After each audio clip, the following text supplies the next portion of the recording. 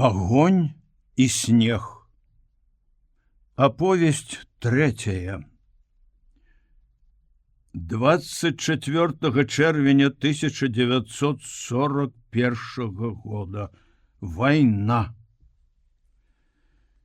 Трэція суткі, як яна пачалася, ударыла як гром з яснага неба, аглушыла, і я ніяк не магу апомніцца, не толькі цяпер пасля бою, пасля першых выбухаў бомбаў і нашых няўмелых стрэлаў гудзіць у вушах.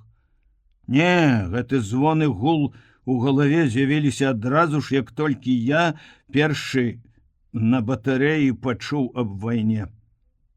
І страх. Мне сорамна прызнацца ў гэтым. Страх таксама запаланіў душу з першых хвілін. Увесь час думаю пра смерць. Няўжо гэта канец? У 21 год? Няўжо я ніколі не вярнуся дадому, не ўбачу маці, Сашу і маю маленькую дачушку? Здаецца, страшная не сама смерць, не ўсведамленне, што я, маленькі чалавечак, кропля ў людскім акіяне, перастану існаваць. Найбольшы страх ад думкі, што ніколі ўжо вось ад чаго ледзянее кроў. Я не ўбачу Сашу, Саша, каханне маё, каб ты пачула крык майго сэрца. Я не хочу паміраць, я хочу жыць.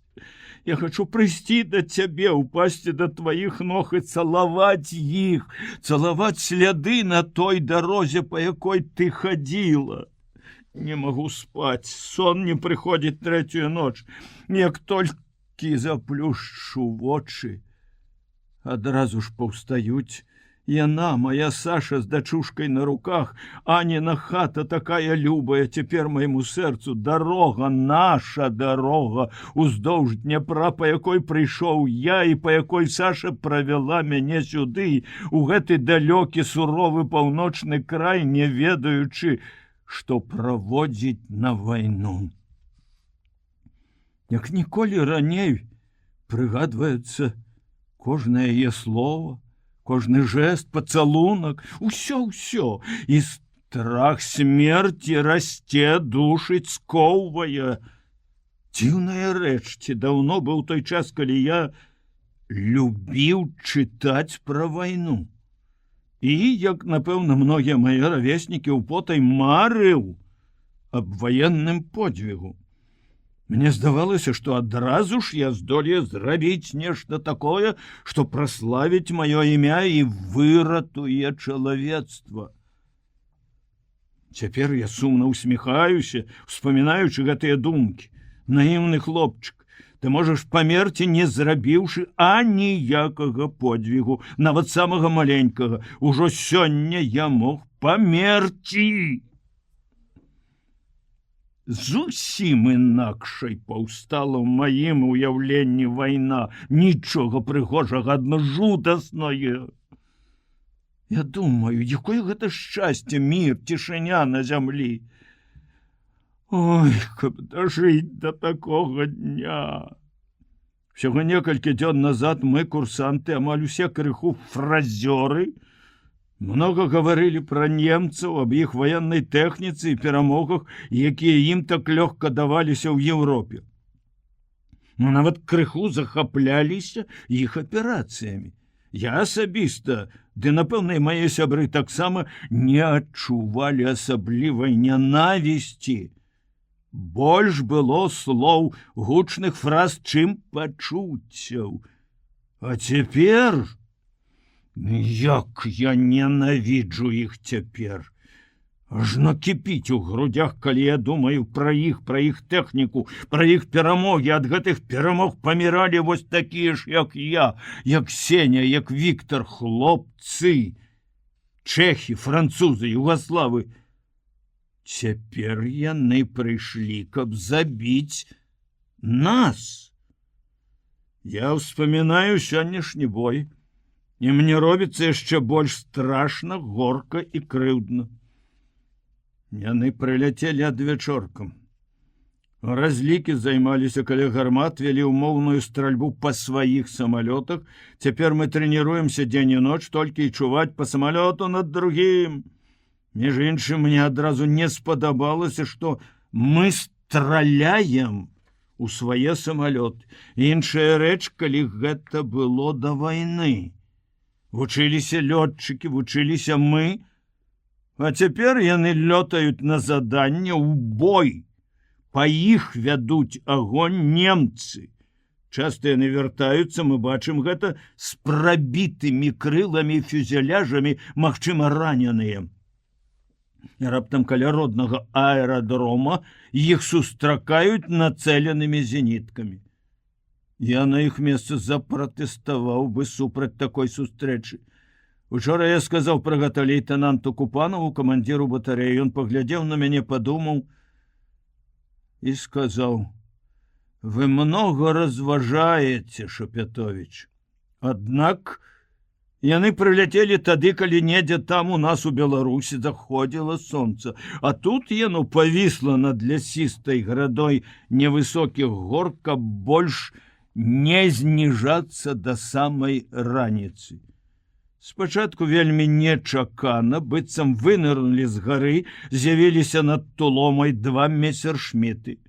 Доўгія такія, чорныя як вужы, яны прайшлі нізка над гідрастанцыяй, схаваліся за ўсходнімі сопкамі і зноў вынырнулі над аэрадромом. «Трывога!» – закрычаў разведчык.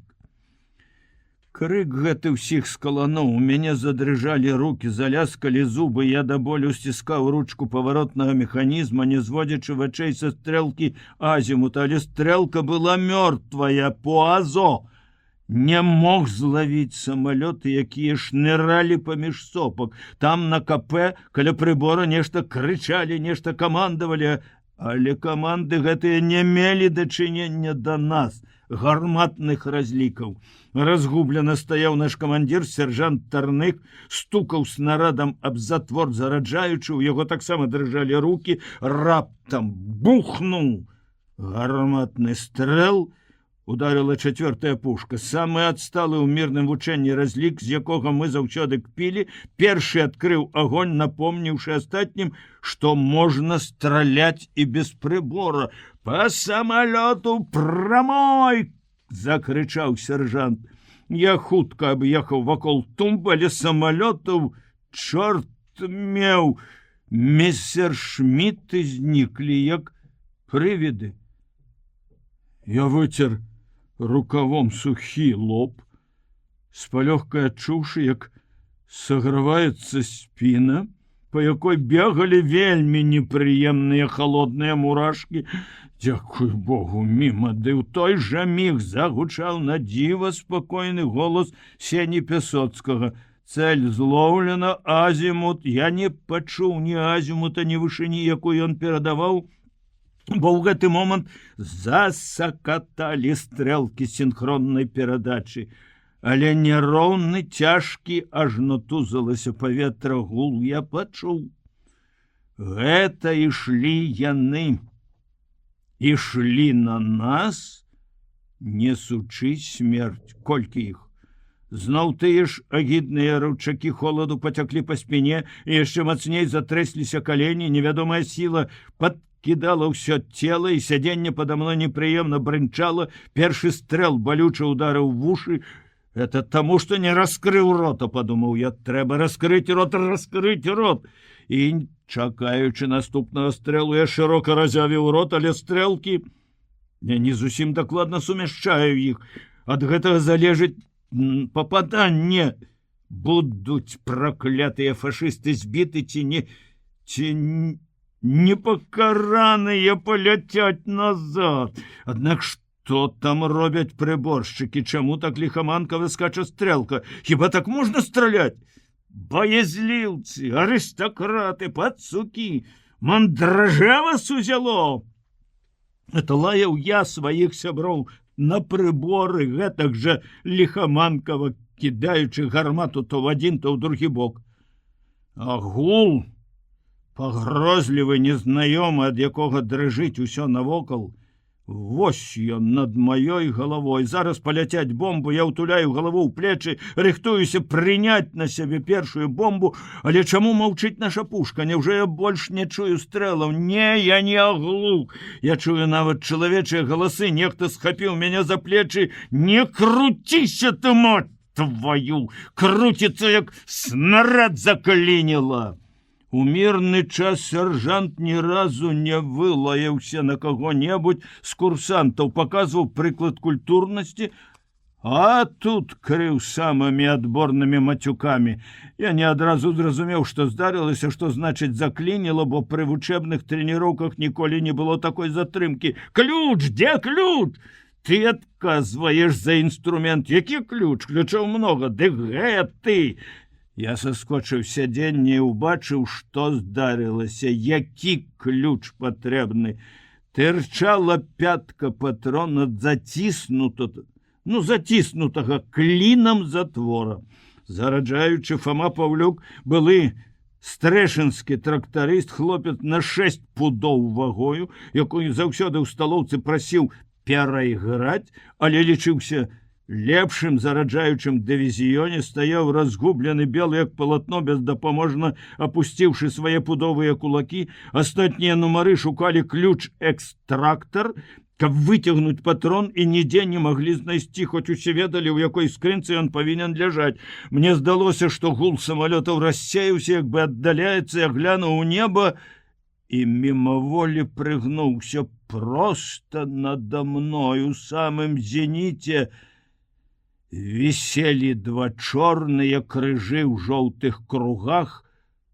Больш я нічога не ўбачыў, толькі гэтыя агідныя крыжы. Потым позірк мой упаў на агнявую пазіцыю батарэі. Уразіла дзіўная рэч. Насуперак правілам стральбы ўсе 4 гарматы павернуты ў розныя бакі. І толькі 1/4 вядзе агонь.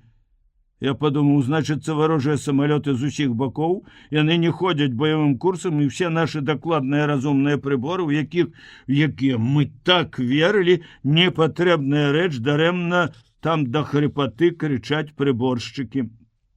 Мае думкі перапыніў моцны выбух, ад якога калыхнулася пад нагамі зямля, за ім другі, трэці над аэрадромом, над пасёлкам шуганулі ўгору слупы полымя і дыму. Цяпер я бачыў іх, фашысцкія самалёты, нават бачыў, як падаюць бомбы.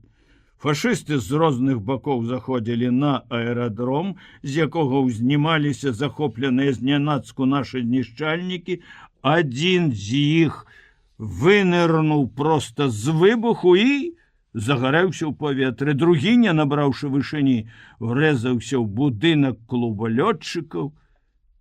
На маіх вачах гінулі людзі, нашы людзі. Ашаломлены, аглушаны. Я не мог адарваць вачэй ад жудаснай карціны вайны, забыўшыся на нейкі момант на свой уласны страх. Там, у тых самалётах, сядзелі такія ж хлопцы, як я. Напэўна, і ў іх ёсць жонкі, нарадзіліся дзеці, якіх яны ўжо ніколі не ўбачаць. Яны не проста забіты. Яны, магчыма, гараць жывыя. Знішчальнікі, якім удалося ўзляцець, атакавалі варожых бамбардзіроўшчыкаў, застракаталі кулямёты, пачаўся паветраны бой, зноў з'явіліся месершміты. Полымя шугала побач з агнявой пазіцыяй, там, дзе на беразе ручая стаяла наша дашчаная сталоўка. Са свістам праляцелі каменні, кавалкі дрэваў, вышыні ў дыме і гары, натужліва зараўлі маторы. Падае, мільганула думка. Не, Самолет не падаў, ён пікіраваў на батарею. Забумкалі яго пушкі, ударылі буйнакаліберныя кулямёты, грымнулі выбухі ўжо з другога боку пазіцыі. Я зірнуў угору і зноў убачыў все тыя ж чорныя кружы ў жоўтых кругах, нібы яны павіслі тут назаўсёды. Праз гул, выбухі і страляніну мы, аднак, пачулі каманду лейтенанта Купанова: «Ва ўкрыццё!» Першы нырнуў земляную нішу Паўлюк. Мне нішы не хапіла. Пакуль я агледзеўся, все шчыліны занялі, з кожнай тырчалі ногі в абмотках. Я ўпаў на зямлю каля гарматы і засунуў галаву пад лафет. Відаць, я нядоўга ляжаў гэтак, бо не ўправіўся падумаць што-небудзь істотнае, ці, можа, гэта былі хвіліны такога здранцвення, калі нават думкі не прыходзілі. Нехта даволі груба пацягнуў мяне за гімнасцёрку і злосна загадаў: «Вылазьце, чорт возьмі!» Я высунуў з-пад лафета галаву і убачыў перад сабой камандзіра дывізіёна майора Ярмілова. Дух дысцыпліны адразу ўзняў мяне на ногі, я падхапіўся, выпрастаўся, папраўляючы гімнасцёрку. «Чаму не страляеце? Заклініла, таварыш майор!» Я ніколі ў жыцці не заікаўся. А тут пачуў, што заікаюся, бо зубы ўсё яшчэ ляскалі, быццам выцягнулі мяне не з-пад лафета, а з ледзяной вады. «Што заклініла?» Глянуў ён на затвор і закрычаў: «Выбіць! Не ведаеце, што рабіць? Банніку рукі хутчэй!» Майор тупнуў нагой, убачыўшы маю нерашучасць. Баннік — гэта 5-метровы шомпал, ляжаў на брустверы на рагульках. Я выскачыў з катлавана, камандзір дывізіёна сам апусціў ствол пушкі, адначасова загадваючы нумарам заняць свае месцы. Я асцярожна ўсадзіў банніку ствол. 8 месяцаў нас вучылі, што выбіваць патрон баннікам небяспечна. Снарад можа разарвацца, і раптам я павінен выбіць яго. Загінуць ад свайго снарада пры першай сустрэчы з ворагам? Хіба можа быць больш недарэчная, больш крыўдная смерць? «Выбівайце ж!» закрычаў майор. Угары зноў зараўлі маторы. Я задраў галавой, зноў убачыўся тыя ж крыжы, злавесныя крыжы, нейкая неразумная. Адчайная рашучасць апанавала мяне ў гэты міг. Усё адно ад чаго паміраць. Адступіўшы, праўда, крыху ўбок, з усёй сілай штурхнуў баннікам у снарад і застыў, чакаючы, што здарыцца. Разнясе мяне ўсяго, ці толькі адарве рукі. Нічога не здарылася. Цяжкі унітарны патрон вылецеў з магазина. Майор злавіў яго, перадаў сержанту, потым, глянуўшы ўгору, закрычаў мне, але ўжо не ўладарна, не злосным, а ўстрывожаным голасам: «Назад! У катлаван!» Я выхапіў баннік, і ён пераламаўся недалёка ад маіх рук, а з-пад ног у мяне ад камення пырскнулі іскры. Я ў жаху адкінуў абломак і, паваліўшыся на зямлю, скаціўся ў катлаван. Майор падхапіў мяне на рукі. «Ранены, товарищ курсант?» Ён спытаў так па-чалавечы, хораша, нават ласкава, што я нічога не мог адказаць. Праглынуў салёны камяк. Як маленькаму захацелася прытуліцца да грудзей гэтага дужага і смелага чалавека. «Цэлы? Доўга жыць будзеш. Па табе фашыст біў. Бачыш, баннік, сукін сык, перасек чаргой». Майор трасануў мяне за плечы, прыветліва усміхнуўся і, агледзеўшы неба, сказаў: «Ну, здаецца, адбой. Доўгае навіселле над намі». Калі неба, бясхмарнае паўночнае неба стало чыстае і ціхае, маёр пастроіў батарэі. Панурыя з пазелянелымі тварамі стаялі курсанты. Відаць, ва ўсіх быў такі ж прыгнечаны цяжкі настрой, як і ў мяне. Маёр спакойна прайшоў паўз строй, аднаму паправіў рэмень, другому змахнуў з грудзей пясок. Хітрая і добрая усмешка хавалася ў зморшчынках каля вачэй. Што? Атрымалі баявое хрышчэнне? Страшна? Строй маўчаў. Страшна, безумоўна, адказаў ён сам за ўсіх. Першы бой самы страшны, я помню. Але зарывацца ў зямлю насамі нам, зенітчыкам, не дазволена. Лейтенант Купанов, які стаяў побач з камандзірам дывізіёна, пачырванеў, як дзяўчына, выцягнуўся. Вінаваты, товарищ майор. Наш камбат, тыповы вайсковец, узорны ва ўсіх адносінах афіцэр, падцягнуты, акуратны, лаканічны ў словах, у меру суровы і мяккі, заўсёды справядлівы, а галоўнае, ўсё ўмее. Не было, здавалася, такой справы, якой ён не зрабіў бы. Нізкі ростам, шчуплы, ён, аднак, хутчэй за ўсіх зараджаў гармату, дакладней, за ўсіх працаваў на дальнамеры і прыборы, лепш за ўсіх страляў з вінтоўкі пісталета. Ён вучыў нас абіраць бульбу хутка і эканомна. Ён у 3 разы хутчэй наматваў абмоткі і выбегаў па трывозе, чым самы спрыт і ўвішны з нас, москвіч-спартсмен Роман Войтаў. Мы любілі лейтенанта і паміж сабой называлі Наполеонам. Асабліва мы, вальналюбцы, паважалі яго за тое, што ён ніколі не губляўся ні перад якім начальствам, ні перад якой інспекцыйнай праверкай, няхай бы яе рабіў хоць сам маршал. Заўсёды Купанов паводзіў сябе спакойна і ўпэўнена.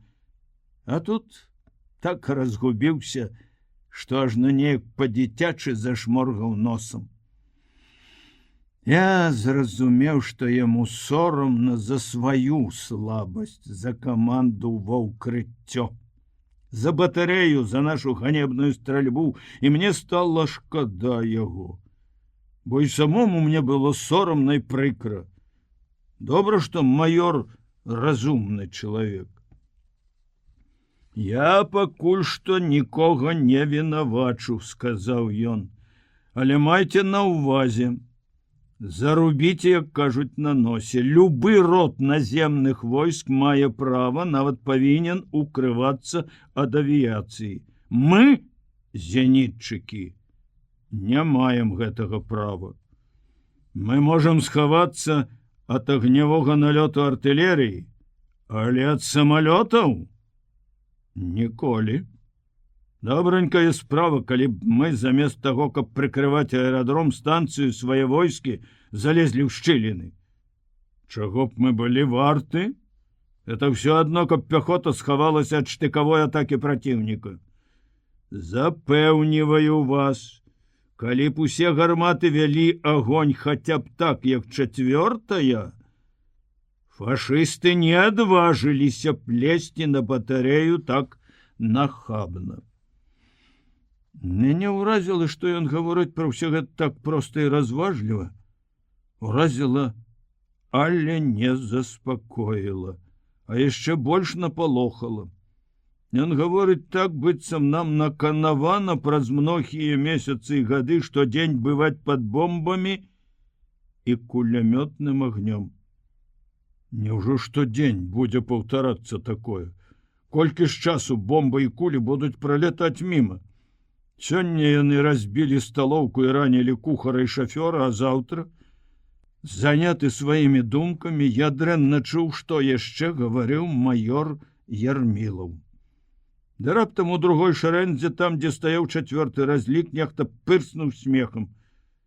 Маёр сурова нахмурыўся. Што за смех?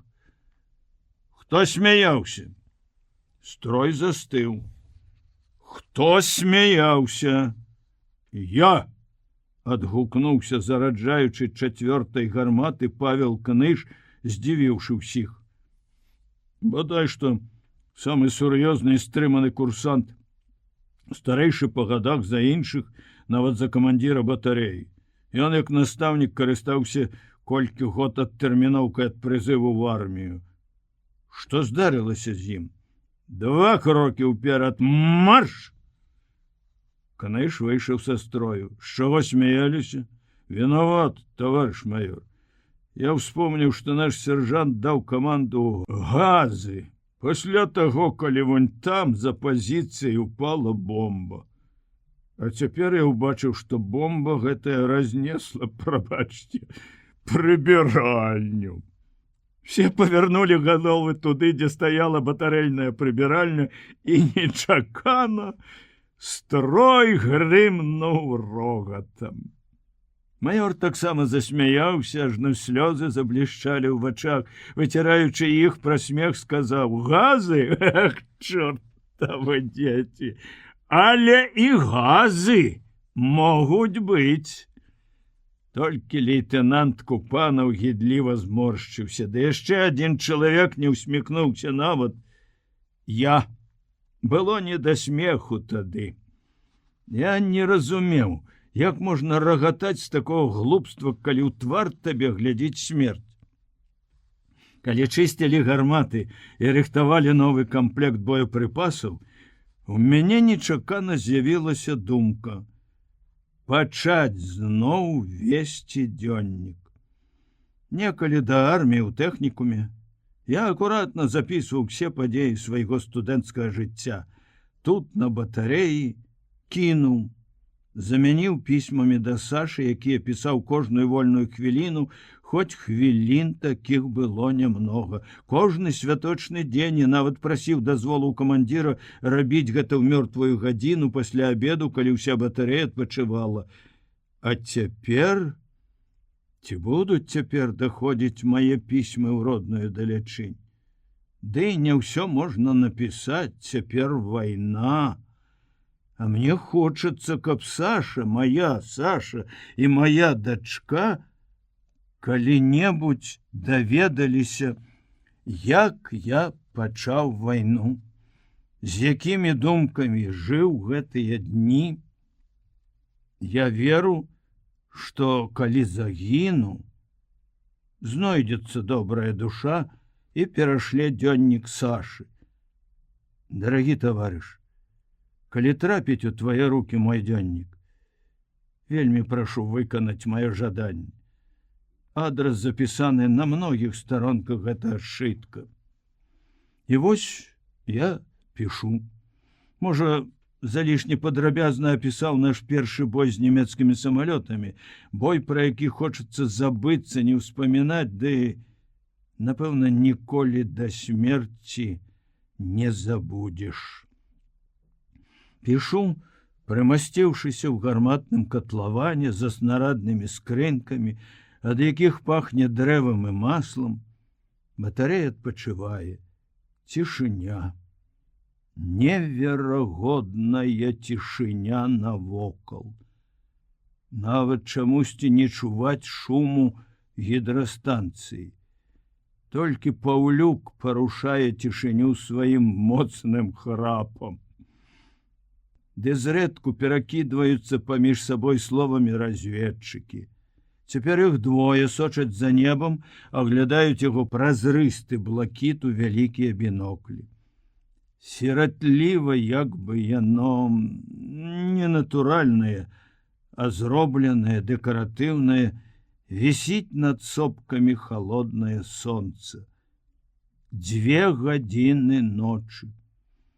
Я зайздрошчу сябрам, якія здолелі заснуць пасля ўсяго, што адбылося. Не ўсе заснулі. 25 чэрвеня. Уночы, калі я пісаў, да мяне падышоў Сеня Пясоцкі, мой лепшы друг. Мы пасябравалі яшчэ ў дарозе, у Цяплушцы, калі нас везлі з Гомеля сюды на поўнач. Разгаварыліся, і высветлілася, што ён добра ведае Сашу, што маці яго, тая ўрач Марыя Сергеевна, пра якую расказвала мне Саша з павагай, з гордасцю за сваю дружбу з гэтай жанчынай. Праўда, я трохі быў насцеражыўся, калі Сеня пачаў хваліць Сашу.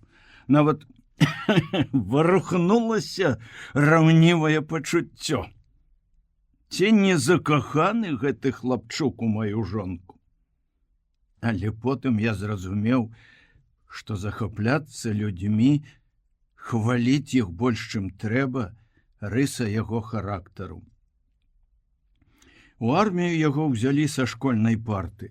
Ён толькі што скончыў 10 класаў, і на выгляд Сеня быў яшчэ дзіця, вучань, маленькі, худзенькі, з тонкім, як у дзяўчыны, голасам, з вялікімі вачамі, у якіх вельмі выразна адбіваўся яго настрой, з маленькімі, смешна адтапыранымі вушамі. Помню, у вагоне яму казалі: «Хлопчык, асунься, дай месца. Хлопчык, збегай по ваду». Ён вінавата усміхаўся і паслухмяна ўсё выконваў. Але на батарэі даволі хутка Сеня заваяваў агульную павагу за сваю сардэчнасць і надзвычай шырокія веды. Яго так і называлі эрудыт. Эрудыцыя гэтая спалучаецца ў яго з рамантычнай, крыху наіўнай юнацкай узнёсласцю. Я полюбіў яго, мы сталі, як кажуць, неразлучнымі сябрамі. Сеня падышоў непрыкметна. Я ўбачыў яго, калі ён сеў на бруствер амаль над галавою мяне. Правільней, не ўбачыў, а адчуў і адразу пазнаў, хто. Не вельмі сумеўся ад таго, што мяне захапілі ў такі незвычайны час за такім дзіўным заняткам. Бадай, нікому не прыйшло ў галаву пісаць адразу ж пасля бою. Я напісаў яшчэ некалькі слоў, потым загарнуў шытак, глянуў на друга, як завастрыўся яго твар, як запалі яго вялікія вочы за 3 дні. «Што ты пішаш?» – спытаў ён. Я падняўся, абапёрся на бруствер каля яго ног і даверліва прызнаўся: «Дзённік». «Дзённік?» – ён здзівіўся. «Ведаеш, на вайне не раяць пісаць дзённік». «Ты думаеш, могуць забараніць?» – устрывожыўся я, верачы, што Сеня ўсё ведае. Ён падумаў: «Не, забараняць бадай што не будуць, але навошта табе? Я не люблю дзённікаў, у іх хлусяць».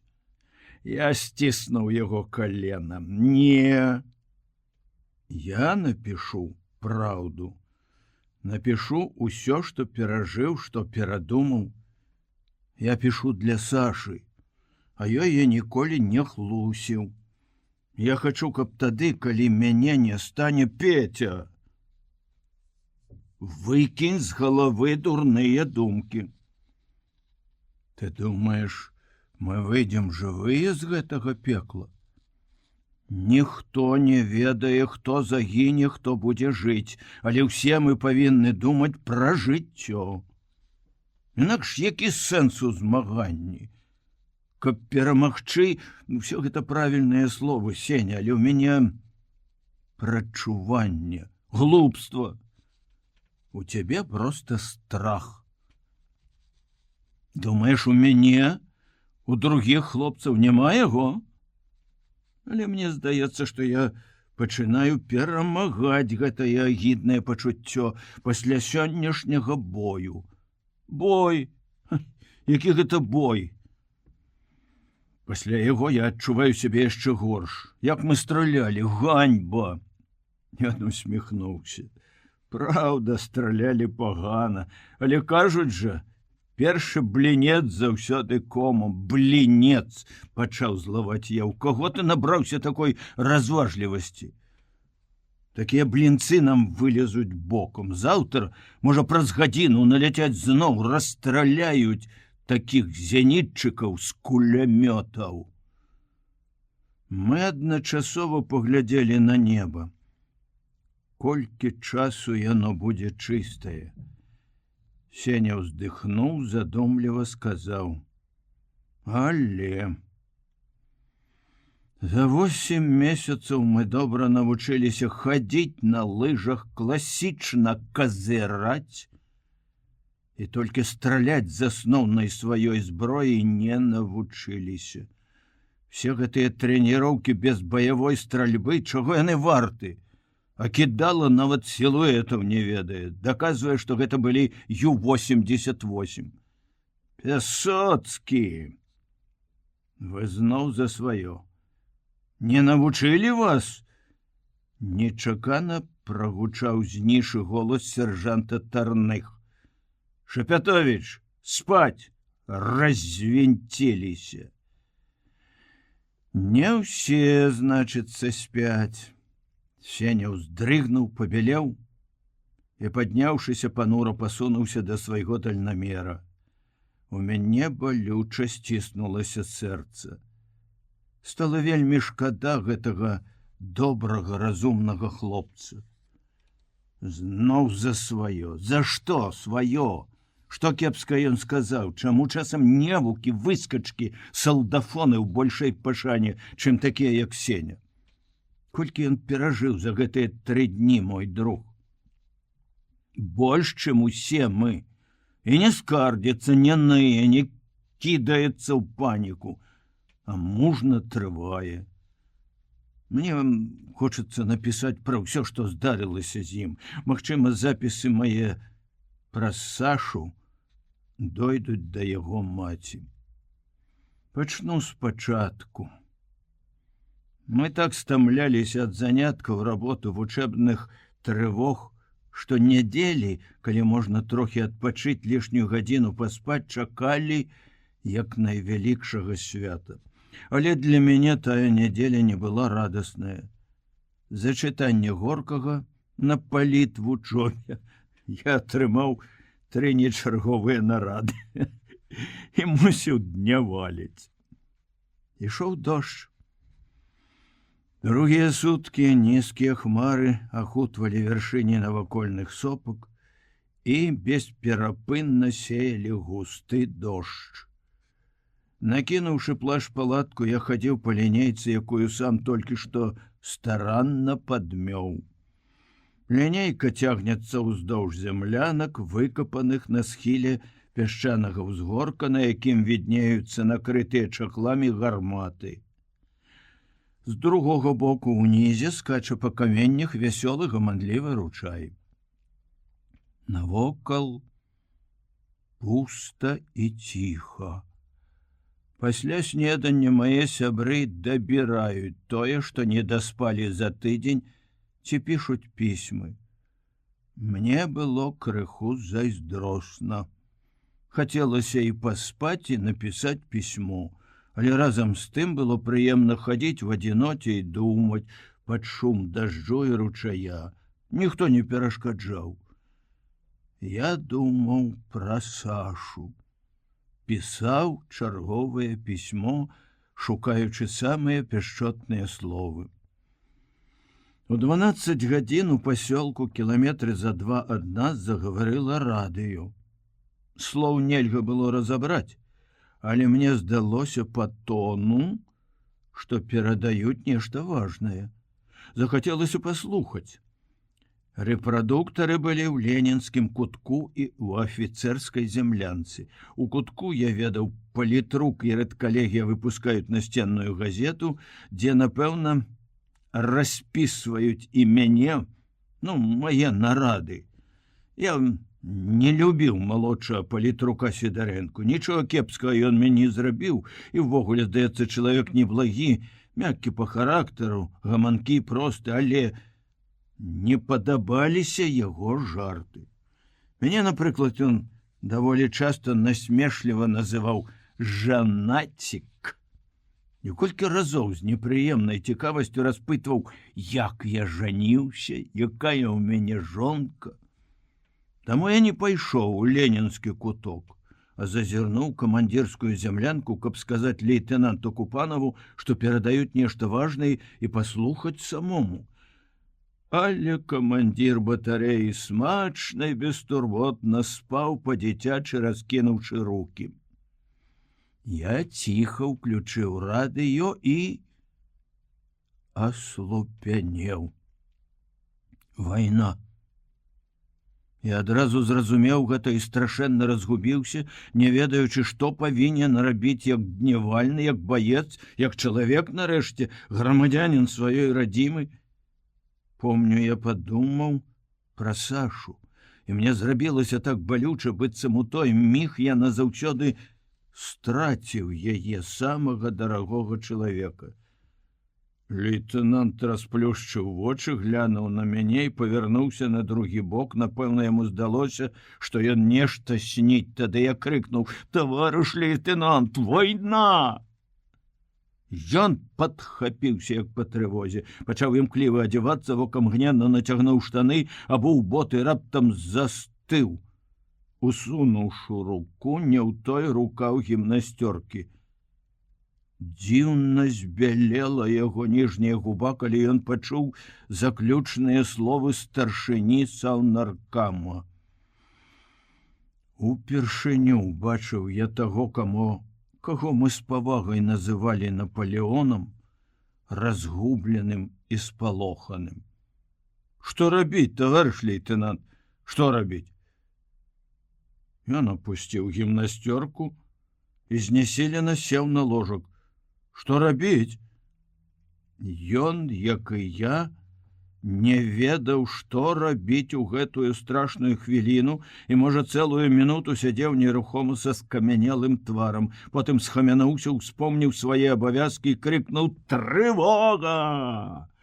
Трывога! Трывога!» Не сваім голасам падхапіў я, выскачыўшы з зямлянкі. Віктор Вальноў, які не спаў і выбег першы, незадаволена кінуў мне: «Звар'яцелі вы з Наполеонам! Якая трывога ў такі дождж? 3 дні матчастку будзеш чысціць!» Я не паспеў яму адказаць, трэба было хутчэй скідаць з гарматы чахол.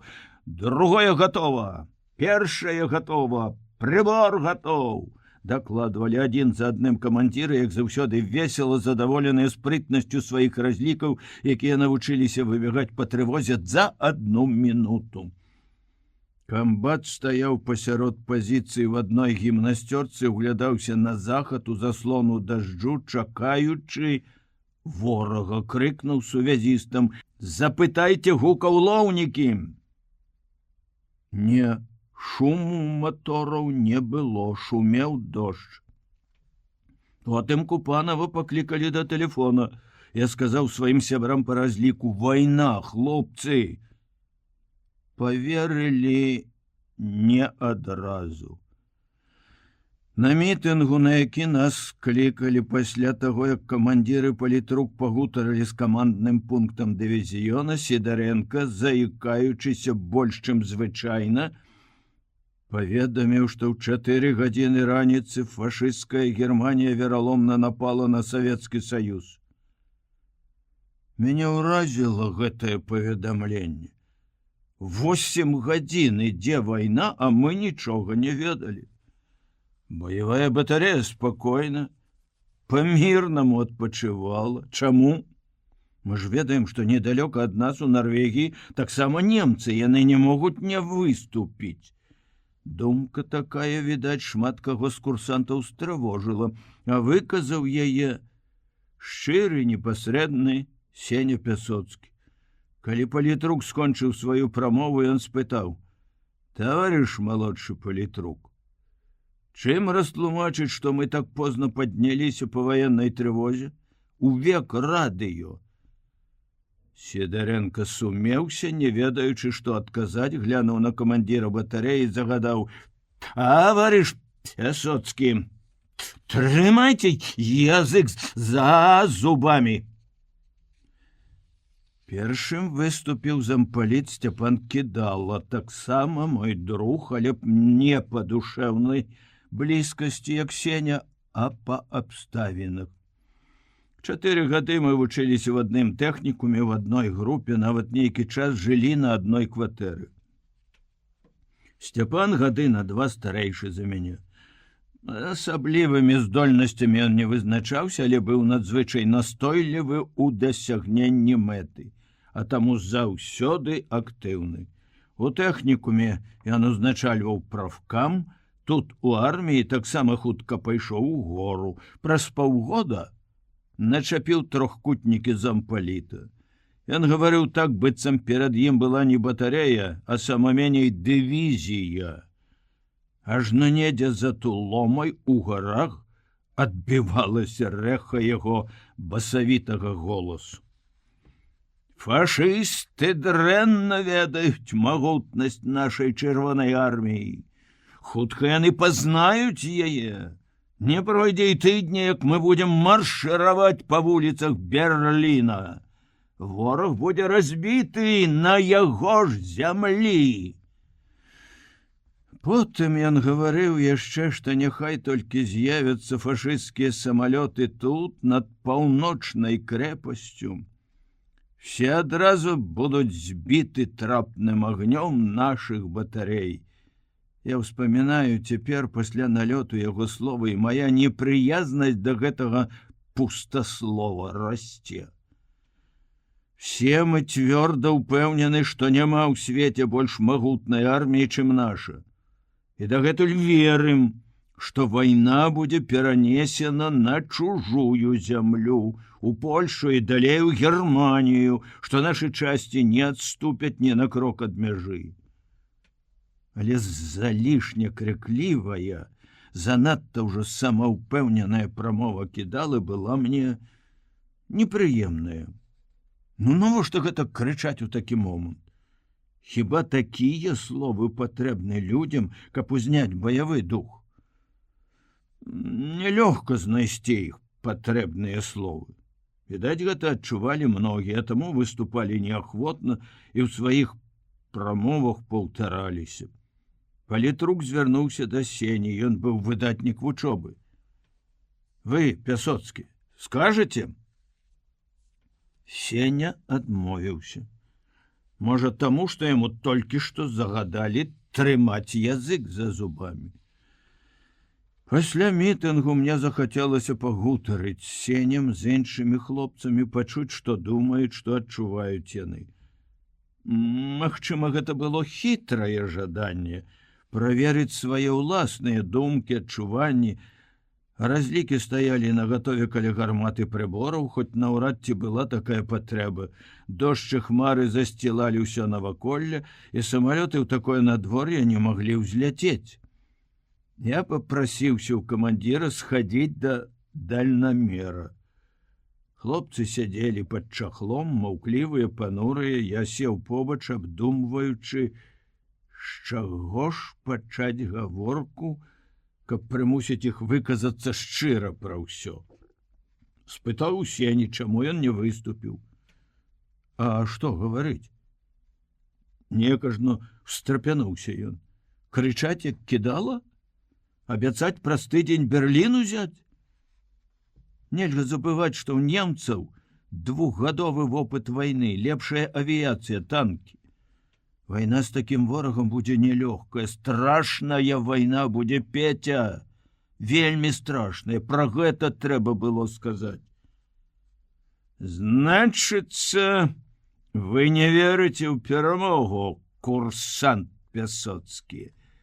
Раптам прагучаў над нашымі галовамі голас Кідалы. Ён стаяў на брустверы неглыбокага дальнамернага катлавана, ў накідцы з-пад капюшона блішчалі яго злосныя вочы. Сеня не разгубіўся ад такой нечаканасці і смела адказаў: я веру ў перамогу. Але крычаць, не ведаючы ворага, што мы закідаем яго шапкамі, каму гэта патрэбна? Каб заспакоіць нас? А я не хочу быць спакойным у такі час. Не жадаю. Ах, не жадаеш. Не. Я хочу быць гатовым да ўсяго самага страшнага. Да чаго страшнага? Да ўсяго, што можа быць на вайне. Ты выдаеш сябе за вялікага разумніка. Пабачым, адкуль у цябе такі розум, пакінь, Сцяпан. Не рабі з сябе начальніка, не такі сёння дзень, каб сварыцца, не стрываў і ўмяшаўся я, карыстаючыся правам друга. А ты чаму тут падпявала? Твоё месца каля гарматы, бягом марш! Я аслупянеў. Усяго я чакаў ад Кідалы, але такога? Не, я кепска ведаў гэтага чалавека.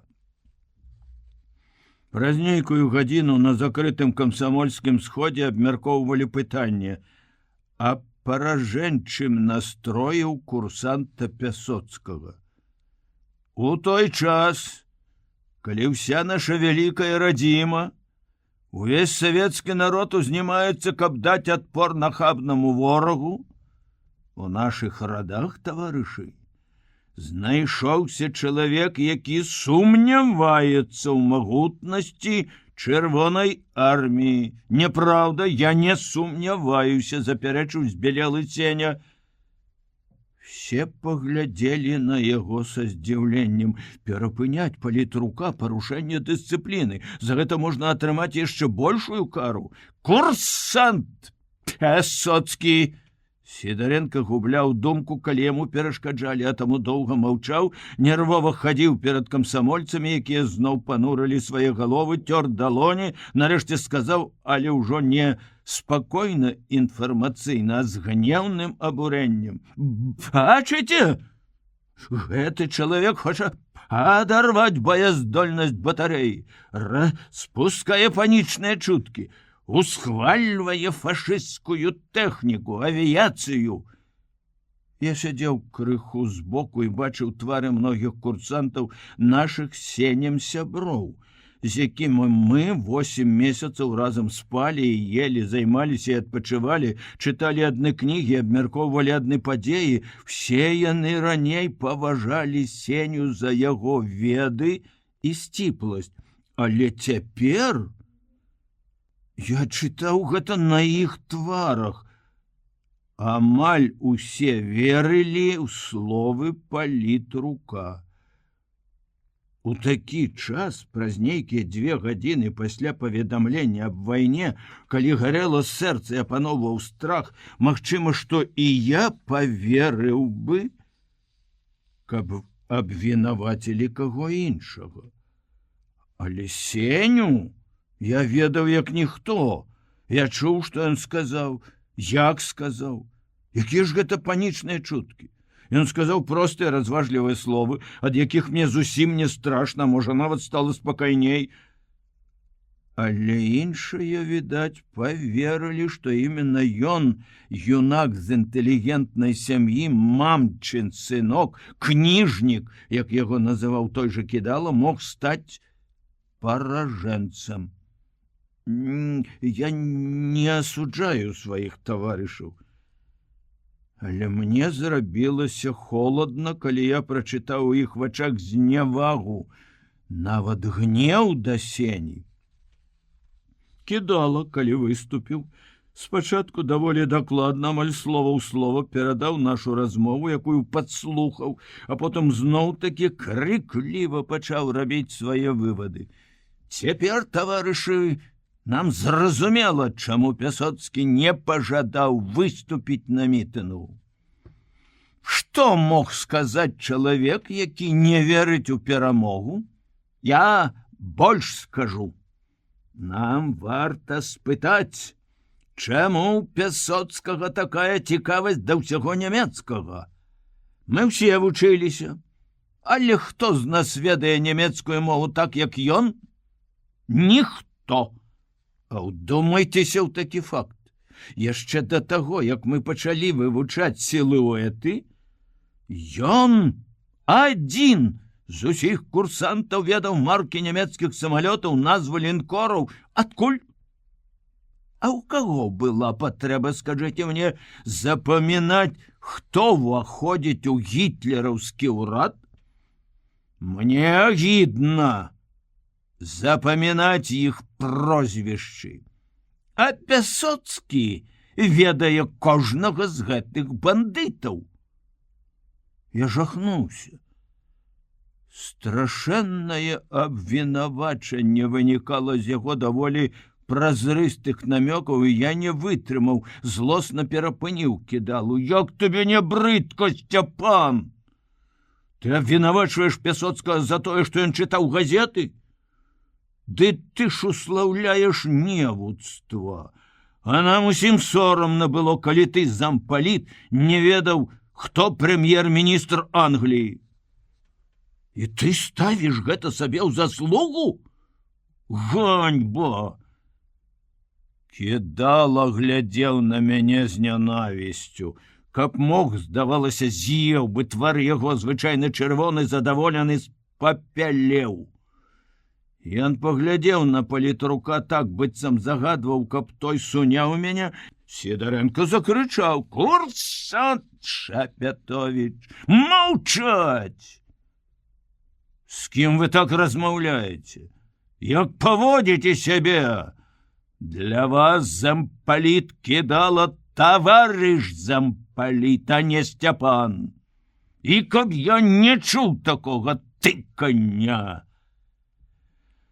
О, каб гэта было не в армейскіх умовах, а дзе-небудзь у нашым тэхнікуме, я сказаў бы, хто для мяне гэты балбатун. Але тут я мусіў маўчаць. Сідарэнка перанёс агонь на мяне, успомніў мае нарады, мае спрэчкі з малодшымі камандзірамі, ды раптам выступіў Купанаў. Я ўвесь час сачыў за ім і чакаў, што ён, разумны і стрыманы сваім аўтарытэтам камандзіра, спыніць гэтую ганебную камедыю.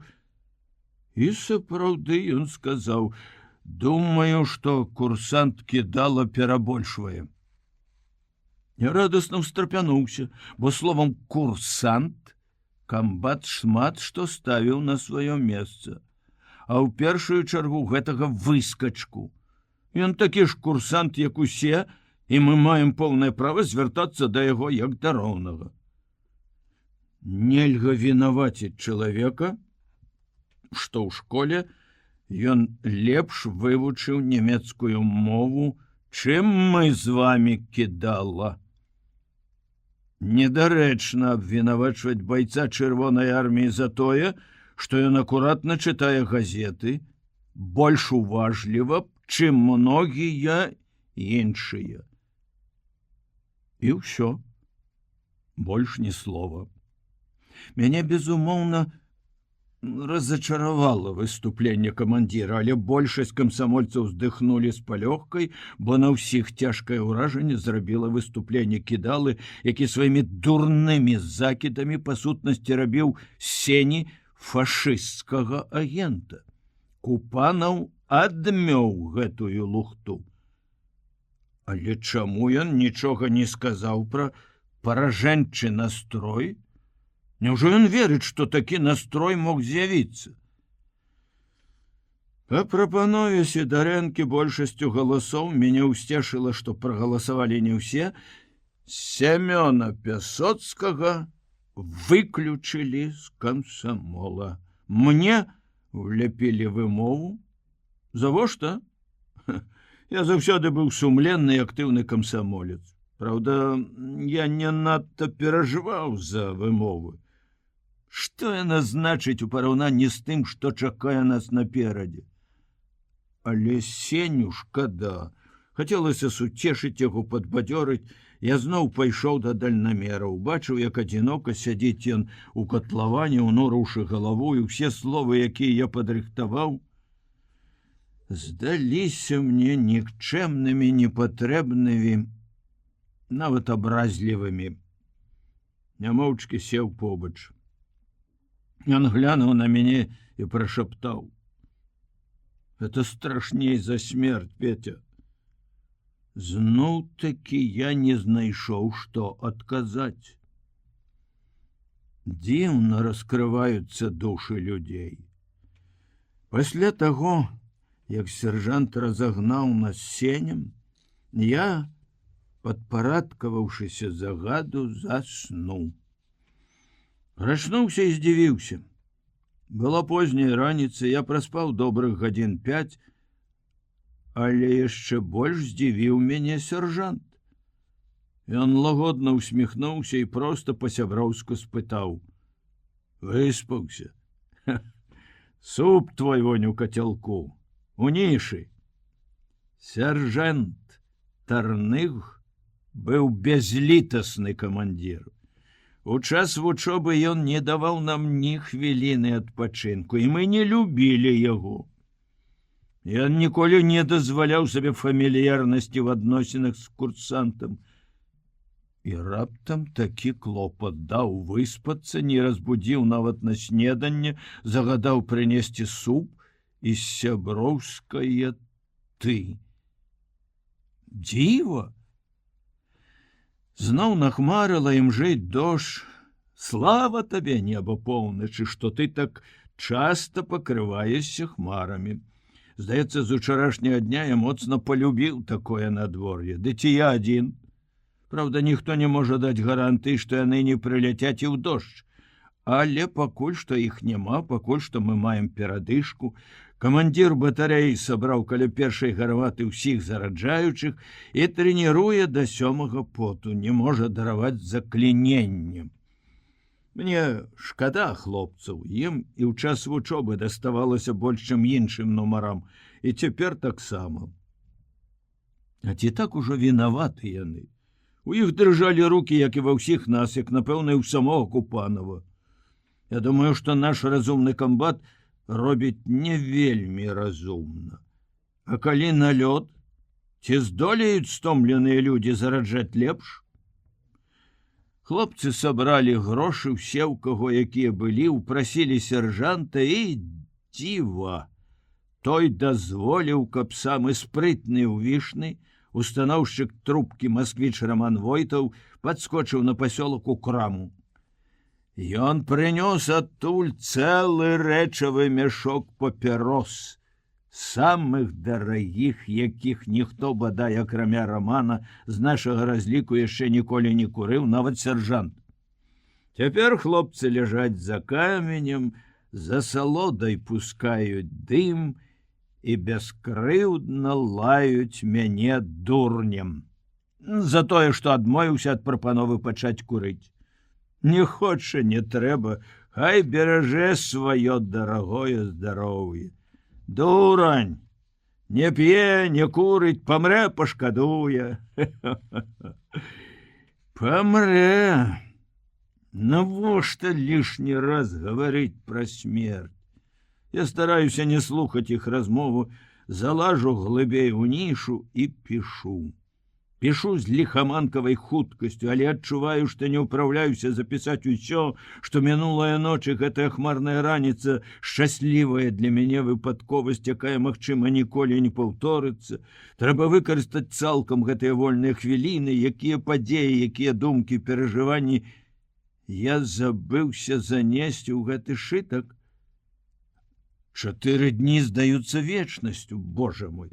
Калі гэта на зямлі быў апошні мірны дзень, той суботні вечар, калі мы ў сваім чырвонаармейскім кутку праводзілі сход, прысвечаны 5годдзю з дня смерці Максіма Горкага. Я чытаў на памяць урывак з чалавека.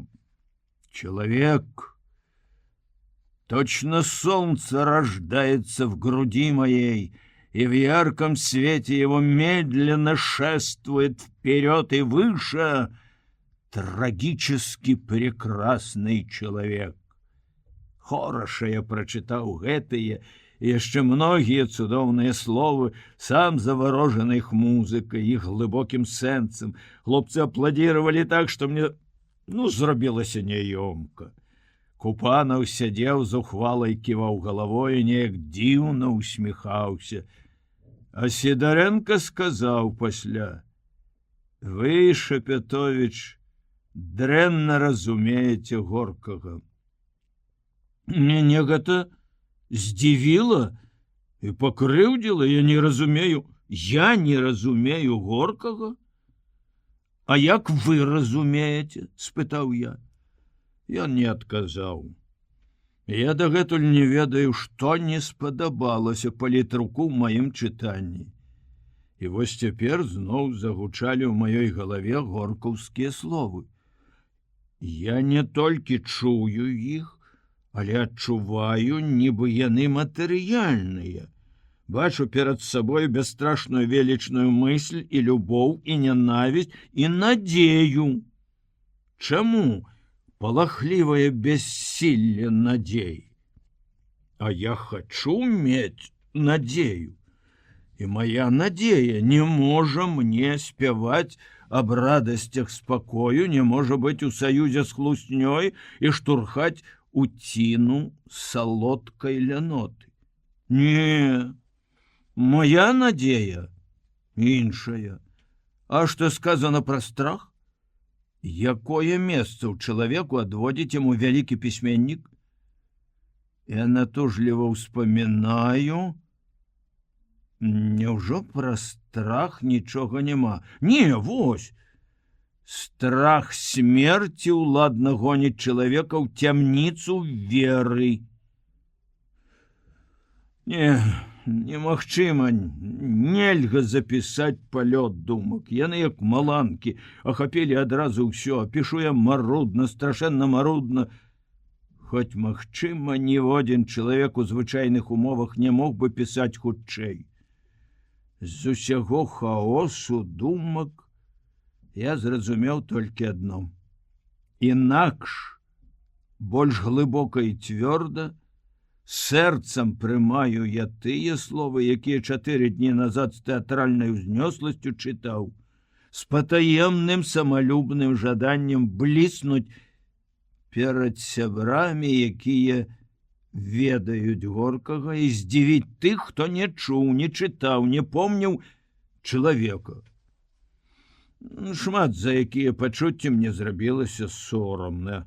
Больш за ўсё за страх.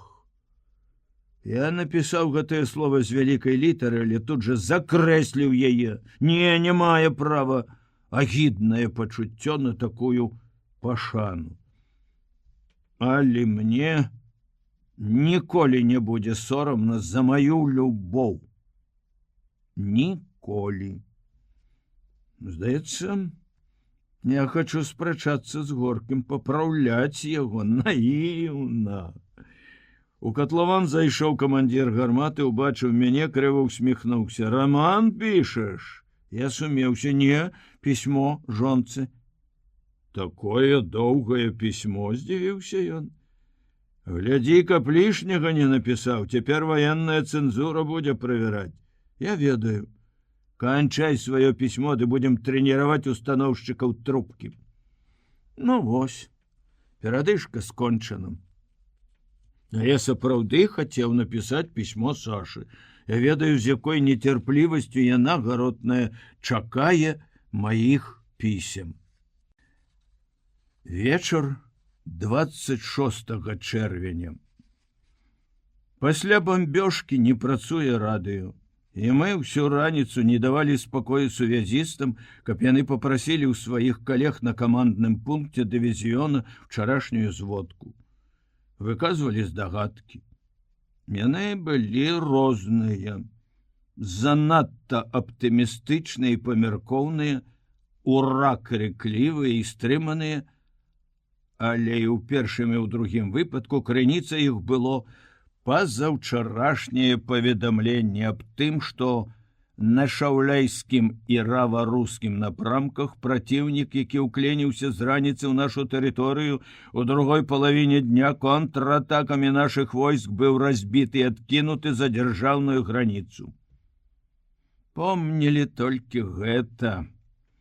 Не забывалі на другую частку зводкі, дзе гаварылася, што ворагу ўдалося заняць Ломжу, Брэст. Вельмі хацелася пачуць, што нашы войскі развіваюць наступленне за мяжой, няхай сабе хоць на адным напрамку. В абедзены час, калі разлікі па чарзе хадзілі ў сталоўку, мы з Сенем зноў сустрэліся каля прыбора. Мяне цягнула да яго шчыра пагутарыць, пачуць разумныя, аргументаваныя меркаванні. Але пасля таго, што здарылася, прыходзілася азірацца. Ці няма паблізу кідалы? Размова не ладзілася, мы стаялі і моўчкі сачылі, як разрываюцца хмары аб сосны на сопках. «Праясняецца», — сказаў я. «Ага, к вечару будзе лётная пагода», — зазначыў Сеня. Людзі, напэўна, ніколі не праяўлялі такой увагі да неба, якую цяпер праяўляем мы. Ды ці толькі мы адны? Не, все цяпер глядзяць на неба не для таго, каб палюбавацца яго прыгажосцю. Знікла хараство блакіту. Больш даспадобы нейкія свінцовыя хмары. Помню, я думаў пра той, які дзень там у нас над Днепром. Няўжо і Саша з такім жа страхам узіраецца ў неба? Безумоўна. Валючым думаць пра гэта. З зямлянкі вылез сувязіст Мельнікаў, убачыў нас, азірнуўся, нясмела наблізіўся, шэптам спытаў: «Слухай, Пясоцкі, ты ўсё ведаеш, скажы, Кобрын і Вільня далёка ад граніцы?» «А што?» — насцеражыўся Сеня. Ён стаў падазрона недаверлівы. «Ідуць баі за гэтыя гарады». «Хлусіш!» — вырвалася ў мяне. Я добра ведаў Кобрын, бо жыў там, калі ездзіў на пераддыпломную практыку, і ў Вільню ездзіў. Я праехаў па многіх дарогах, што вядуць да дзяржаўнай граніцы. Я зводку прыняў. Толькі палітрук загадаў нікому не паказваць пакуль што. «Дай!» — сказаў Сеня такім настойлівым голасам, што асцярожны Мельнікаў дастаў з кішэні невялічкую пакамечаную паперку, разгарнуў, але не выпускаў з рук. Сеня заглянуў у яе. Я ўбачыў, як перасмыкнуліся яго вусны. Змяніўся ён з твару. Моўчкі адышоў ад Мельнікава, я рушыў за ім. «Што там, Сеня?» Ён спыніўся, паглядзеў на мяне і сказаў з вялікім болем і роспачу: «Петя, мы з табой маленькія стратэгі. Не ты ведаеш, я не панікёр, не баязлівец, дарэмна на мяне. Але мне балюча. Там адступаюць, здаюць гарады, нашы гарады». Калі зводка была перапісана і прачытана ва ўсіх разліках, хлопцы больш не складалі стратэгічных планаў. Чаму нашы адступаюць? Чаму на трэці дзень вайны ідуць баі за Гродна, Кобрын, Вільню, Каўнас? Нехта з хлопцаў выказаў думку, што гэта стратэгічны манеўр камандавання, што нашы адступяць не далей, як да старой граніцы, дзе зроблены ўмацаванні куды больш трывалыя, чым лініі Мажино і Зігфрыда. Хачу верыць у гэта. Неба праяснялася, і мы стралялі па разведчыку. Ён ішоў на вышыні 3 кіламетраў па курсу з поўдня на поўнач, відаць, аглядаў чыгун. Знарок даваў самыя выгодныя даныя для нашых прыбораў. Страх, агідны, ганебны страх, які я перажыў у першым баі, знік, калі я ўбачыў, што гэта ўсяго разведчык. Але ў чаканні залпа ўсё адно дрыжаў, напружана звінеў у целе кожны мускул, кожны нерв, дрыжаў ад злосці, ад нецярплівасці, ад моцнага жадання збіць сцярвятніка, што нясе смерць. Ох, як мне хацелася збіць яго, быццам ад гэтага залежаў вынік усёй вайны. Я зноў веру ў нашы складаныя і дакладныя прыборы, якія мы дасканала вывучылі. Нельга не збіць, калі ён так зручна ідзе. І вось ужо знаёмае ёсць сумяшчэнне. Застракаталі стрэлкі сінхроннай перадачы, я забываюся на ўсё, увесь напружваюся, каб дакладней сумясціць зялёную і чырвоную стрэлачкі на прыёмніку азімута. Залп! Сапраўдны залп, чуть-чуть адстала адна гармата, другі залп, трэці. Добра страляюць хлопцы, малайцы, няма ні заклінення, ні адставання, ні лішняга шуму. Адзін трэці нумар крычыць, што мае сілы, чытае трубку. Адрываю вочы ад стрэлак, кідаю позірку неба. Прыгожыя чорныя букеты разрываў вісяць у ясным блакіце. Дзе ж самалёт? Няўжо ён не падае яшчэ? Не, грымяць залпы, стукаюць аб лапы гільзы, нарэшце стоп! Всё адразу сціхла. Збілі, збілі! Хацелася закрычаць не ад радасці. Я заскочыў з сядзення, глянуў у неба. Што гэта? Фашыст! Аддаляўся ад нас роўна, спакойна, на той жа вышыні, па тым жа курсе, ён быццам смяяўся з нас, не звяртаючы ўвагі на разрывы, што цягнуліся па яго следу. Хацелася плакаць ад роспачы. Хто ж вінаваты? Гарматы, прыборы, ці мы, людзі, наша няўменне? Няўжо гэта будзе паўтарацца кожны раз? Сяржант наш злосна закрычаў на кагосьці.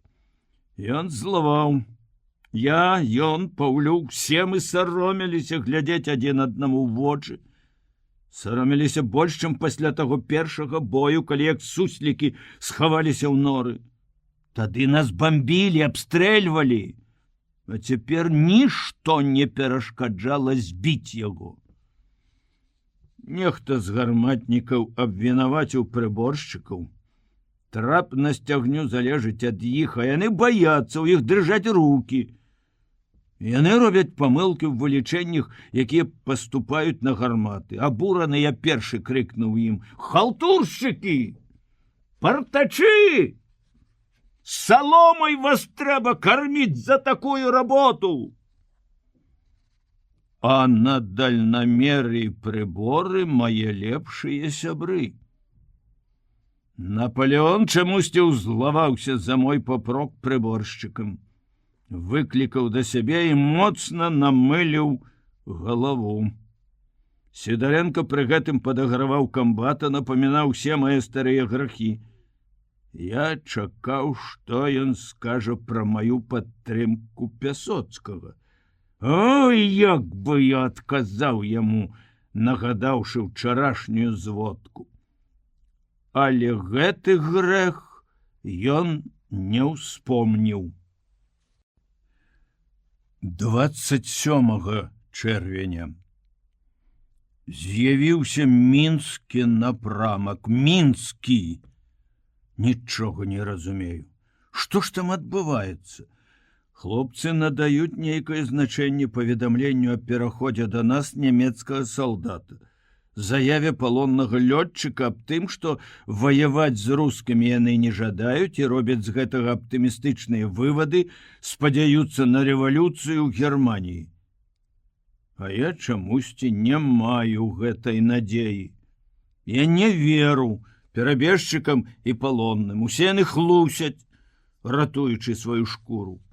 Мяне больш трывожыць паведамленне аб тым, што вораг скідае ў Беларусі парашутыстаў. Ледзянее кроў, калі я думаю, што гэтыя адборныя фашысцкія галаварэзы могуць апынуцца там, дзе жыве Саша. Што яна будзе рабіць адна бездапаможная, магчыма, яшчэ хворая, з дзіцём на руках? І наогул, дзе яна цяпер, што з ёй? Адгукніся, мой друг, маё каханне. і мне будзе лягчэй. Я ўсё перамагу тады. Зноў двойчы стралялі, і зноў паляцелі яны непакараныя, паказаўшы нам хвасты са свастыкай. Я пачынаю страчваць веру ў зброю, пра якую нам 8 месяцаў расказвалі цуды. 29 чэрвеня.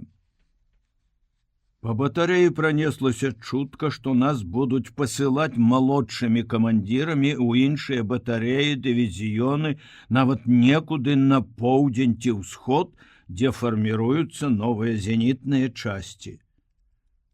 Зусім натуральна нас вучылі, каб мы сталі камандзірамі, мы даўно ўжо рыхтаваліся да таго, што хутка раз'едземся ў розныя бакі. Хоць з гэтага краю зямлі можна паехаць толькі в адзін бок, на поўдзень, калі мець на ўвазе дальнюю паездку. І дзіўныя пачуцці апанавалі мяне. Да болю ў сэрцы захацелася паехаць туды, на поўдзень, дзе ідзе шырыцца страшная бітва, якую нават цяжка асэнсаваць. Я ведаю, што маё жаданне недарэчнае, што я не маю права нават выказваць яго, бо кожны скажа: усюды савецкая зямля, і ўсюды аднолькава важна абараняць яе ад ворагаў. Ад поспехаў на адным напрамку залежыць поспех на іншых франтах і ўчастках. Всё гэта я добра разумею. Але каб хто ведаў, як мне хочацца туды, на зямлю бацькоў, дзе кожная прыдарожная бярозка здавалася б маці, сястрой, жонкай і засланяла б ад куль, дзе не трэба зямлю дзяўбці ламамі, як гэты граніт. Там яна такая мяккая, што любы гарматны катлаван можна выкапаць за гадзіну. Не, хіба ў гэтым справа, у зямлі і бярозах? Неадольнае жаданне апынуцца там вынікае з нечага больш глыбокага і моцнага. Можа, хочацца хутчэй прыйсці да свайго шчасця.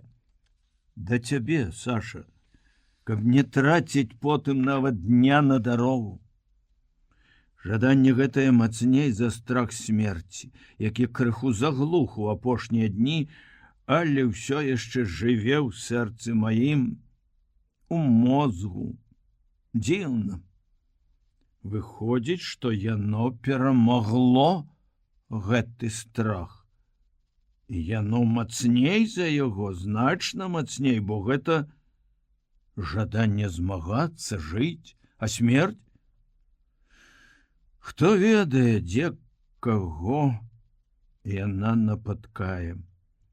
Калі мне наканавана памерці як герою, а не як баязліўцу, я хацеў бы сустрэць яе смерць блізка ад цябе, Саша, засланяючы цябе сваімі грудьмі. Можа, таму мне хочацца быць там, што дзесьці ў глыбіні душы цепліцца надзея, што я магу апынуцца блізка ад родных мясцін. Хоць колькі шансаў на такім фронце, у такім жудасным віры вайны. На вайне ўсё робіцца імкліва. Ужо некаторых маіх сяброў выклікаюць да камандзіраў батарэі. У нецярплівым чаканні моцна грукае з сэрца і калоцяцца рукі. Ці паклічуць мяне? Паклікалі.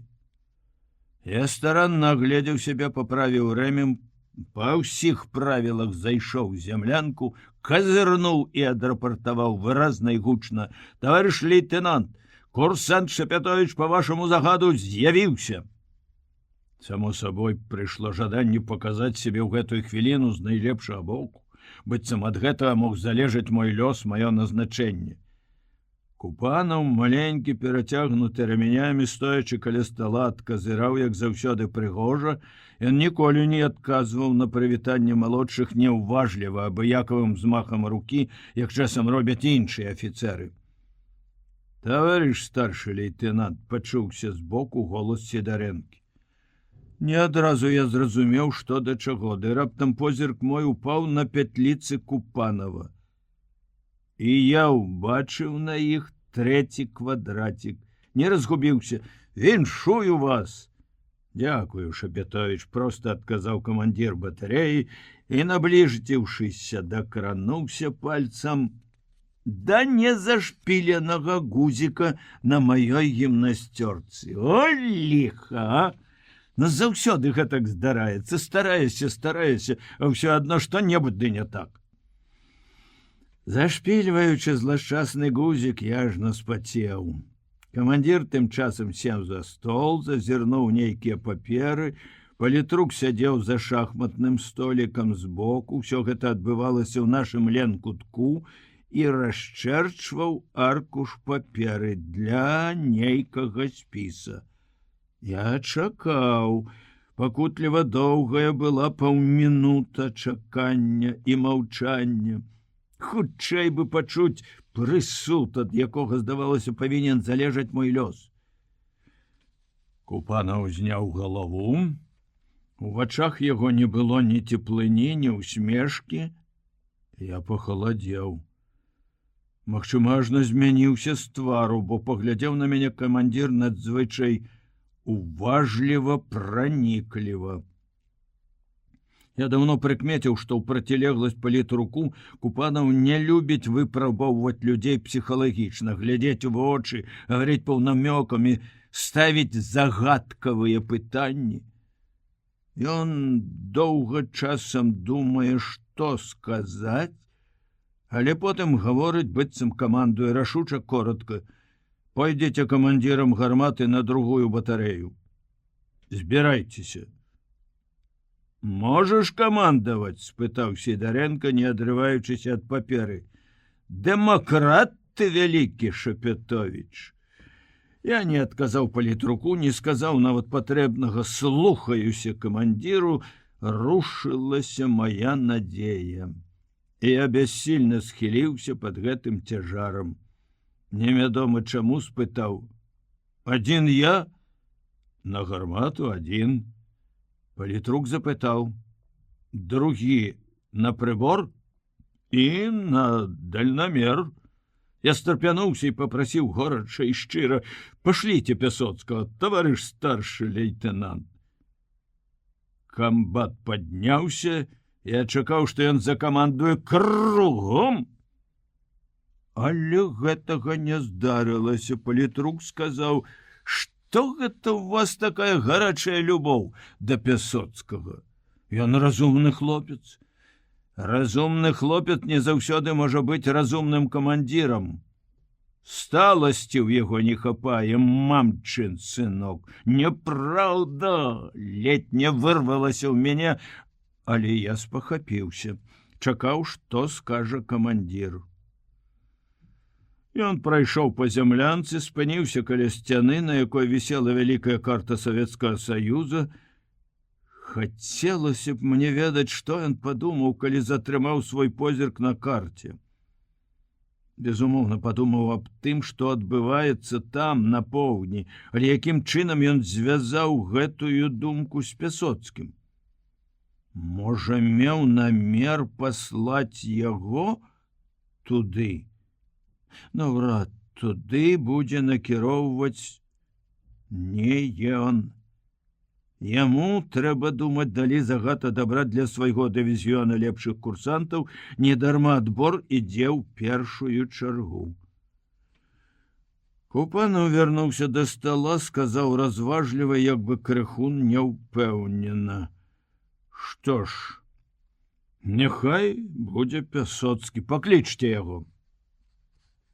Паварочваючыся па форме, я ўбачыў, што палітрук глядзіць на камбата здзіўлена і незадаволена. Ён супраць. Я ўяўляю, якая ў іх адбывалася пасля размова. Але гэты маленькі чалавек з жалезнай воляй, наш Наполеон, ніколі не адступае ад сваіх рашэнняў. Мы сенем едем разам. Уласна кажучы, нікуды не едзем. Ехаць гэта тое, пра што я марыў, на што спадзяваўся, але што мае мары? Не заўсёды ад мяне залежыць іх здзяйсненне. Я салдат. Ды нарэшце, ці не ўсё роўна, дзе ваяваць, біць фашыстаў? Я ўдзячны камбату. Упершыню з пачатку вайны адчуваю нейкую радасць. Радуюся не толькі таму, што побач са мной будзе мой лепшы друг, рады за Сеню яму вераць. А прыкрым выпадку першага дня вайны ўсе маўчаць, нават Сідарэнка не ўспомніў пра яго, сказаў пра іншае, што Пясоцкаму не хапае сталасці. Сеня вярнуўся ад камбата ўвесь прасветлены, усхваляваны. Піша пісьмо маці. Трэба і мне напісаць Сашы. Пад такі настрой пісьмо будзе больш жыццярадаснае. Ці получае яна мае пісьмы? Ад яе ўсё яшчэ прыходзяць даваенныя. 30 чэрвеня. Вось я і камандзір. І мне раптам чамусьці стала неяк па-інакшаму неспакойна і страшна. Прыгадаліся словы Сідарэнкі: «Можаш камандаваць?» Ніколі пра гэта я не думаў раней. А цяпер задумаўся, ці магу я камандаваць. Ці будуць слухацца мяне гэтыя незнаёмыя яшчэ мне людзі? Іх 6. І ўсе яны такія розныя, ёсць старэйшыя за мяне па гадах. Сустрэлі яны мяне не вельмі ветліва. Ці, можа, мне так здалося? Можа, таму яны былі хмурыя, незадаволеныя, што іх паднялі сярод ночы? Мы прыехалі пасля 12, калі ўсе адпачывалі. Камандзір батарэі, старшы лейтенант Сеўченка, весёлы і просты чалавек з добрым сялянскім тварам, крыху пабітым воспай, спачатку прадставіў Віктара Вальнова разліку прыбора, потым падвёў Сеню да дальнамера, але падначаленых яго не разбудзіў. Гэтых арыстакратаў сюды шкадуюць. У іх павінны быць зоркія, стэрэаскапічныя вочы. Нарэшце звярнуўся да мяне: «Пайшлі да тваіх арлоў. Лепшы разлік табе даю. Толькі трымаць у руках трэба, а то на галаву сядуць. Разгільдяі вялікія». Атэстацыя не вельмі каб высокая, але мне спадабаўся камбат. Яго прастата, жартаўлівасць. Гаворыць ён з прыкметным украінскім акцэнтам, і калі хоча вылаяцца, то гаворыць дзіўныя словы «японскі бог». Наогул тут усё неяк прасцей, чым там, на нашай батарэі. Цяпер я пачынаю разумець, што, рыхтуючы нас на камандзіраў, там даволі моцна закручвалі гайкі. Маленькі, чорны, як цыган, баец дзяжурны далажыў, што разлік адпачывае. «Разбудзі!» Падымаліся марудна, перапытвалі навошта. Адзін нават брыкнуў дзяжурнага нагой. Камбат узлаваўся і закрычаў сам: «Пад'ём!» Вылецелі куляй, адкуль узяўся той спрыт. «Разгильдяи, японский бог! Это вы мне и по тревозе будете так подниматься?» «Ну, товарищ старший лейтенант, вы ж добра ведаеце, як мы падымаемся по трывозе», запярэчыў першы нумар, высокі, з тонкім, як у дзяўчыны, станам, цёмна-руды хмуры ефрэйтар. Камбат не асёк яго, наадварот, усміхнуўся, але сказаў, як напэўна кажа часта: «Разгаворчыкі, муха!» і прадставіў мяне: «Вось вам новы камандзір, ефрэйтар Шапятовіч. А гэта ваш баявы намеснік, ефрэйтар Муха. Хоць падобны ён больш на асу, чым на муху. Муха нешта забурчаў, дзяжурны 6-й нумар выскаліў надзвычай прыгожыя белыя зубы. Это юнак валодае дзіўнай уласцівасцю смяяцца бязгучна. Іншыя разышліся гэтак жа панура і маўкліва, як і пастроіліся, залезлі ў нішы. Я не ведаў, што сказаць ім, як, з чаго пачаць знаёмства. Ды, уласна кажучы, я і не меў права на доўгія размовы. Камандзір батарэі загадаў спаць. Я адчуў сябе даволі няёмка. На мяне не звярталі ўвагі, як бы не прызнаючы за камандзіра. Толькі гэты Муха спытаў, не высоўваючыся з нішы: «Камандзір, ты што скончыў?» «Як што? Я з вучэбнай батарэі». «Не, да арміі». «Аўтадарожны тэхнікум». «О, — працягнуў ён і, памаўчаўшы, паведаміў: а наш камандзір ва ўніверсітэце вучыўся». «Чаму ж не давучыўся?» — хацелася спытаць з іроніяй, але я ўспомніў, што былы камандзір гэтай гарматы, старшы сержант Малашкін, цяпер камандзір агнявога взвода. Да таго ж я не бачыў яшчэ гэтага чалавека, і было б мне проста непрыстойна гаварыць так. Да і не гэта закранула мяне ў словах Мухі, а яго зварот на «ты». Ці не будзе гэта падрывам майго камандзірскага аўтарытэту?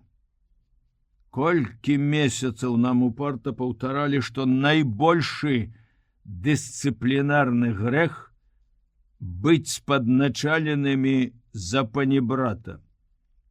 Але я адчуваю цяпер, калі сяджу в адзіноце і пішу, што ў мяне не хопіць рашучасці на пачатку патрабаваць, каб да мяне звярталіся інакш. Мяне непакоіць гэта, і ў той жа час здаецца недарэчным. Няўжо трэба вырашаць такія праблемы, калі ідзе змаганне не на жыццё, на смерць, калі яна, смерць гэтая, глядзіць табе ў вочы кожную хвіліну? Добра ў такі час адказваць толькі за самога сябе і больш ні за кого. Напісаў я гэта і падумаў: а як жа тым, хто адказвае за лёс цэлага палка, арміі, усёй краіны? Нікчэмнымі здаліся мне праблемкі, страхі, перажыванні. Я проста спалохаўся новых цяжкасцей, а я не маю права палохацца. Трэба ўсё перамагчы. Трэба быць гатовым да большых цяжкасцей і большай адказнасці. Калі ўсе паснулі, а мне ўзрушанаму не спалася, я пагутарыў з дзяжурным, чорным прыгожым юнаком, і на дзіва сабе даведаўся, што ніякі ён не цыган, не малдаванін, а наш магілёўскі хлопец. Ён бліснуў сваімі прыгожымі зубамі. Таму нас у вёсцы чарнякамі празвалі. Потым, між іншым, сказаў: Муха заняў месца, дзе спаў камандзір, ваше месца. Дужа хоча камандзірам стаць. Я ўбачыў, што Сеня таксама не спіць, блукае па пазіцыі, і мы сустрэліся. Селі недалёка ад маёй гарматы за вялікім каменем, каб ніхто не бачыў нас. Унізе раскінуўся горад, увесь як на далоні. Скрыжаванне 5 вуліц у цэнтры, драўляныя са стандартных дамоў пасёлкі на паўночнай і паўднёвай ускраінах, гмахі рыбакамбіната каля заліва, партовыя склады, да якіх падыходзяць чыгуначныя лініі, доўгія стрэлкі прычалаў. Каля іх сіратліва туляцца адзінокія караблі. Горад спіць. У дамах спяць жанчыны і дзеці. Тут, як і ўсюды на зямлі, многа дзяцей. Мы бачылі іх, калі часам прыязджалі ў горад у выхадны дзень, атрымаўшы увальнительныя. Не, неспакойны сон людзей у такі час.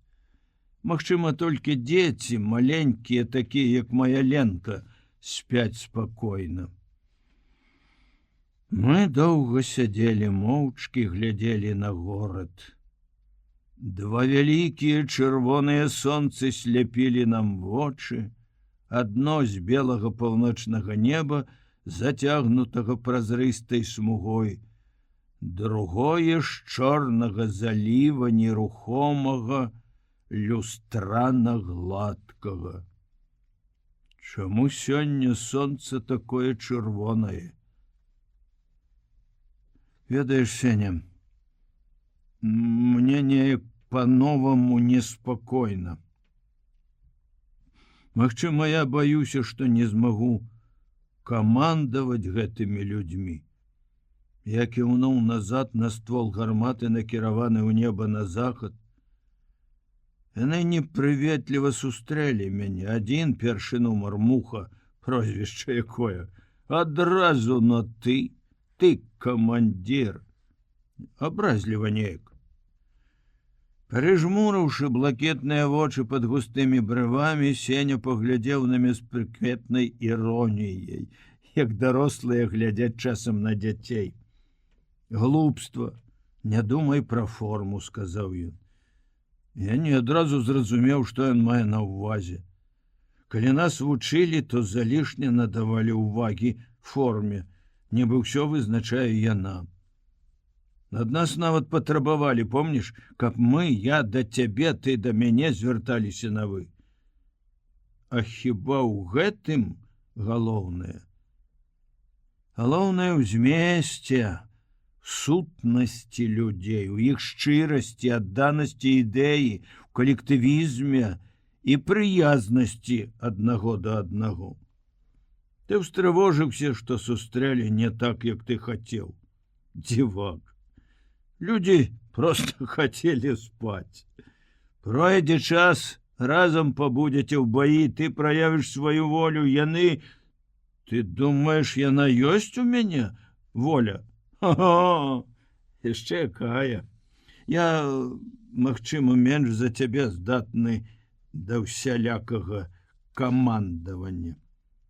Але я веру ў людзей. Людзі добрыя, пераважная большасць. Яны заўсёды памогуць і самі падначалены і камандзіры, толькі твайму другу Кідалу хацелася ўтапіць мяне. Які ён да д'ябла мне друг? Я табе прызнаюся. Ты вось не спіш, бо нечага спалохаўся, чаго сам не ведаеш. А я хаджу і радуюся. Ведаеш чаму? Што я адарваўся ад гэтага чалавека, ад Кідалы. Сорамна прызнацца, але я баяўся яго і ненавідзеў. І гэта, разумееш, разумееш, як гэта было цяжка. Это блытала мае пачуцці. А я хачу, каб у іх была поўная яснасць. Вораг ёсць вораг, і ўся моя нянавісць павінна скіравацца туды. Ён махнуў на той бок заліва. А чалавек, які са мной разам страляе па ворагу, наш чалавек, яго я павінен, абавязаны любіць, паважаць хаця б, верыць яму. А я баяўся яго і ненавідзеў. Хадзіў і азіраўся. Чорт ведае, якая неразбярыха была тут. Ён пакруціў кулакамі каля сваіх грудзей. А цяпер супакоілася. Проста і ясна стала. Я дагэтуль ні да кога не адчуваў нянавісці. Я любіў людзей. Мой бацька быў і маці вялікія гуманісты. Тата сам паехаў на ліквідацыю эпідэмію тыфусу і заразіўся там. Спачатку вайны Сеня ніколі не гаварыў так многа і шчыра. Цяпер жа ён гаварыў з нейкай дзіўнай асалодай, разважліва, паклаўшы на камень галаву і часам нават заплюшчваючы вочы. Толькі калі ўспомніў маці і бацьку, прыўзняўся. Спачатку на кароткі момант як бы нейкі прамень асвятліў яго твар, а потым наплыў цень смутку, ён уздыхнуў. Моя гаротная мама. У мяне балюча сціснулася сэрца. У яго адна мама. У мяне і маці, і бацька, і Саша, і дачка. Але хіба мне лягчэй? Мой неспакой, трывога за многіх дарагіх людзей. На аэрадроме, што схаваны за сопкамі на поўнач ад горада, загулі маторы. Пачуўся голас камандзіра батарэі, значыцца, яму не спіцца таксама. Разведчык! Што за шум? Свае, таварыш старшы лейтенант. У паветра ўзнялося 6 тупаносых знішчальнікаў. І, развярнуўшыся, чамусьці пайшлі не на захад, а на поўнач, па заліву нізка над вадой. Мы правялі іх позіркамі. Відаць, дзесьці нашы караблі атакуюць, паляцелі на дапамогу, сказаў Сеня. Ты чуў вечернюю зводку? Спытаўся я. Яны перайшлі ў наступленне і тут. Я сам здзівіўся, што сказаў пра гэта зусім спакойна, як, дарэчы, спакойна і выслухаў гэтае паведамленне ад знаёмага радыста на КП дывізіёна, дзе мы спыняліся па дарозе сюды на батарэю. Сеня кіўнуў галавой, задумліва памаўчаў. Калі тут здарыцца тое, што там на заходнім фронце, горача нам прыйдзецца. Тут няма куды адступаць. Мяне перасмыкнула ўсяго. Я мімаволі азірнуўся на высокі камень за нашымі спінамі, які сапраўды як бы перагароджваў дарогу назад. Ты думаеш, яны перамагаюць там? Яны наступаюць, адказаў ён, са спакоем, які на гэты раз абурыў мяне. Як гэта ты можаш вось так спакойна, а? Не разумею. А чаму ты не думаеш, што гэта манеўр, стратэгічны манеўр, такі, як у Кутузава? Ты ж сам не верыш у гэта, а таму хвалюешся. Навошта нам ашукваць сябе? Трэба глядзець праўдзе ў вочы і без панікі, без страху. Так мы хутчэй мабілізуем свае сілы.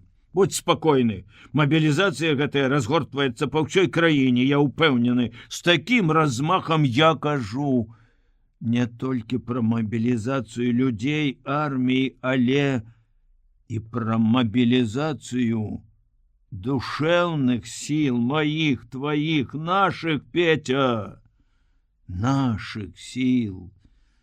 Каб усе мы перамаглі страх, паніку.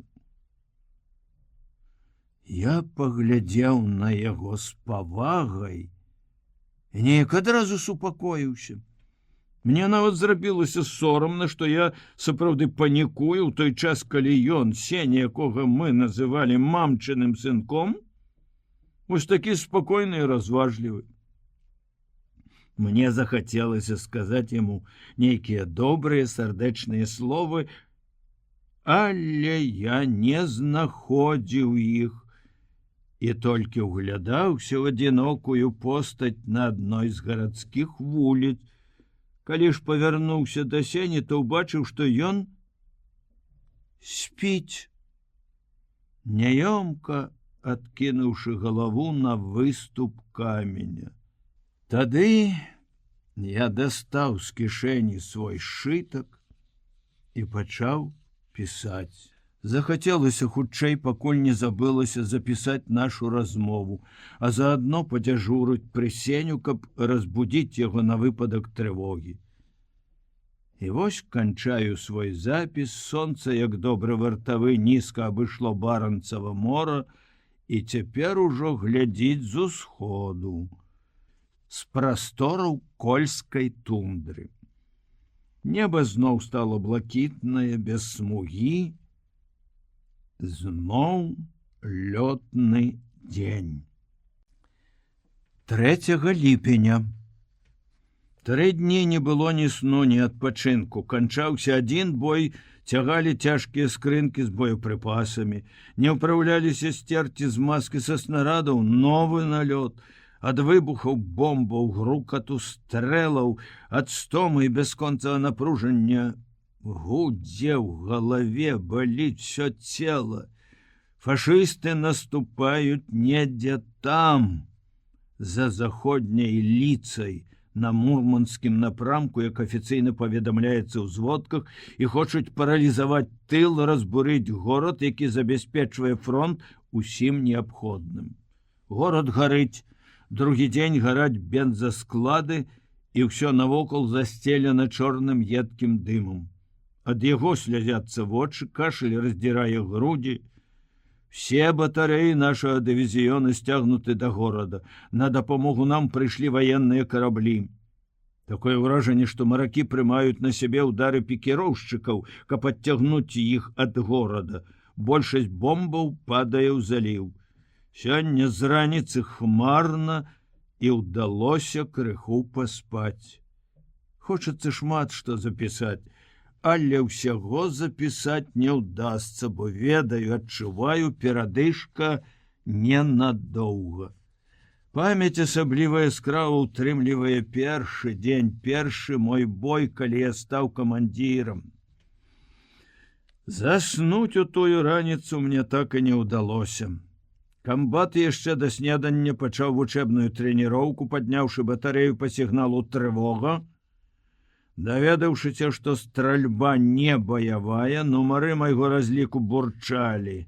Асабліва муха. Мала баявых трывог. Дык на табе яшчэ вучэбную. Трэба было да вайны вучыць. Сеўченка жонку ў тыл адаслаў. Дык не спіцца яму, блукае ўсю ноч, злуе. Я здзівіўся. Там, на вучэбнай батарэі, мы ніколі ў прысутнасці камандзіраў аддзяленняў не адважваліся асуджаць учынкі дзеянні афіцэраў. Ці не таму яны так паводзяць сябе, што не прызнаюць, не жадаюць прызнаць мяне за камандзіра, думаў я. Стралялі вяла і няўважліва. Адзін маленькі чарняк вельмі спрытна ставіў трубку і перадаваў снарад зараджаючаму. Павел Астахаў, высокі, з доўгімі рукамі, былы каваль падольскага завода, ляніва браў патрон, узважваў на руках і не зараджаў, а перадаваў яго другому трубачнаму Фрыду. А мы, калі вучыліся, зараджалі абавязкова. Чаму ж Астахаў не зараджае? Знарок? На злосць мне?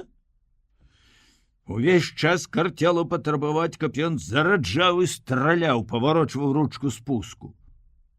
Але я не адважваўся. Раптам тут рабілася так і да мяне. Але калі я ўбачыў, што першы нумар муха сумяшчае стрэлкі азімута вельмі прыблізна, без патрэбнай дакладнасці, не вытрываў. Ефрэйтар муха, хіба так трэба сумяшчаць? А як трэба, агрызнуўся ён. Ды пры такім сумяшчэнні снарад будзе чорт ведае дзе, у неба пацэлім. А ты хочаш кожны снарад у самалёт? О, мы і так у неба цаляем, засмяяўся на другім баку гарматы 4-й нумар, маўклівы Конкін. І тут жа пачуўся крык камандзіра батарэі: «4-я! Куды ў вас ствол, глядзіце, японскі!» царскі бог, камандзіра да мяне. Я з'явіўся перад разгневаным Сеўчынкам і здзівіўся, дзе той добры жартаўлівы чалавек, які ўначы прадстаўляў мяне разліку. Што ў вас там робіцца? Я не стаў выдаваць муху, ведаў, як можна апраўдацца ў такім выпадку. Закруціўся кабель сінхроннай перадачы, таварыш старшы лейтенант схлусіў без запінкі. Калі вярнуўся да гарматы, Чарняк і Астахаў глянулі на мяне вінавата і спачувальна. Муха сустрэў нахабнай злараднай усмешкай. Ага, больш не будзеш прыдзірацца. Я не пазнаў свайго разліку, калі неўзабаве аб'явілі баявую трывогу. Куды дзеліся вяласць і няўважлівасць, усе ўраз падцягнуліся, застылі на сваіх месцах у напружаным чаканні, самыя непрыемныя хвіліны, якія праходзяць з моманту, калі вораг выяўлены, і да пачатку агню. Па арыенцірах НП і каардынатах, якія далі разведчыкі, мы хутка знайшлі самалёты ў ранішнім блакіце. Няўзброеным вокам яны сталі відаць кіламетраў за 30. Іх было не 2 і не 3. На горад ішла цэлая паветраная армада, машын 20. Куды яны абрушаць свой смяртэльны груз? На каго? У горадзе натужна раўлі сірены паветранай трывогі. Маленькія чалавечкі мітусліва бегалі па вуліцах. Куды яны схаваюцца? Ці даволі там надзейных мест? Сірены, якія пачуў упершыню, і цывільныя людзі, а там жа жанчыны і дзеці, нарадзілі новыя пачуцці. Боязь за тых, што мітусяцца там на вуліцах, шукаючы ратунку ад ненавіснага ворага. Нейкія 3 мінуты здаліся пакутліва доўгімі. Хутчэй бы яны зайшлі ў зону агню. Я ўбачыў, як у мухі збялелі вушы. Няўжо і я такі ж? Якая ганьба! Хіба будуць паважаць такого камандзіра? Дзякуй Богу, што ніхто не глядзіць на мяне. Маленькі Чарняк і доўгі Фрыц заціснулі каленямі патроны, надзелі на дыстацыйныя трубкі ключы. Яны так шчыльна надзяюцца, і гэтыя ключы, але ўсё адно дзынкаюць, дробненька стукае метал аб метал. Тоўсты, не надта паваротлівы комі Габаў чытае застыглую трубку. 162, 162, 162. Збоку здаецца, што ён шэпча малітву. 4 нумара я не бачу. Ён за гарматай, але Астахаў. Толькі на яго твары, у яго рухах, жэстах не відаць таго, што так прыкметна ва ўсіх іншых. Ён тупае каля свайго затвора, павольны, паважны, як добры дзед, і маленькай фланелевай анучкай старанна выцірае клін і патроннік. Няўжо такім чынам яму ўдаецца схаваць свой страх? Не, цяпер пасля 3 дзён баёў я ведаю, што паводзіны яго зусім натуральныя. Гэты каваль хутчэй за ўсіх пазбыўся страху. Сеня Пясоцкі праз оптыку дальнамера ўжо вызначыў маркі машын. Група злева Ю-88, справа 87, зверху знішчальнікі, паведаміў ён у напружанай цішыні так гучна, што пачула ўся батарэя. Пад мухам забрынчала сядзенне. Агідна, гэта непрыемна, варта яму сказаць. Але ці маю я права? Колькі дзён назад яно гэтак жа брынчала пада мной. Ды і голас. Невядома, які будзе ў мяне голас. Каб я не выдаў сам сябе. Не спускаю вачэй з чорных сілуэтаў, што, здаецца, засланілі ўсё неба. Няўжо нельга яшчэ страляць? Чаму не пастаўлены батарэі на тым баку заліва, каб сустракаць іх агнём на падлёце да горада? Але ж яны могуць зайсці з любога боку. Магчыма, у той момант і не было гэтых думак. Шмат якія з іх з'явіліся, безумоўна, толькі цяпер, калі я пачаў запісваць. Тады было адно жаданне хутчэй адкрыць агонь. Вось ужо месершміты рвануліся ў бок. Ага, в паветры нашы знішчальнікі сышлі з баявога курсу Ю-87, зрабіўшы паварот на поўнач. На аэрадром, адзначыў я, пачалі агонь караблі. Нарэшце ў нас доўгачаканае ёсць сумяшчэнне. Агонь! У першым залпе рассыпалі гарох. Камандзір батарэі злосна закрычаў, але тут жа сам сябе асек чарговай камандай. Лаяцца няма калі, быццам тым снопом агню, што вылятаў з гарматы, апякала думка: я, камандзір, зусім не патрэбны, лішні, і толькі замінаю трубачным. Сапраўды, мне няма чаго рабіць, ці, можа, я забыўся на свае абавязкі? Назіраць за работай нубароў, за цэлямі я назіраю, добра назіраю. Перад фашыстамі ўзнікла заслона разрываў. Няўжо разбілі іх строй? Не, відаць, яны проста перастройваюцца перад заходам на аб'ект. Не, ўсё-такі яны рассыпаліся. Відно, як ад фюзеляжаў адна за адной аддзяляюцца бомбы і ляцяць, д'ябальскі павольна ляцяць. Свіст! Выбухі! Бомбы рвуцца ў розных канцах горада. Все-таки гэта не прыцэльная бомбёжка. Ад усведамлення гэтага прыйшла ўпэўненасць. Я закрычаў: так іх, хлопцы! Так, гадаў! Муха! Сумяшчай! Я знайшоў сабе занятак, выкідаў за бруствер пустыя скрынкі, адчыняў новыя. Мяне захапіла работа Астахова. Гэты чалавек не ваяваў, а сапраўды працаваў. Так спакойна ён зараджаў і страляў. Спачатку здавалося, што ён робіць гэта залішне павольна. Але ніводнага разу ён не спазніўся са стрэлам, а заўсёды, зарадзіўшы яшчэ нейкі міг, чакаў каманды, трымаючыся за ручку спуску. Залпы настроіліся, і я падумаў, што тут страляюць лепш, чым стралялі мы на вучэбнай батарэі.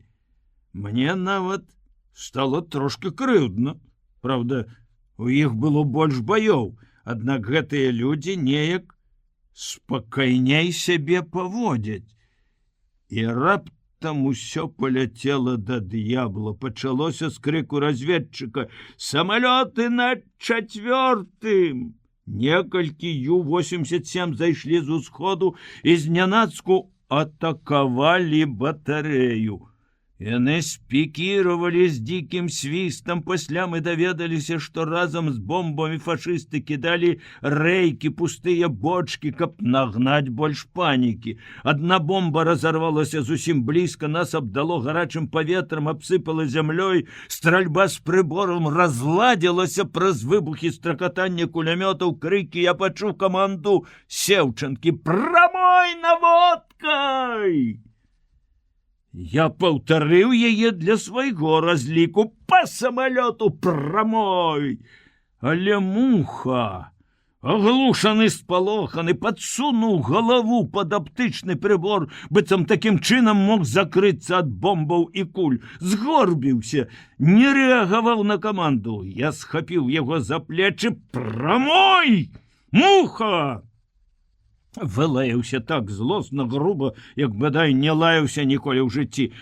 Але муха в адказ яшчэ больш згорбіўся, утуліў галаву ў плечы, бо ў гэты момант зноў над намі завыў пікіроўшчык.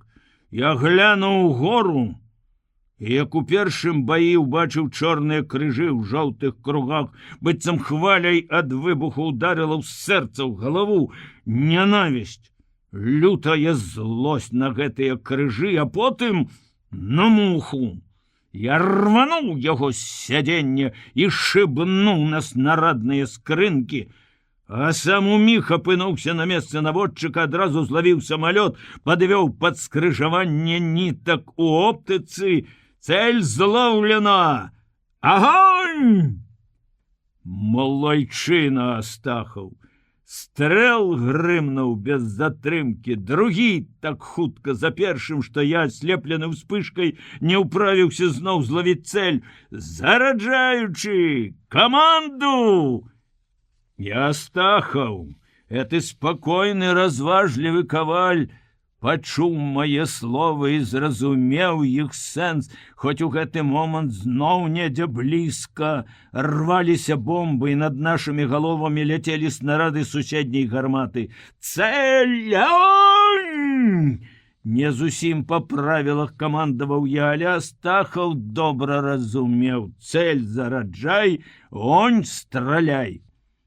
І раптам бачу, што пад самалётам, які я вёў у аптычным прыцэле, шуганула полымя. Мусіць, выбухнуў бензабак, і ахутаная дымам машына, нязграбна і цяжка куляючыся ў паветры, грымнулася на суседнюю сопку. Праз павелічальнае шкло я глядзеў, як ірваўся і гарэў той, хто нёс нам смерць. Вось табе. Мы жывыя. Мы будем жыць. А ты згарыш. Сатлееш. І нават маці твоя, нават дзеці не будуць ведаць, дзе ты пахаваны, бо не будзе ў цябе магілы на чужой зямлі. Безумоўна, так я не думаў тады, так думаю цяпер, калі запісваю падзеі таго дня. Але помню, добра помню, што грудзі мае распірала, ажно цяжка было дыхаць. Нейкае новае, нязвыклае і вельмі магутнае пачуццё. Нехта крыкнуў «Ура!». Мне не хацелася крычаць, не было слоў, каб выказаць тое пачуццё, бо яно было мацней за любыя словы. Калі казаць проста, то гэта была радасць. Радасць першай перамогі, радасць адчування сваёй сілы. Але разам з тым было і яшчэ нешта. Магчыма, канчатковая перамога над сваім страхам. Магчыма, упэўненасць у сваіх камандзірскіх здольнасцях. Ці тое і другое адначасова, а можа, нешта зусім іншае. Я не адразу успомніў настаўленне: збіў адну цэль, лаві другую. Хоць, відаць, маё любаванне збітым самалётам працягвалася нейкую секунду-дзве, не больш. Аднак, калі я схамянуўся і пачаў шукаць новыя цэлі, то ўбачыў, што яны далёка за залівам. Там ішоў паветраны бой.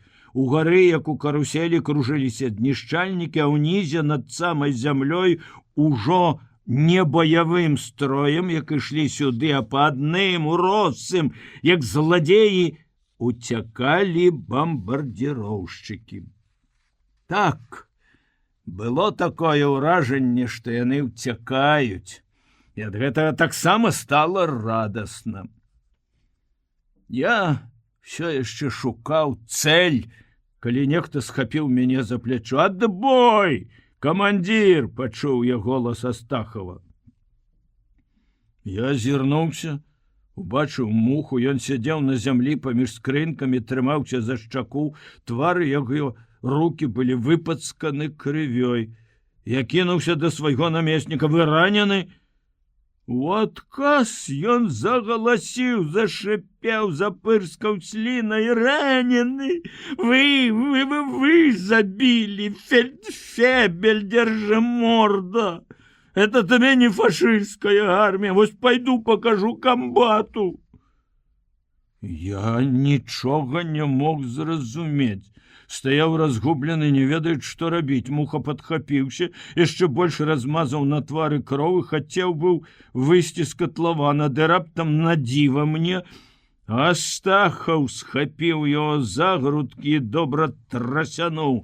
Ты, панчоха бабская! Ты на кого скардзіцца ідзеш?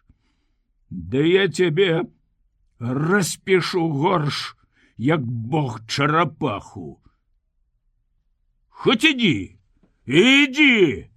Ён папіхнуў яго. Скардзіся, сволач! Трус няшчасны. Ты ж трус. Ты ж не лавіў цэль, а хаваў пад оптыку галаву, як той заяц. Цябе ж па законах ваеннага часу пад расстрэл трэба. І я першы скажу, ідзі! Астахаў штурхнуў муху яшчэ раз, але ў таго знікла жаданне ісці скардзіцца. Ён адступіў назад у катлаван, баязліва агрызаючыся: не брашы, я замяшчаў, можа, я не пачуў каманды, мяне аглушыла, а ён паказаць сябе захацеў, герой. Падскочыў маленькі чарняк, бліснуўшы сваімі дзявочымі зубамі. Маніш, муха! Камандзір тройчы паўтараў каманду, все чулі. Вытры яму соплі, Ваня, параіў Астахаў. Няхай не размазвае па твары. Нарэшце я здагадаўся, што здарылася. Калі я шыбануў наводчыка з сядзеннем, ён ударыўся аб снарадную скрынку і разбіў шчаку. Я не меў на яго ні злосці, ні крыўды, бо добра помніў свой уласны страх. Але я ўбачыў, што разлік прызнаў мяне. Байцам спадабаліся моя рашучасць і смеласць. Оказывается, я магу быць смелым. Няхай жыве моя смеласць. Я зразумеў. Тая акалічнасць, што ў баі паміж мухам і Астахавым я стаю ў баку, не на карысць мне. Трэба і тут праявіць рашучасць. Эй, на КП! Санінструктар там, сюды яго. Не трэба! Спалохана запярэчыў муха. Вось у гэты момант ён стаў мне брыдкім. Перш чым адгукнуўся непаваротлівы медык, з'явіўся сам камандзір батарэі. Што здарылася, ранены? Спытаў ён. Дык вось ефрэйтару муху шчаку, адказаў я, гатовы тлумачыць усё праўдзіва, калі спатрэбіцца. Чым? Асколкам, каменем? Каменем! Схлусіў муха. Пераглянуліся паміж сабой байцы, хаваючы хітрыя ўсмешкі. Сеўченка дакрануўся да шчакі параненага. О, па гэтым будзе жыць, муха, ідзі ты будеш маты.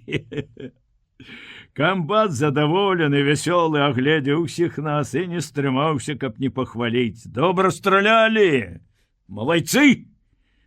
А гэта мы его, товарищ старший лейтенант, кіўнуў Астахаў у той бок, дзе дагараў збіты самалёт. Мы? Але не зазнавайцеся. Увогуле, стралялі яшчэ пагана.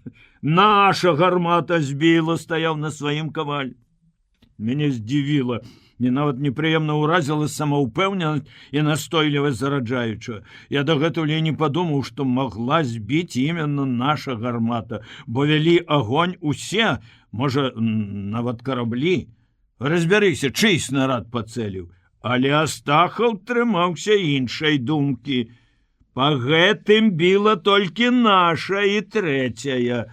Другая і першая туды, даказваў ён. Камандзір батарэі нахмурыўся. Добра разбяромся. Але бачылі? Нелёгка ім атакаваць батарею, калі яна вядзе агонь. Вунь, дзе бомбы паскідалі. Галоўнае не баяцца. Калі ён пайшоў, Астахаў сказаў мне: «Дурань ты, камандзір, але чалавек добры. А за самалёт трэба змагацца. А то Шарон, камандзір трэцяга, ён з зубоў вырве, пачнуць даказваць. Ён старшы сержант, а ты ефрейтар. Ён стары камандзір, а ты адзін дзень. Я гэтых майстроў ведаю, больш горлам бяруць, чым работай». Мне не спадабаліся такія разважанні. Непрыемна было думаць, што трэба змагацца, даказваць, хто збіў самалёт. Хіба гэта гульня, спаборніцтва, спорт? Вайна, смерць, гора. Хіба можна ў такі час думаць пра нейкую славу, узнагароду? Трэба біць іх больш, ворагаў, што хочуць украсці мае, тваё, наша шчасце. Біць і не лічыць, не дзяліць, хто больш. 4 ліпеня учора выступаў па радыё Сталін. Камандзір і зампаліт чулі голас Сталіна. Мы чулі яго прамову, калі яе паўтаралі дыктары. Лазебны радыёаматар, і ў хаціне, дзе яны жывуць з камандзірам, стаіць прыёмнік яго ўласнай канструкцыі. Надвор'е ў першай палавіне дня было хмурнае, амаль нелётнае, і нас па чарзе па аднаму разліку запрашалі да прыёмніка, калі перадавалася прамова. Стаіўшы дыханне, выслухалі мы словы суровай праўды. Цяпер мне стала зразумела, чаму з'явіліся барысаўскі, бабруйскі напрамкі. Але не магу пагадзіцца з думкай, што Мінск ужо ў іх руках. І Бабруйск. Я плыў, я ішоў ад Бабруйска да Рэчыцы. Это ж рукой падаць. Па правым беразе Бярэзіны, потым Днепра, а там Саша. Там моя Саша. Цішыня. Горад ахутаны едкім дымам. Кажуць, гараць склады рыбы. Дзіўна я змяніўся за гэтыя дні. Мне страшна ад цішыні і хочацца бою. Учора яшчэ адзін сцярвятнік знайшоў сваю магілу ў заліве, другога збілі знішчальнікі над колай. Фрыд сядзець у нішы, латае свае працёртыя снарадамі штаны. Спявае да болю сумную песню па-яўрэйску. І ўсе сур'ёзна слухаюць, спыніўшы работу. Пра што гэта, Ханон? Пытае Астахаў. Пра маці, пра старую маці. Яна адна. Сціхні, просіць муха нервова, роспачліва. У Чарняка, па яго смуглай шчацэ, ён сядзіць збоку ад мяне, коціцца буйная і цяжкая, як шарик ртуці, сляза. 20 ліпеня.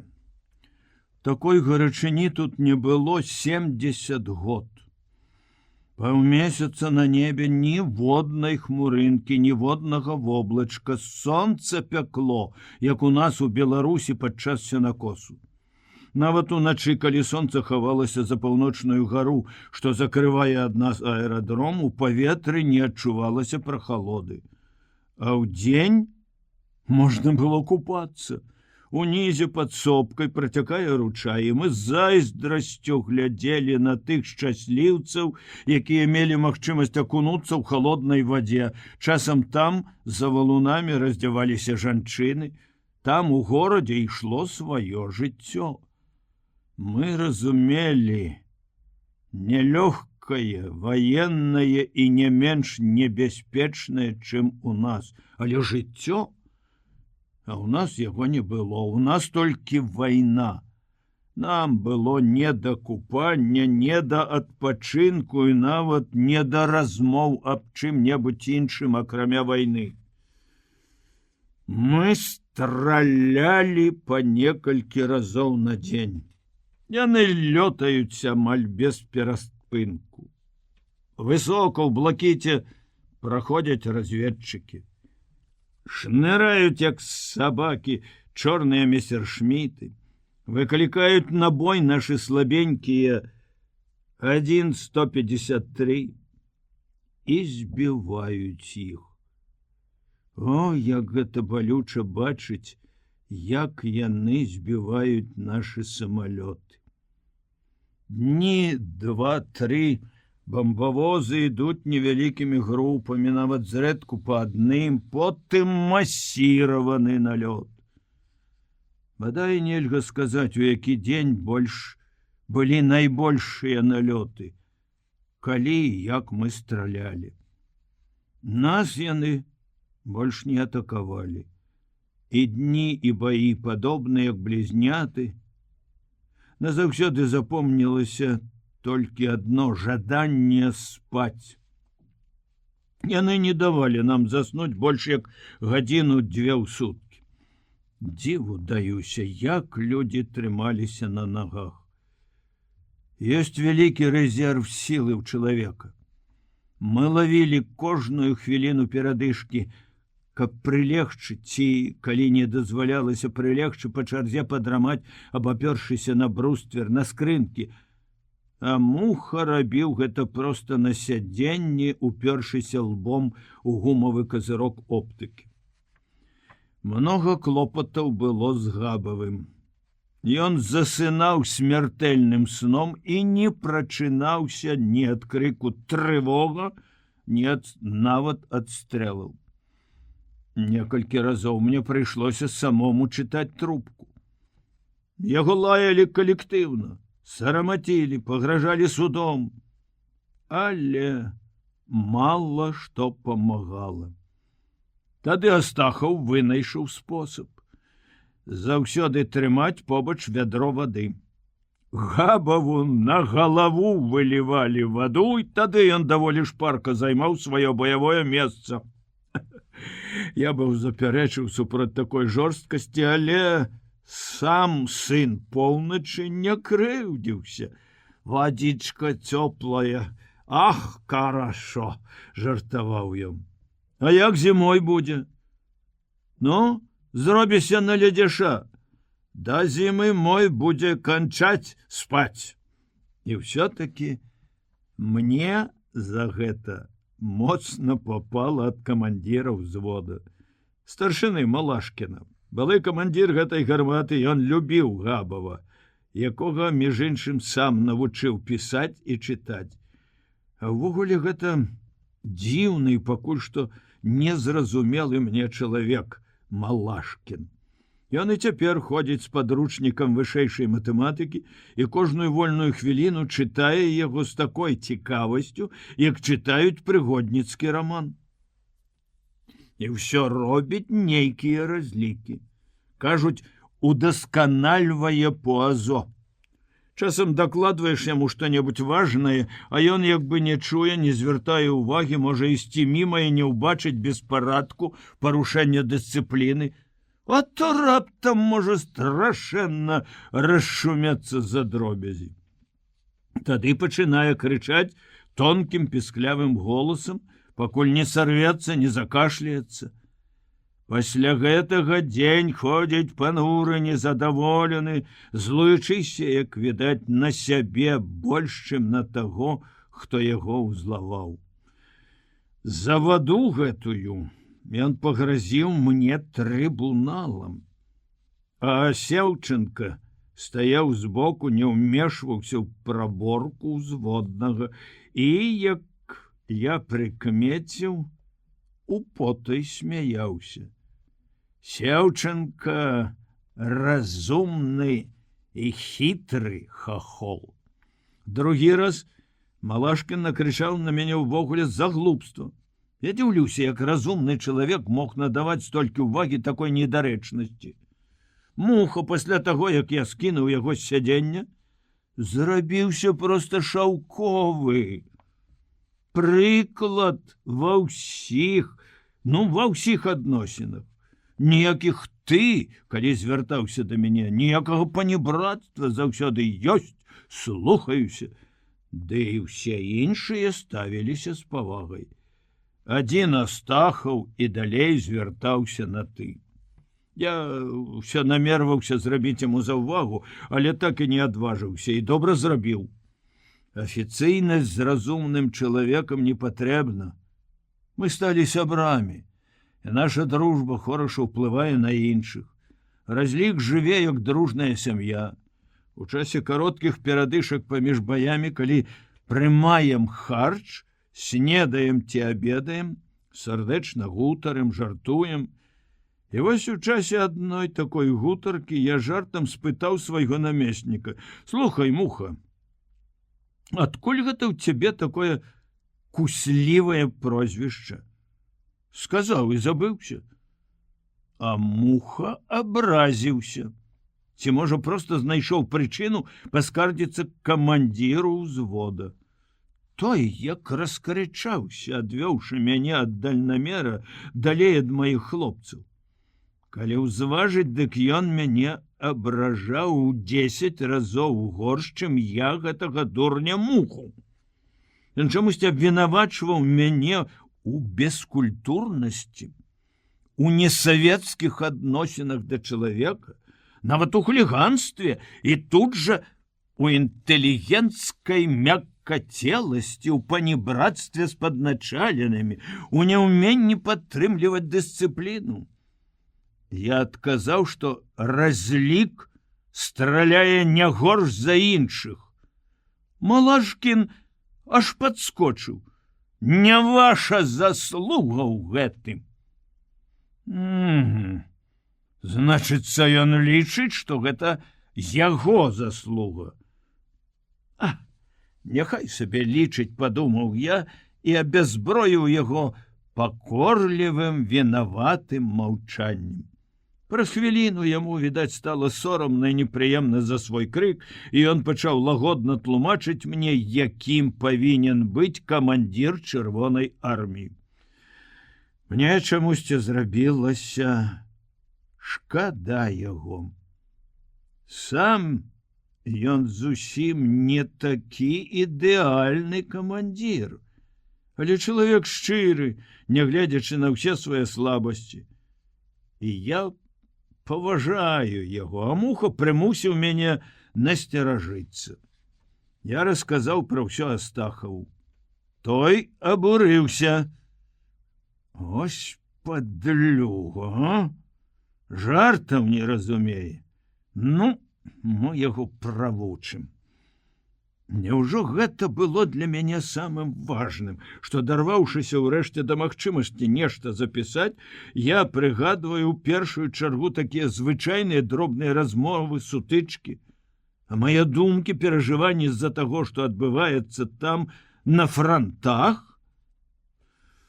Пасля прамовы Сталіна зрабілася неяк спакайней, але боль не сціхае. Ён з новай сілай коле сэрца кожны раз, калі ў паведамленні Саўінфармбюро называецца новы напрамак. Часам узнікае надзея.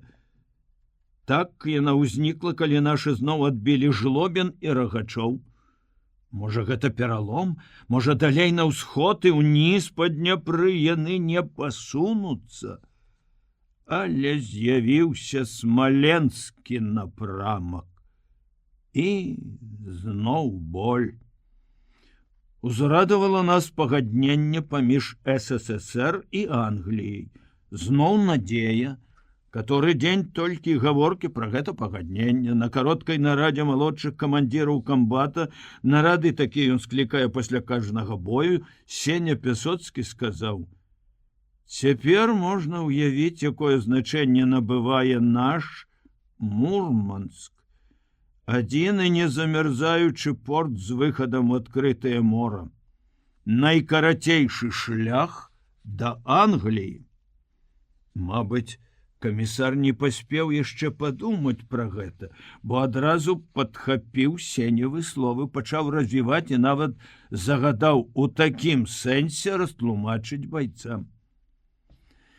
Сеня мы сустракаемся па сутнасці толькі на гэтых кароткіх нарадах, хоць знаходзімся адзін ад аднаго за нейкія 30 крокаў. Можам перакрыквацца з катлавану, але сысціся і пагутарыць няма калі. Ды і не дазваляецца ўвесь час трывога. А мне так хочацца пагутарыць з ім, адвесці душу, успомніць наша Прыдняпроўе, дзе яго маці і моя Саша. Цяпер я часцей, чым да вайны, з большым смуткам, з большай любоўю за мілаваннем успамінаю гэтыя мясціны. Аднойчы мне нават прыснілася, што я стаю на высокім беразе Днепра, там, у мястэчку, дзе ўсё знаёма, бальніца, школа, сцежка ў рове, па якім сцякае вясновая вада. Толькі Днепро быў не той. Разы ў 3 шырэйшы, і вада бурліла, пенілася, і на тым беразе я ўбачыў не лес, як у сапраўднасці, а бескрайні роўны луг. Удалечыні відаць былі белыя постаці, я да болю ў вачах узіраўся, ніяк не мог зразумець, ці то хусткі дзяўчат, ці буслы. Дзіўны сон. Хочацца хоць раз убачыць у сне Сашу. Але дарэмна. Сню нейкія страхі, недарэчнасці. Хоць гэта натуральна, бо амаль забылася ўжо, што такое нармальны чалавечы сон. Тое, што мы называем сном, нейкая хваравітая дрымота, трызненне. Спіш і ў сне страляеш. З баёў асабліва запомніліся 2. Тыя, у якіх мы перамагалі, калі можна назваць перамогай збітыя самалёты. Хочацца так называць, хочацца перамогі. Іх было 5. Яны ішлі баявым курсам на горад не з захаду, а чамусьці з поўдня. Таму першая іх сустрэла былая вучэбная батарэя, на якой я пачынаў службу. Яна дала залп, і гэта быў залп класічны. Снарад, напэўна, пацэліў бомбавы люк аднаго з самалётаў, бо ён узарваўся высока ў небе са страшэнным грукатам. Выбух пашкодзіў 2 іншыя юнкерсы, адзін упаў тут жа каменем разам з рэшткамі таго, што ўзарваўся, другі, перакуліўшыся ў паветры, страціў вышыню, але выраўняўся і паспрабаваў ляцець, ды працягнуў недалёка. На тым баку заліва лётчыкі выскачылі з парашутамі. 2 з тых, што ўцалелі, скінулі бомбы недзе паміж школай і горадам і кінуліся на ўцёкі. Але іх дагналі нашы знішчальнікі. Вось гэта можна назваць перамогай. Другі бой паветраны. Нашага маленькага 1-16, які толькі што ўзняўся па трывозе з аэрадрома, прыціснулі 4 мессершміты. Мы трымалі іх у прыцэлах. Але не маглі страляць, яны круціліся як вужы, на прыборы не было сумяшчэння, а весці агонь прамой наводкай далёка. Сціснулася сэрца. Яшчэ адзін наш чалавек, наш друг, праз хвіліну будзе мёртвы. Чаму ён узняўся адзін? Чаму сябры не ляцяць на дапамогу? Але знішчальнік так спрытна, так умела выкручваўся ад атак фашыстаў, што на батарэі пачуліся воклічы захаплення. Не, ён не проста выкручваўся. не проста ратаваўся, ён атакаваў хітра, па-майстэрску. І праз нейкую хвіліну адзін мессершмітт, пакідаючы за сабой палосу чорнага дыму, урэзаўся ў скалы.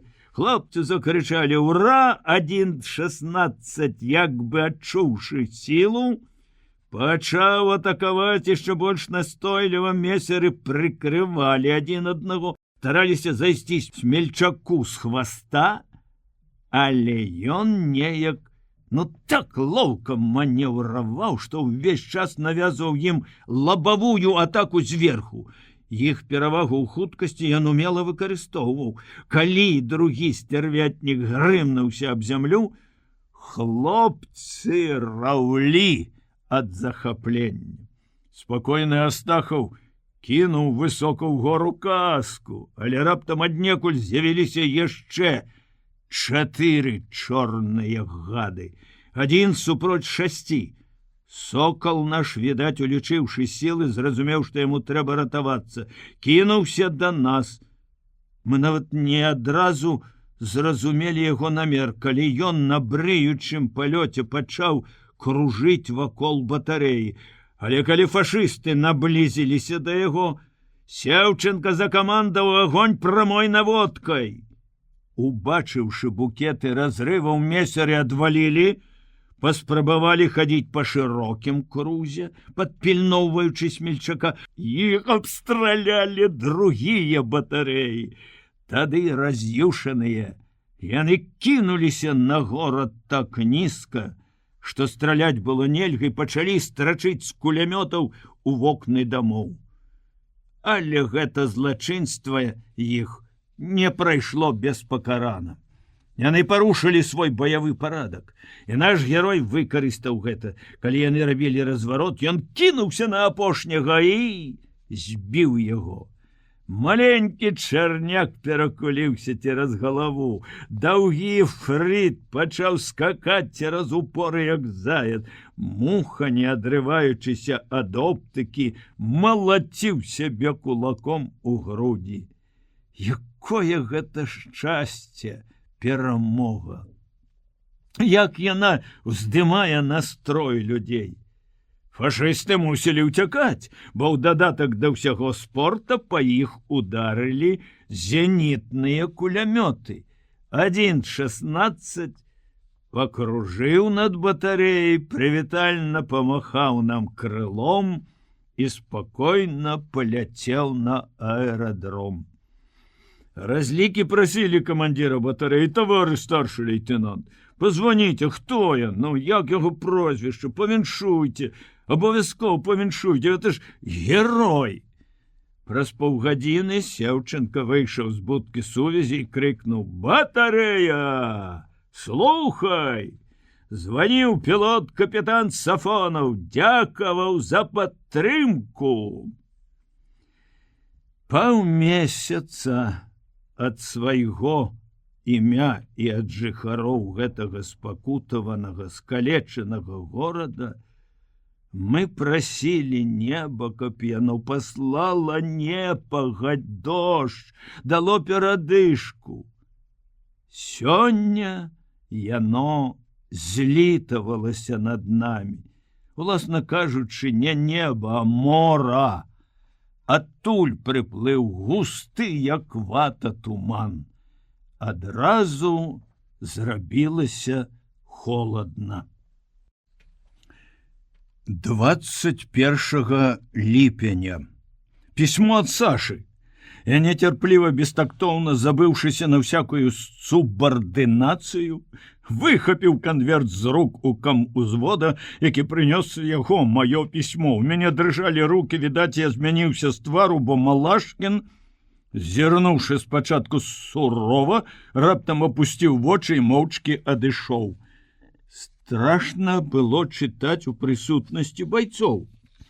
Я выйшаў за катлаван, схаваўся за камень, разгледзеў штампы, рэчыца 3-7, закалацілася сэрца, напісана амаль праз паўмесяца пасля пачатку вайны. Што там? Радасць, гора? Нарэшце я набраўся мужнасці і асцярожна, як разраджаюць міну, разарваў канверт. Знаёмы аркуш з вучнёўскага сшытка, жывая, здаровая, але дзіўна ты пішаш, Саша, быццам і не мае яе вайны, быццам і не падступае яна да вас, хоць пісала ты 3 ліпеня, калі ўжо з'явіўся бабруйскі напрамак. Няўжо думаеш, мяне больш цікавіць, што ты памагала Ані ўбіраць канюшыну. Паўдня працавала і вельмі змарылася. Аленка ўвесь час гэты спала тут жа на полі, што дачушка наша ўся ў мяне, нават радзімая плямка такая ж на моццы вуха. Так, гэта цікавіць, гэта дорага. Дорага мне, але ж я ведаю, што ні адным гэтым ты жывеш цяпер, не. Я прачытаў крык тваёй душы ў канцы пісьма, дзе ты просіш, каб я быў асцярожны. Ты верыш, што я жывы? Ты не можаш не верыць, я разумею. Так, я жывы, я буду жыць, бо я перамог свой страх і навучыўся забіваць ворага. Я вярнуўся да цябе, вярнуўся, Саша. Колькі разоў за дзень я перачытваў дарагое пісьмо. Колькі вычытаў таго, чаго там не напісана. Але канюшына. Навошта ёй убіраць канюшыну? Можа, гэта намёк? Вось гэтага я не магу зразумець, хоць галава моя думак хутка разорвецца, як снарад на дробныя асколкі. Сёння паўдня я памагала Ані ўбіраць канюшыну, і Ленка была са мной на полі, гэта недалёка, за копанкай. Помніш, дзе мы сядзелі з табой аднойчы, каля старых вербаў, Ленка ўвесь час спала. Канюшына, копанка, вербы. І ніводнага слова пра вайну. Любая Саша, упершыню я не разумею цябе. Правда, ты кажаш, што пішаш мне амаль штодзень. Ты думаеш, што я атрымліваю іх, твае пісьмы? Не, іх дзесьці па дарозе глытае вайна, гэтак жа, як і мае да цябе. Значыцца, яна сапраўды блізка ад цябе, вайна, бо Астахаву з Падольскай хлопцам з Масквы пісьмы прыходзяць акуратна. 22 ліпеня. 3 дзень плыве туман, як у Лондоне, кажуць хлопцы, хоць многія, мусіць, нічога раней не чулі пра туманы в англійскай сталіцы. Цяпер нават малапісьменны Габаў можа прачытаць цэлую лекцыю пра брытанскія астравы. Хочацца ведаць пра тых, хто ваюе разам з намі супроць фашызму. Пасля спякоты асенні холод, ходзім у шынелях. Ось яна, поўнач. Сеўченка дазволіў разлікам добра адаспацца, де на холадзе в сырых нішах не надта спіцца. Па чарзе ходзім у зямлянкі за агнявую пазіцыю. Цудоўныя мірныя зямлянкі. Яны здаюцца харомамі, хоць цяпер і там не вельмі утульна. Ад стрэлаў і бомбаў палопаліся газеты, якімі былі абклеены сцены, патрэскаліся дошкі, сыплецца пясок, усюды сляды разбурэння. Пасля абеду да мяне прыйшоў Сеня. Хочаш, пойдзем да камбата? Хочаш, так я і захацеў. Пакліча пабягу, а без патрэбы. Я з іроніяй паглядзеў на Сеню. Друг камбатаў знайшоўся. А навошта мне ісці? Сеня усміхнуўся. Сеўченка вершы любіць, каб іх на памяць чыталі. Вершы? Здзівіўся я. Ён пачуў, як я сваім байцам Шаўчэнку чытаў. Ажно праслязіўся. Учора яму ўсё перачытаў, што ведаў. І свае? Сеня зачырванеўся, схапіў мяне за руку. Слухай, пра мае ні слова. Як друга прашу, інакш нажывеш ворага. Ну, добра, буду маўчаць, але скажы па сакрэту, пішаш? Пішу. Ну, пішу. Ну, пайшлі? Я ішоў з нейкім незразумелым страхам. Мы пастукалі, атрымалі дазвол, камбат быў у сваёй зямлянцы. Я пачаў быў дакладваць: «Товарищ старший лейтенант!» Сеўченко махнуў рукой: «Не трэба», і надзвычай проста і гасцінна запрасіў: «Сядайце, хлопцы». Ён без рэменя, за расшпіленым каўняром, сядзеў на табурэце перад печкай і падкідваў дровы. У зямлянцы цёпла, прыемна пахла чалавечым жымлём. Увогуле тут было ўсё неяк па-хатняму утульна, не так, як у зямлянцы Купанова, хоць будаваліся яны в адзін час. Але там было ўсё па-салдацку проста, а тут, як у добрай кватэры. Панікеляваны ложак, мяккая канапка, на сцяне украінскі дыван, карціны, партрэты. Мой позірк адразу спыніўся на вялікай фатаграфіі маладой жанчыны з дзіцем на руках. Якое гэта хараство, маці з дзіцем. Я падумаў пра Сашу. Колькі было б у яе цяпер шчасця, каб мне гэтая праклятая вайна. Сеўченко, убачыўшы, як я гляджу на партрэт, растлумачыў: «Жонка з сынам, адаслаў іх у Іжэўск. Сястра там у мяне замужам». У мяне таксама жонка і дачка. Я ведаю, мне казаў Пясоцкі. О, як я ўдзячны за гэтыя простыя чалавечыя словы. Бо не было ў іх ні недарэчнай сідарэнкаўскай цікаўнасці і насмешлівасці, не той спачувальнасці, якую часам выказваюць старэйшыя да малодшых. Не трэба, маўляў, так рана жаніцца. Не яшчэ чаго-небудзь такога, што магло б абразіць мае пачуцці. Это была шчырая і немнагаслоўная размова двух мужчын, двух бацькоў, якія добра разумелі адзін аднаго. Размаўлялі напаўголасам. Калі мы з Пясоцкім зайшлі, у зямлянцы апрача камбата былі палітрук Лазебны і камандзір прыбора Віктор Вальноў. Яны стаялі каля стала над картай, горача, як два вялікія стратэгіі абмяркоўвалі становішча на франтах. Я заўсёды зайздросціў гэтаму дасціпнаму масквічу, нашаму другу Віктару. Яго ўменне ў любых абставінах з любымі людзьмі трымацца проста незалежна, з камандзірамі, з жанчынамі, са старэйшымі, малодшымі, і хутка ўключацца в агульную размову, заваёўваць агульную ўвагу. Цікавы чалавек наш палітрук. Ён бясконца ходзіць ад адной гарматы да другой, на прыбор, да сувязістаў і разведчыкаў, і праводзіць гутаркі. Расказвае эпізоды з гісторыі рускай ваеннай славы, пра гераізм чырвонай арміі, пра становішча на франтах. Цікава расказвае, ён амаль ніколі не маўчыць. І нягледзячы на гэта, складаецца такое ўражанне, што Лазебны самы ціхі, маўклівы, непрыкметны чалавек на батарэі. Чаму так? Не магу зразумець. Можа таму, што ён ніколі не крычыць, не павышае голасу.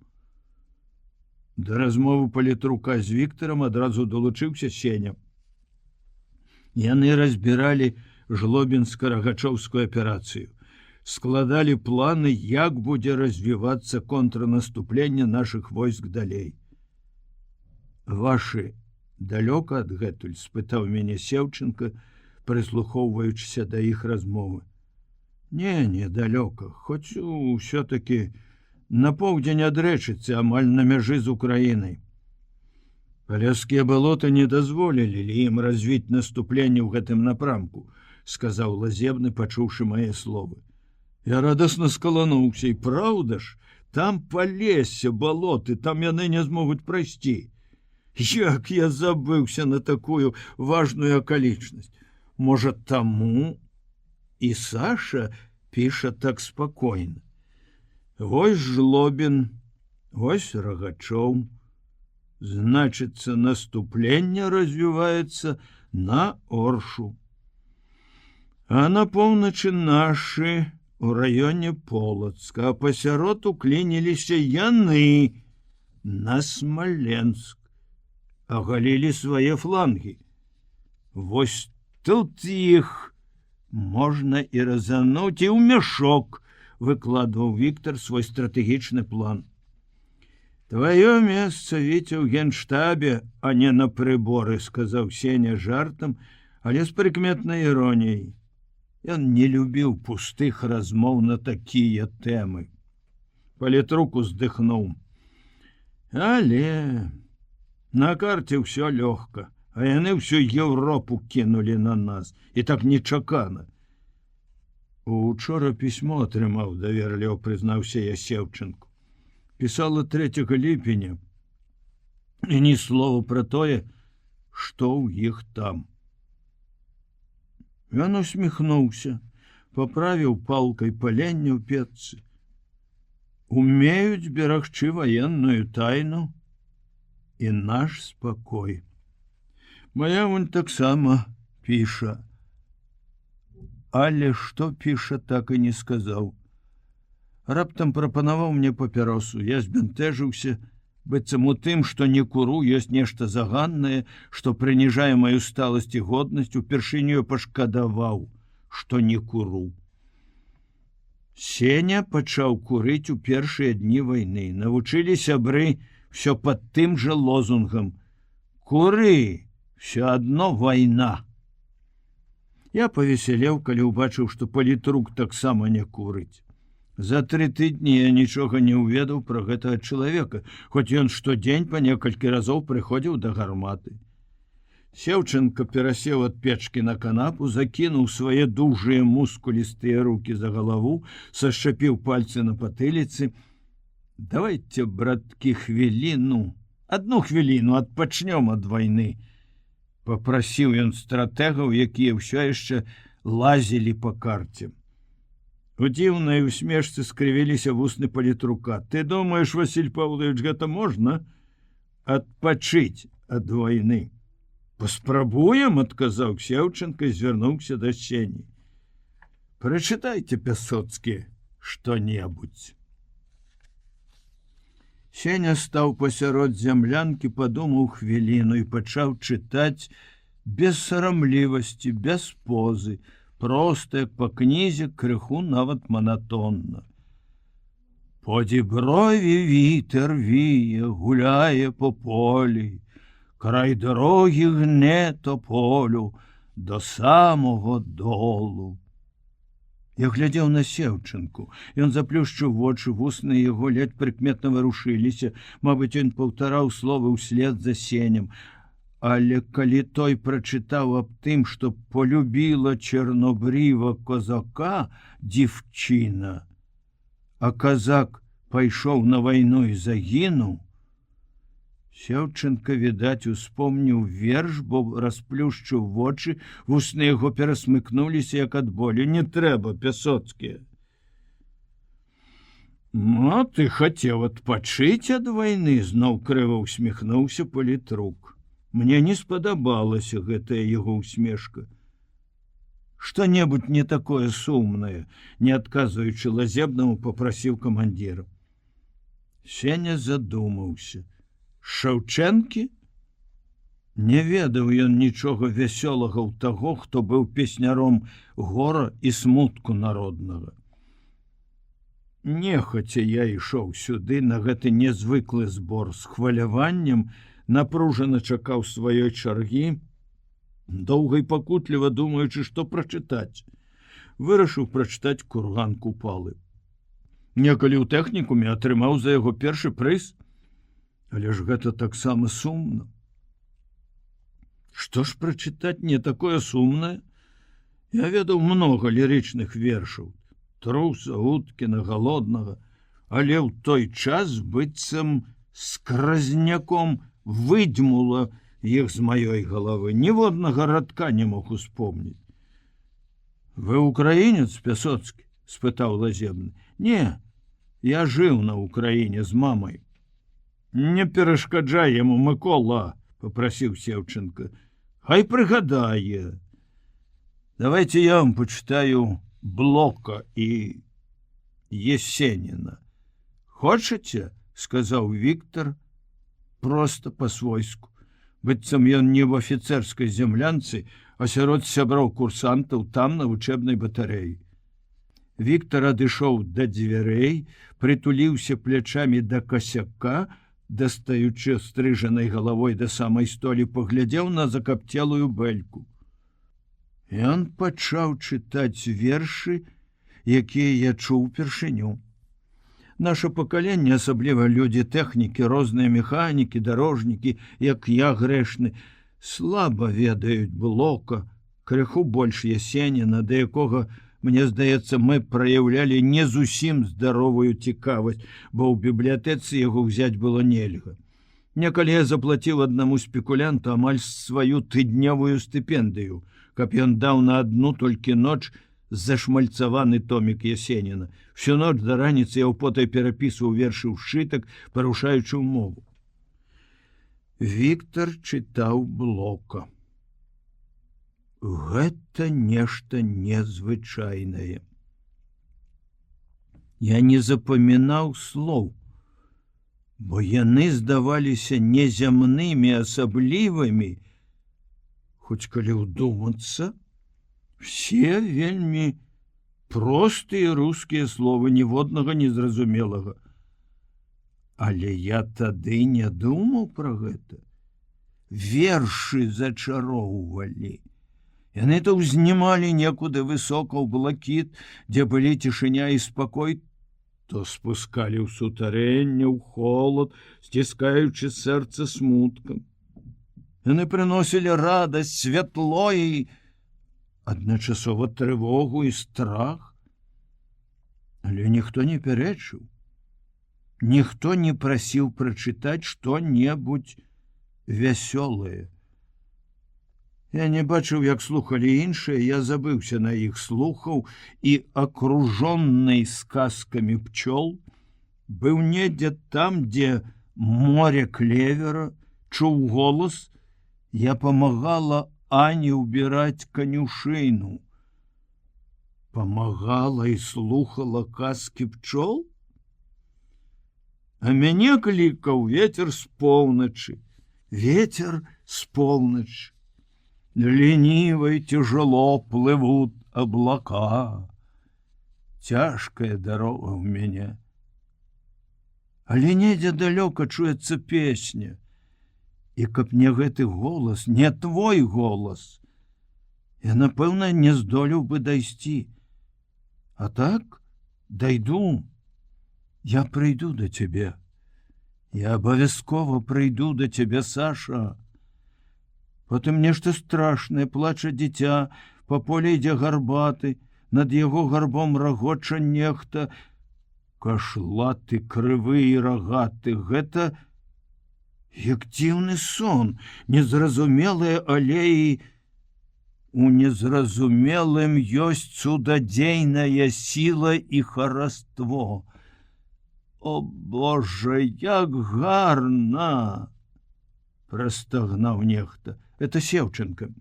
Ён сядзеў усё ў той жа паставе, закінуўшы рукі за галаву, заплюшчыўшы вочы, шэптам паўтараў: «І приняла, и обласкала, и обняла, и в вешних далях им качала колокола».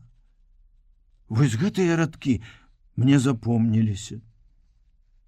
Потым Віктор чытаў Есеніна. І раптам Лазебны, перапыніўшы яго, пачаў чытаць Маяковскага Сергею Есеніну.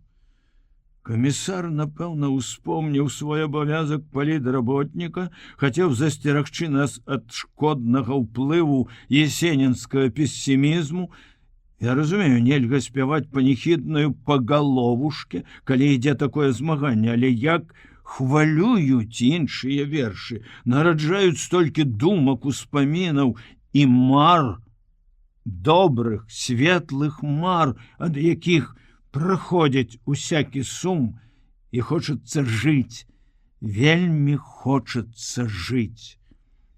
Сеўченка глянуў на палітрука з іранічнай усмешкай. Сеня паківаў галавой, ухваляючы. Ён любіць Маяковскага, у яго ранцы ляжаць 2 томікі паэта, якія мы чыталі разам, калі былі курсантамі. Потым і Сеўченка пачаў слухаць уважліва, сур'ёзна. Палітрук чытаў, бадай што лепш за ўсіх, па-мастацку, выразна і прачула, адліваў кожнае слово. Сеўченка сказаў радасна, са шчырым дакорам: «Мыкола, японскі бог! Жывём в адной землянцы, і ты хаваў такі талент! Ай-яй-яй-яй! Ну як то не сорамна, дарагі! Ай-яй! Ай, які талент! Глупства!» — пачырванеў лазебны. «Слухайте, хлопцы, камісар, а чаму нам не арганізаваць сваю самадзейнасць?» Нечакана прапанаваў Сеўченка. Я сяджу пад замшалым каменем, ахутаны густым туманам, такім густым, што працягні руку і не відаць пальцаў, і думаю. Дзіўная рэч жыццё. І людзі дзіўныя. Учора падалі бомбы, смерць вісела, лётала над галовамі. Заўтра будзе тое ж самае, калі не горш. І ўсё адно ў кароткую перадышку людзі чытаюць вершы і думаюць пра самадзейнасць. Вяртаючыся ад камбата, не дайшоўшы колькі крокаў да гарматы, я пачуў галасы. Палова разліку адпачывала ў зямлянцы. 3 чалавекі на всякі выпадак павінны былі дзяжурыць, і таму не было нічога дзіўнага ў тым, што байцы размаўлялі. Але мяне спыніў абураны голас Астахова: «Калі ты, свіння гэтакая, яшчэ раз палезеш у чужы ранец, я распішу твой пашпарт так, што родная маці не пазнае». «А што я красці палез?» — агрызнуўся Муха. «А хто ведае? Калі палез, то мог і ўкрасці!» — гарачыўся Чарняк. «Ды ну вас, што там красці!» — хіхікнуў Муха. «Самі цікавіліся, што ён увесь час піша. Вось я і хацеў зірнуць. Ох ты, сукін сын!» Зноў загудзеў Астахов. «Выходзіць, мы вінаваты. Мы на словах цікавіліся, але не палезлі ў ранец, ды чытаць чужыя пісьмы гэта горш, чым красці!» — даводзіў Чарняк. «А гэта не пісьмы. Не разумею я, Муха. Ці ты дурань, ці хам? А ён сумяшчае і тое, і тое. Ну, не нукай! Я табе не конь. Складі ранец і пакладі на месца, пакуль камандзір не вярнуўся, а то будзеш чырванець перад строем». На хвіліну стала ціха, Муха, відаць, выконваў загад Астахова, потым пачуўся яго нязлосны, бурклівы голас: «Падхалімы вы! Што ты сказаў? А ну, паўтары!» — зашипеў Астахов. «Пусці!» — папрасіўся Муха. «Калі ты не ведаеш, колькі важыць мой кавальскі кулак, то магу паказаць. Не чапай ты, Павел, яго, смярдзець будзе!»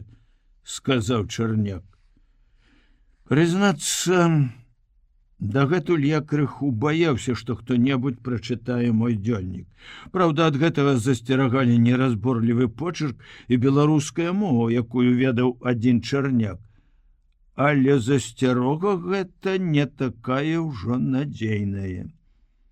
Цяпер я супакоіўся. На варце маёй тайны стаяць добрыя, шчырыя хлопцы. А намеснік мой Муха Сапраўды нікчэмны чалавек. Ніякага аўтарытэту не мае. Трэба папрасіць, каб намеснікам зрабілі Астахова. Але Малашкін моцна падтрымлівае муху. Зноў будзе крычаць, што я не ўмею выхоўваць людзей, ды і не люблю я нагаворваць на сваіх. Няхай будзе муха. Нехта нячутна падышоў горача, дыхнуў мне ў вуха. Я спалохана адхіснуўся, але зірнуў і засмяяўся. Гэта Лёша, наш батарэйны алень. Я ласкава абняў яго за шыю, ён палізаў мае рукі, панюхаў шытак і таксама хацеў лізнуць, пачухаў бок аб камень. Ой, цікавае стварэнне. Ён прыблудзіўся на батарэю яшчэ зімой. Як расказваюць, быў пестуном гарматных разлікаў. Ішло нават своеасаблівае спаборніцтва паміж разлікамі, хто заваюе яго любоў. Мае хлопцы клянуцца, што яны трымалі першынство, што да іх у Лёшы была самая гарачая любоў, што ён нават начаваў у катлаване нашай гарматы. Гэтак жа прыкладна гаварылі і другія разлікі. Толькі прыборшчыкі не маглі пахваліцца. З іх алень чамусьці не любіў. Але вайна ўсё змяніла. Першыя стрэлы моцна напалохалі нешчасную жывёліну. Лёша пачаў абыходзіць гарматы і пазбягаць сваіх старых сяброў. Дзіўна ён паводзіць сябе цяпер. Цішыня, мірна пасецца дзе-небудзь за агнявой пазіцыяй, у нізінцы паміж каменнямі. Яго ўжо двойчы гараджане намерваліся ўкрасці. І ён, як бы ведаючы гэта, ніколі не адыходзіць далёка ад батарэі. Трывога, што ёсць сілы, ляціць у цэнтр пазіцыі да каманднага пункта, становіцца побач з камандзірам.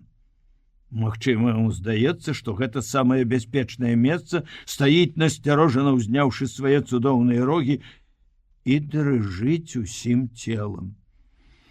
Сеўченка расказваў, што ў першыя дні гэтыя дрыготкі жывёлы выводзілі яго з раўнавагі, перашкаджалі камандаваць. Але потым усе звыкліся з такімі паводзінамі Лёшы. Цяпер алень памагае разведчыкам. Калі ён падымае галаву і пачынае насцярожана прыслухоўвацца, так і ведай, што недзе далёка-далёка ідуць самалёты.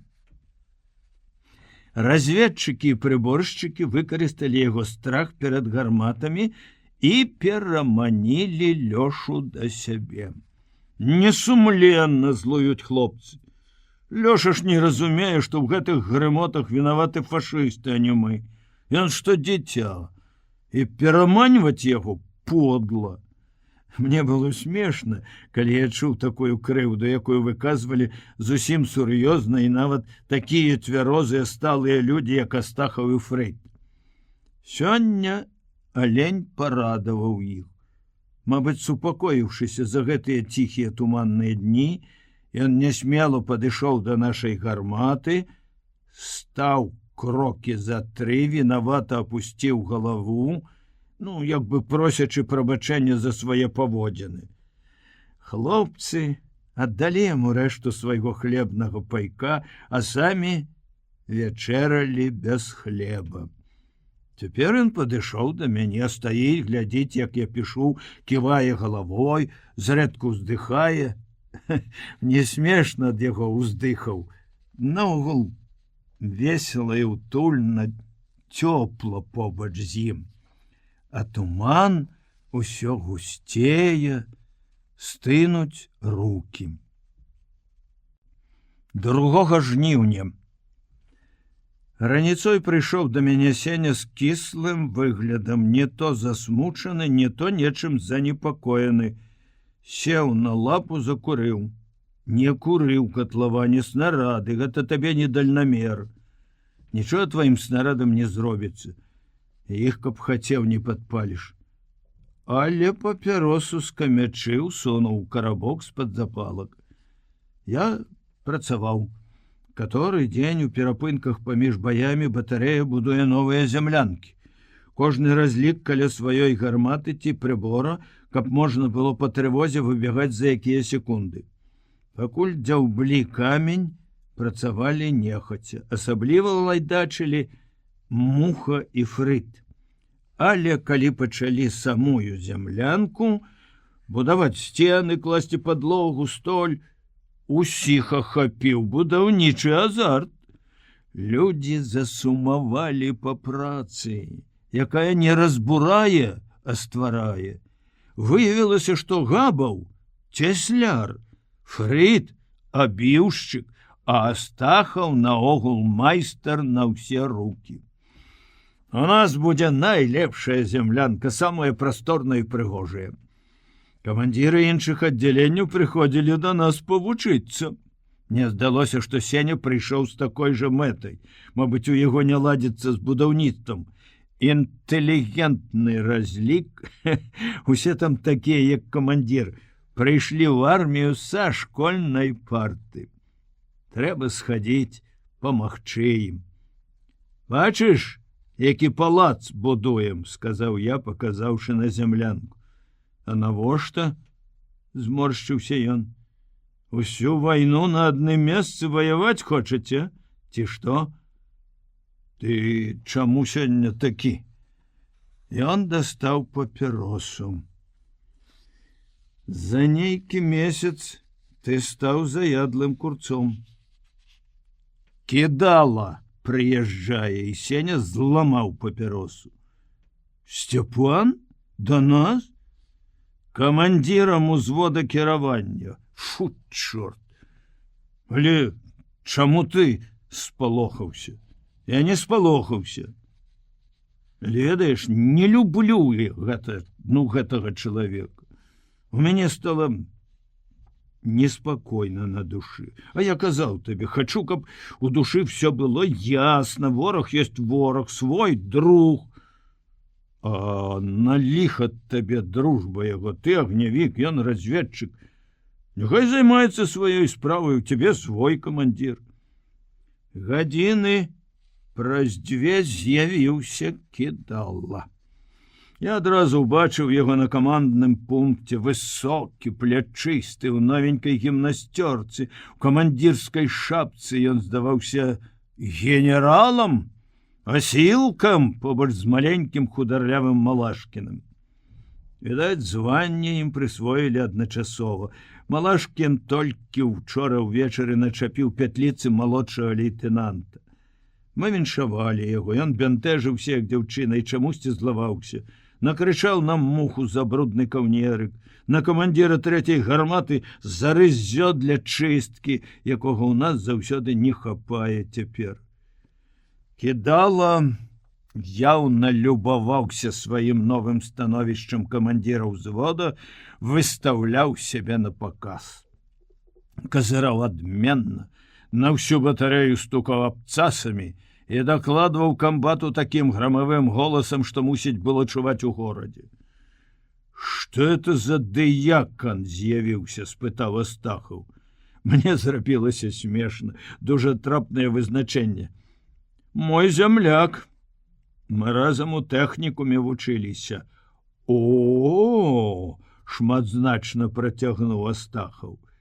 «Гэты каваль хітры, як чорт. Ён усё разумее і бачыць наперад». Кідала не падышоў да гарматы, і я не пайшоў да яго, каб павітацца. Але калі батарэя абедала, дзяжурны разведчык закрычаў: «Камандзіра 4-го да камандзіра ўзвода кіравання!» «Зямляк у госці кліча», – пажартаваў Муха, як заўсёды хмуртна, буркнуўшы быццам сам сабе. Кідала быў адзін у зямлянцы камандзіра ўзводу. Яшчэ за дзвярамі я набраў поўныя грудзі паветра, пераступіўшы парог, выпаліў без запінкі, з'ядаючы яго вачамі: «Таварыш малодшы лейтэнант, па вашаму загаду сяржант Шапятовіч з'явіўся!» І он выслухаў даклад да канца з стаўшы смірна, сур'ёзна сцяўшы вусны, але твар, які твар у яго быў у той момант. Не, твар яго не ззяў, ён пасінеў ад натугі стрымаць усмешку задавальнення, радасці, самалюбаванню. Аднак стрымацца яму было цяжка.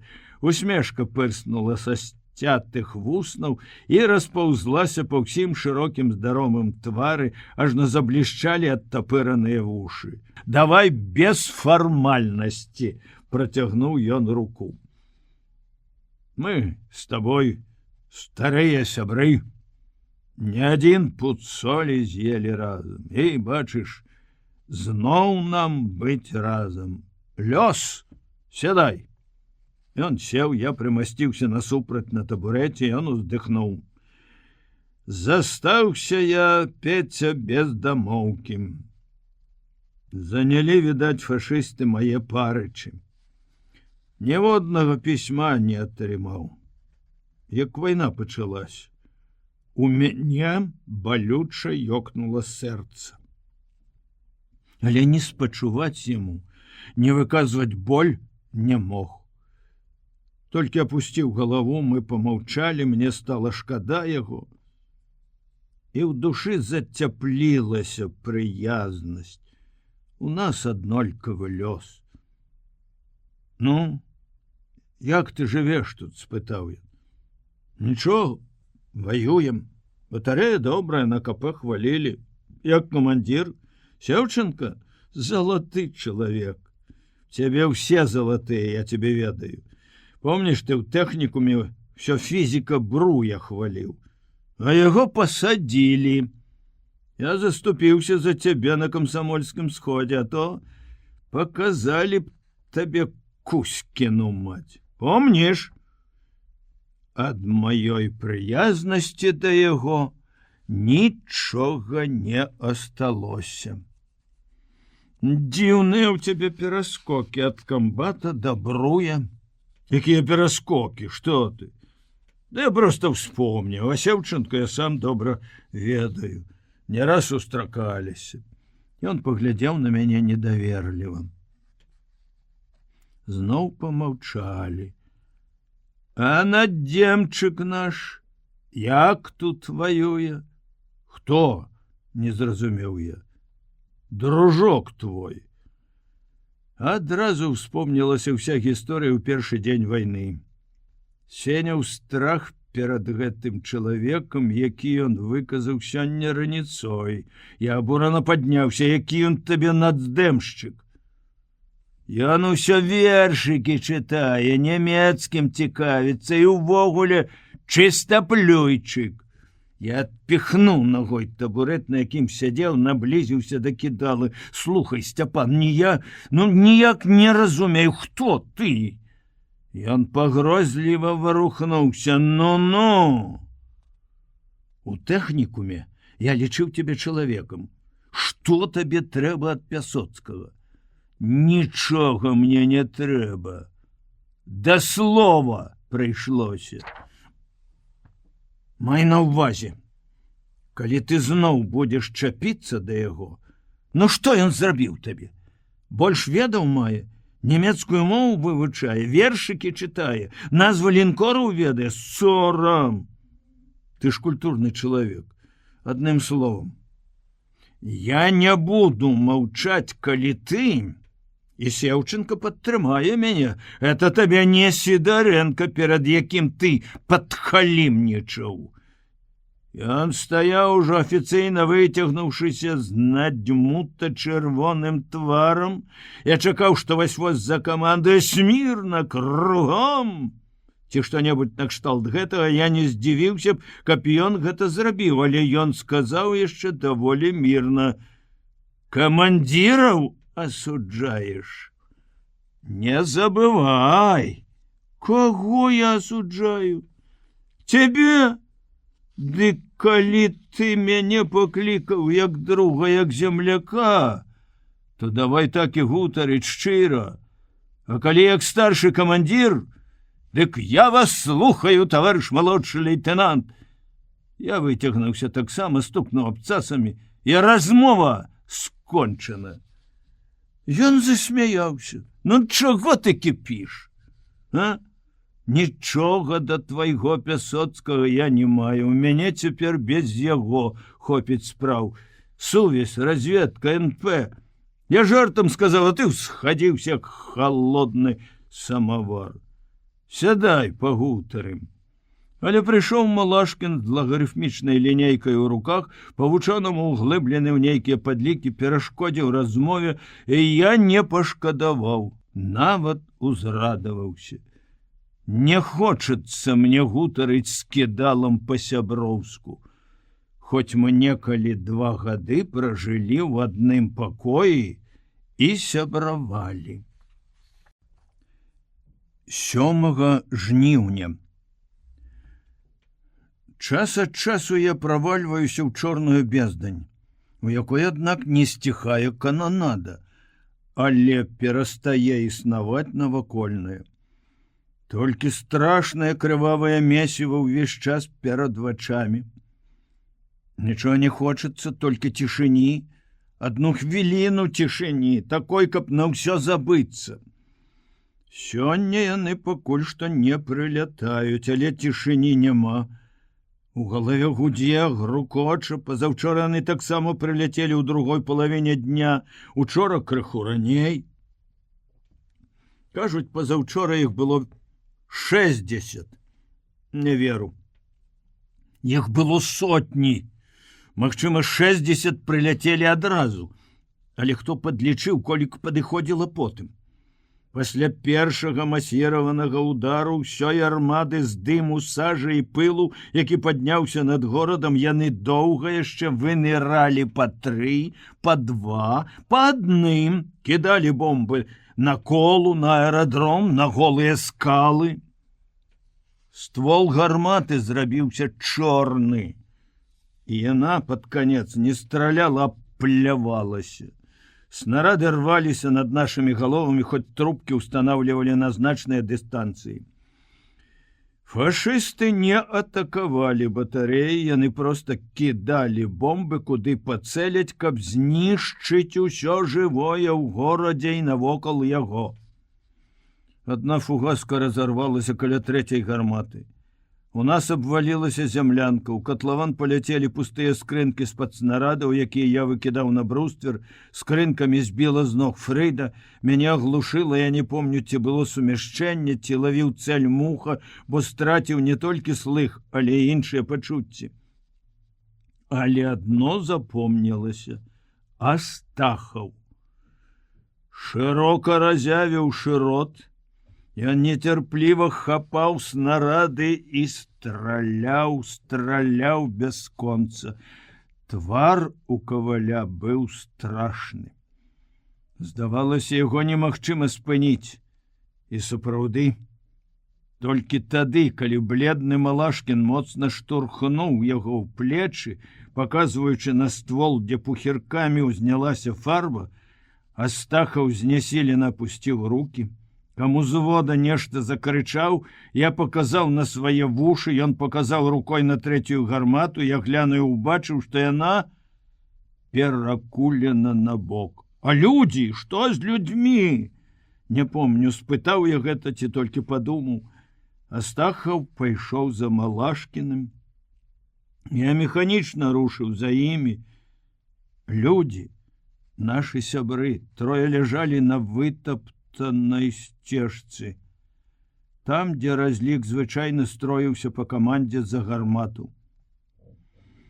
Ляжалі ў рад, быццам перад гэтым пастроіліся. Потым упалі на спіны тварамі ў дымнае неба, дзе ўсё яшчэ гулі самалёты.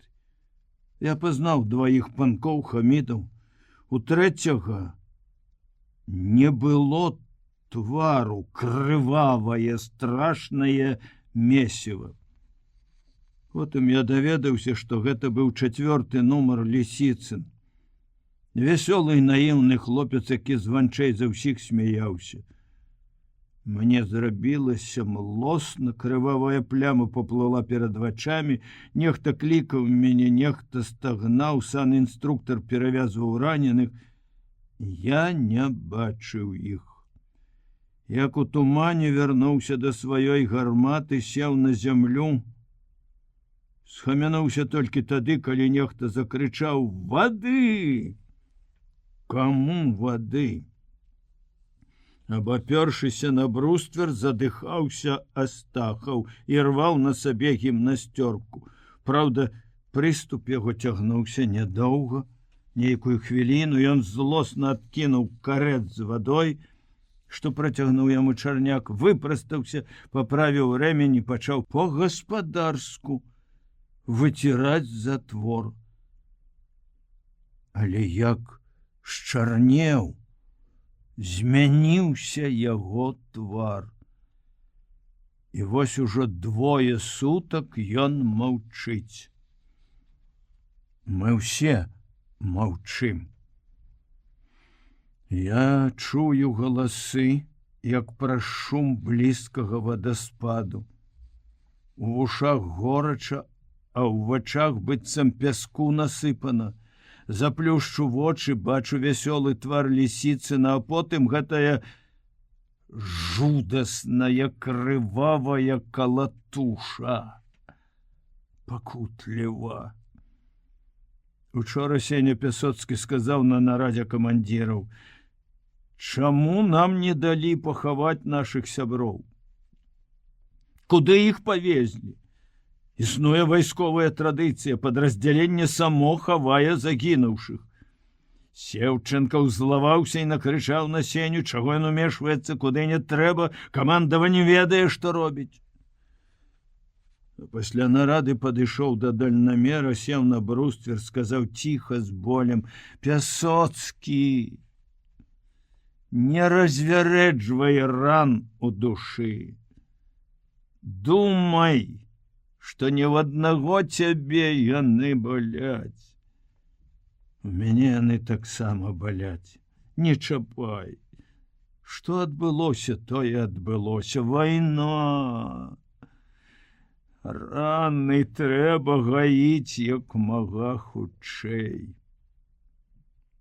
Сеня зразумеў яго душэўны стан і попрасіў прабачэння. Сеўченка махнуў рукой: «Пры чым тут прабачэнне?» І доўга сядзеў моўчкі, углядаючыся перад сабой у прастору. Здавалася, што пасля 2-дзённай бамбардзіроўкі у горадзе не асталося нічога жывога. Але ўначы прайшоў дождж, патушыў пажары, асадзіў пыл і дым, і вось ён, горад, зноў перад намі, скалечаны, але жывы. На станцыі маневруе паравоз, перацягвае вагоны. У порце паварочвае свой доўгі хобат, быццам нешта вынюхвае пад'ёмны кран. Па заліве шныраць катары. На вуліцах, як мурашкі, бегаюць людзі, многа людзей. Убачыў усё гэта, і лягчэй стала на душы. Адчулася стома. Упершыню за 2 сутак захацелася легчы і паспаць, каб толькі яны сёння не прыляцелі. 14 жніўня. Жанчына на батарэі.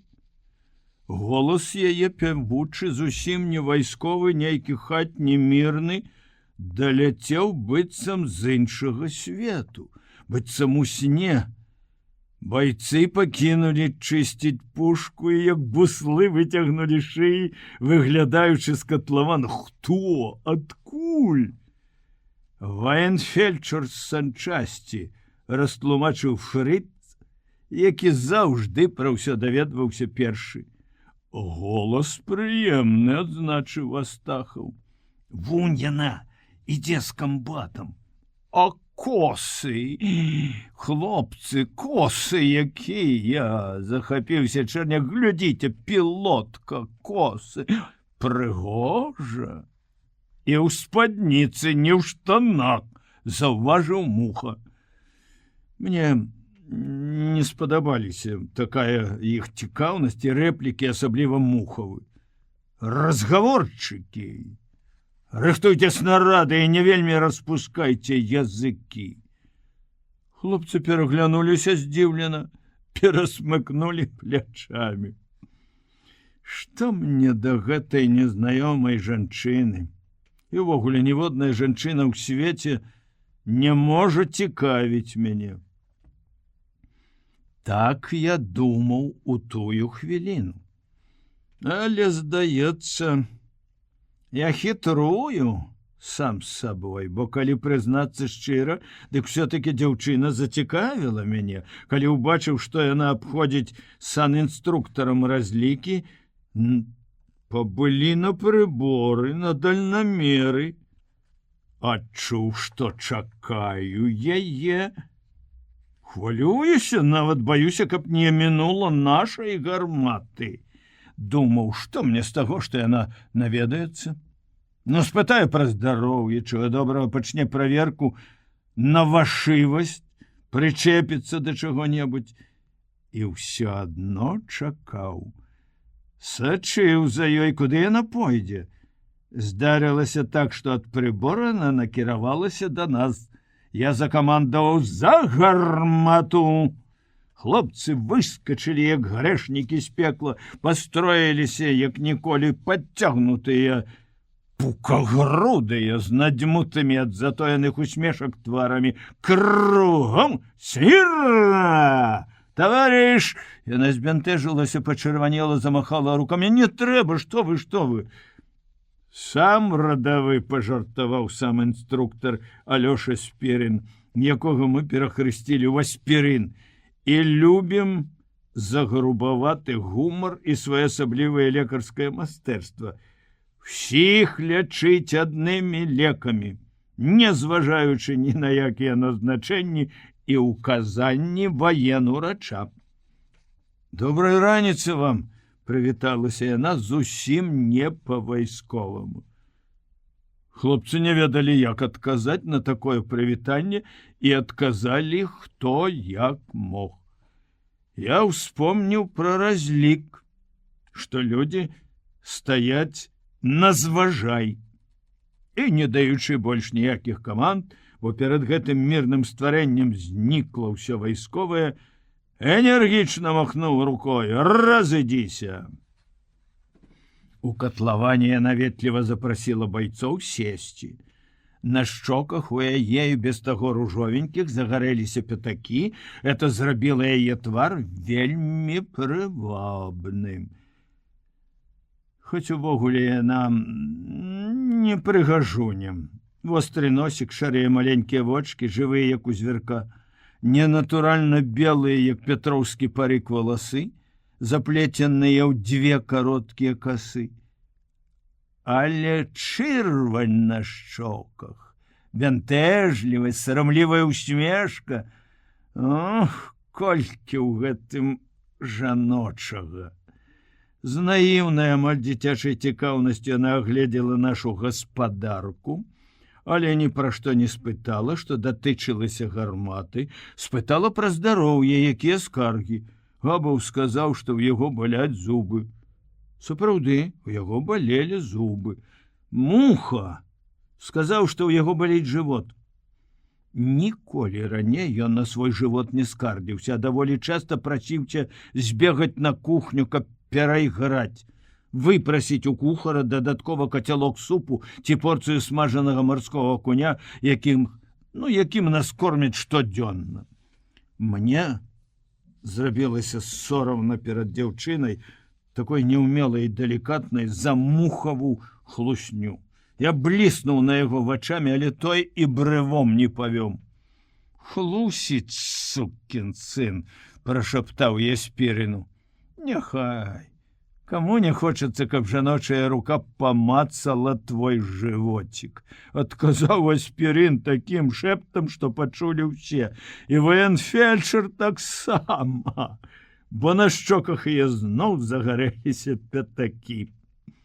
Я адвярнуўся, каб не бачыць, як муха раздзяваецца, як яна будзе мацаць яго худы жывот. Брудная бялізна, сан-інструктар, заўважыла яна.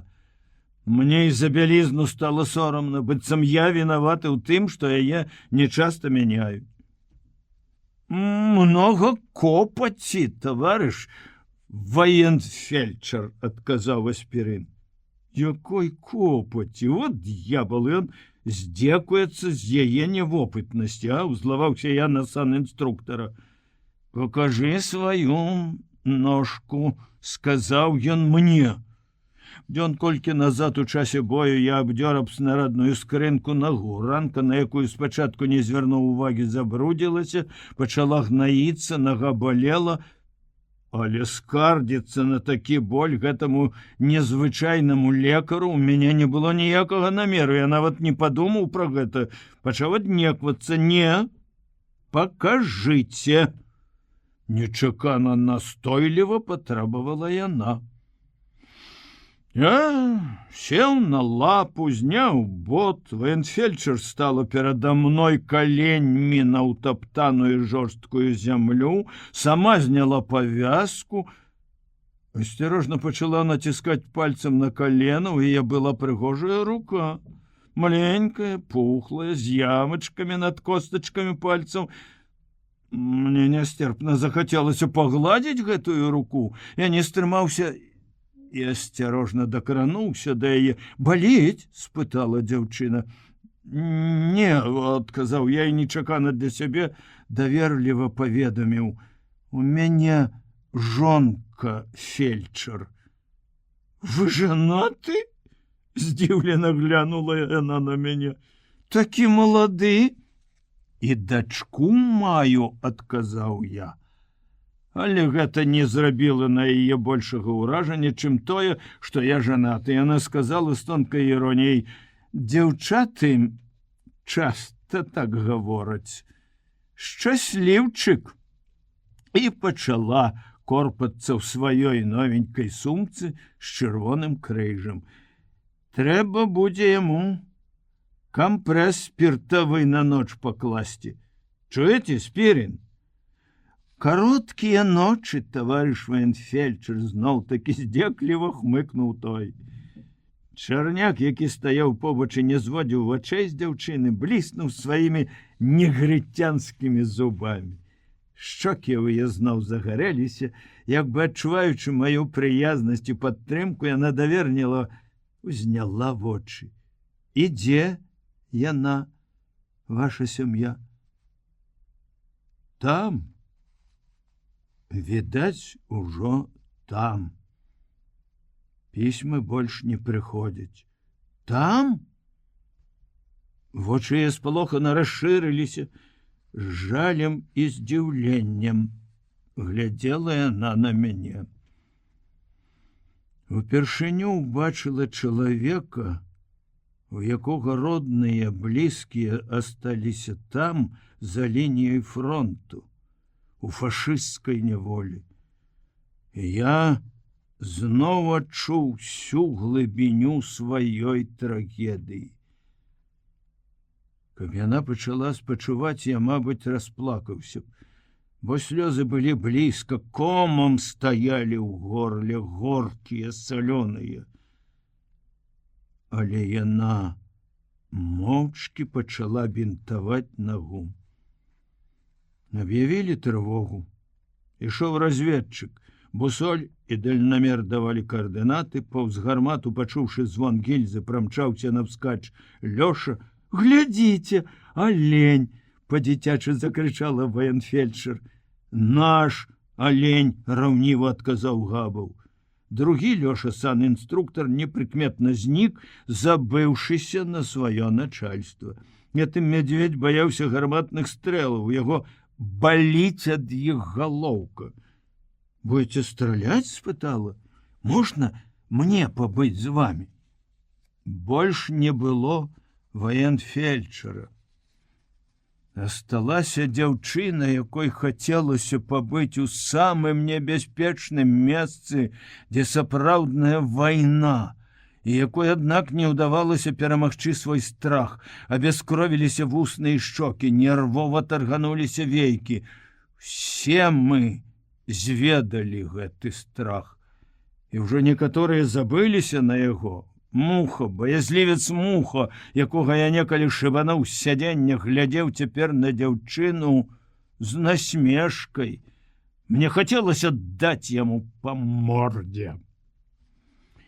«Весці огонь по разведчыку для нас цяпер, што 7 кілу, скацік», — сказаў Чарняк. Хлопцы выконвалі свае абавязкі спакойна, нават весела. Але дзяўчыну першы стрэл аглушыў. Паветраная хваля сорвала пілотку, скудлаціла белыя валасы. Яна выпустила сумку, заціснула руками вушы, твар скрывіўся ад жаху, зрабіўся непрыгожы, як у старой бабулі. Я ўзяў яе за руку, адвёў да Астахова, дзе хваля ад стрэлу не так біла. Але там яе спалохала гільза, якая вылетела пад ногі і дымілася. «Ой!» — ускрыкнула яна. Я мацней сціснуў яе маленькую руку, адпіхнуў гільзу ногой. На яе шчасце зрабілі ўсяго 5 залпаў. Разведчык развярнуўся і пайшоў назад, набіраючы вышыню. Ваенфельчар глядзела на нас, як на герояў. Забыўшыся на субардынацыю, я ціха спытаў: «Як ваше імя?» «Антонина Васильевна, Тоня». «Тоня». Потым схамянулася, успомнила сваё становішча, свой страх, на які яна не мела права па статуту. І невядома за што, падзякаўшы, хуценька пайшла. Муха чамусьці хіхікнуў. Чарняк сказаў: «Прыгожая». Астахаў, збіраючы гільзы, вздыхнуў і нечакана прачытаў вядомы радок з Некрасова. «Доля ты русская, долюшка женская». 22 жніўня. Боль у сэрцы. Я думаў, што людзі гавораць так, каб вобразна перадаць пачуццё гора, смутку. Баліць сэрца? Не, яно не баліць. Яно проста сціскаецца і робіцца ў 2, 3, можа, ў 5 разоў меншае. І яму цяжка. Яно не прыносіць бадзёрасці, упэўненасці, радасці. Яно сціскаецца. І ў чалавеку ўсё замірае, насцярожваецца. Гэта страшней за любы фізічны боль. Раніцой, як заўсёды, першы абышоў разлікі камісар. Якія навіны, товарищ палітрук? Мы прывыклі да благіх навін і ўжо не баімся іх. Верым, што будзе пералом. Я спытаў бадзёра, бо ноч была ціхая і доўгая. А што трэба, як жартуюць хлопцы салдату? Добры харч ды доўгі сон. Лазебны неяк асабліва паглядзеў на мяне і адказаў не адразу. Пасля жорсткіх баёў нашы войскі пакінулі Гомель. Ён сказаў так, быццам і для яго гэта быў самы дарагі горад. Чаму яно сціснулася, дурное сэрца? Хіба я не чакаў гэтага? Не, гэтага нельга чакаць, як нельга чакаць смерці і думаць пра яе. От тады не было б як жыць. Увесь час жыла надзея. А можа, пералом наступіць да таго, як гэта здарыцца? Можа, іх затрымаюць там, на Дняпры? Нават калі некалькі дзён назад паведамілі аб здачы Смаленска, дзе Смаленск? Яна ўсё яшчэ цяплілася, моя надзея. А цяпер камісар гаварыў нешта пра стратэгію, пра неабходнасць выраўніваць лінію фронту. Я не чуў, я слухаў уласнае сэрца. Яно сціскалася. Пайшоў да сені. Ён сядзеў на скрынках з-пад дальнамера і курыў. Па выразу твару, па смутку ў вачах я ўбачыў, што ён ведае. Таму я нічога не сказаў, доўга сядзелі моўчкі. Ніколі мы так падоўгу не маўчалі. Это не ўласна нам. Ад маўчання зрабілася яшчэ цяжэй, я паспрабаваў суцешыць яго і сябе. Будзем спадзявацца, што яны эвакуіраваліся. Будзем спадзявацца, адказаў ён і запаліў другую папяросу. 26 жніўня 2 месершміты 110 доўга лазілі паміж навакольных сопак. Мы спрабавалі абстраляць, але яны хадзілі так нізка, што снарад пацэліў вяршыню гары. А там маглі быць людзі, невядома была мэта гэтых шакалаў. Што яны вынюхваюць? Яны дачакаюцца, пакуль падымецца з сафонаў, гаварылі байцы. Ён пакажа ім, чым пахнуць сопкі. Кумір наш Сафонаў лётаў цяпер на новенькім вастраносым мігу.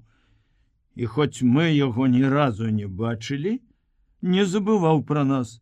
Час ад часу пролятаў над батарэяй, прывітальна махаў крыламі.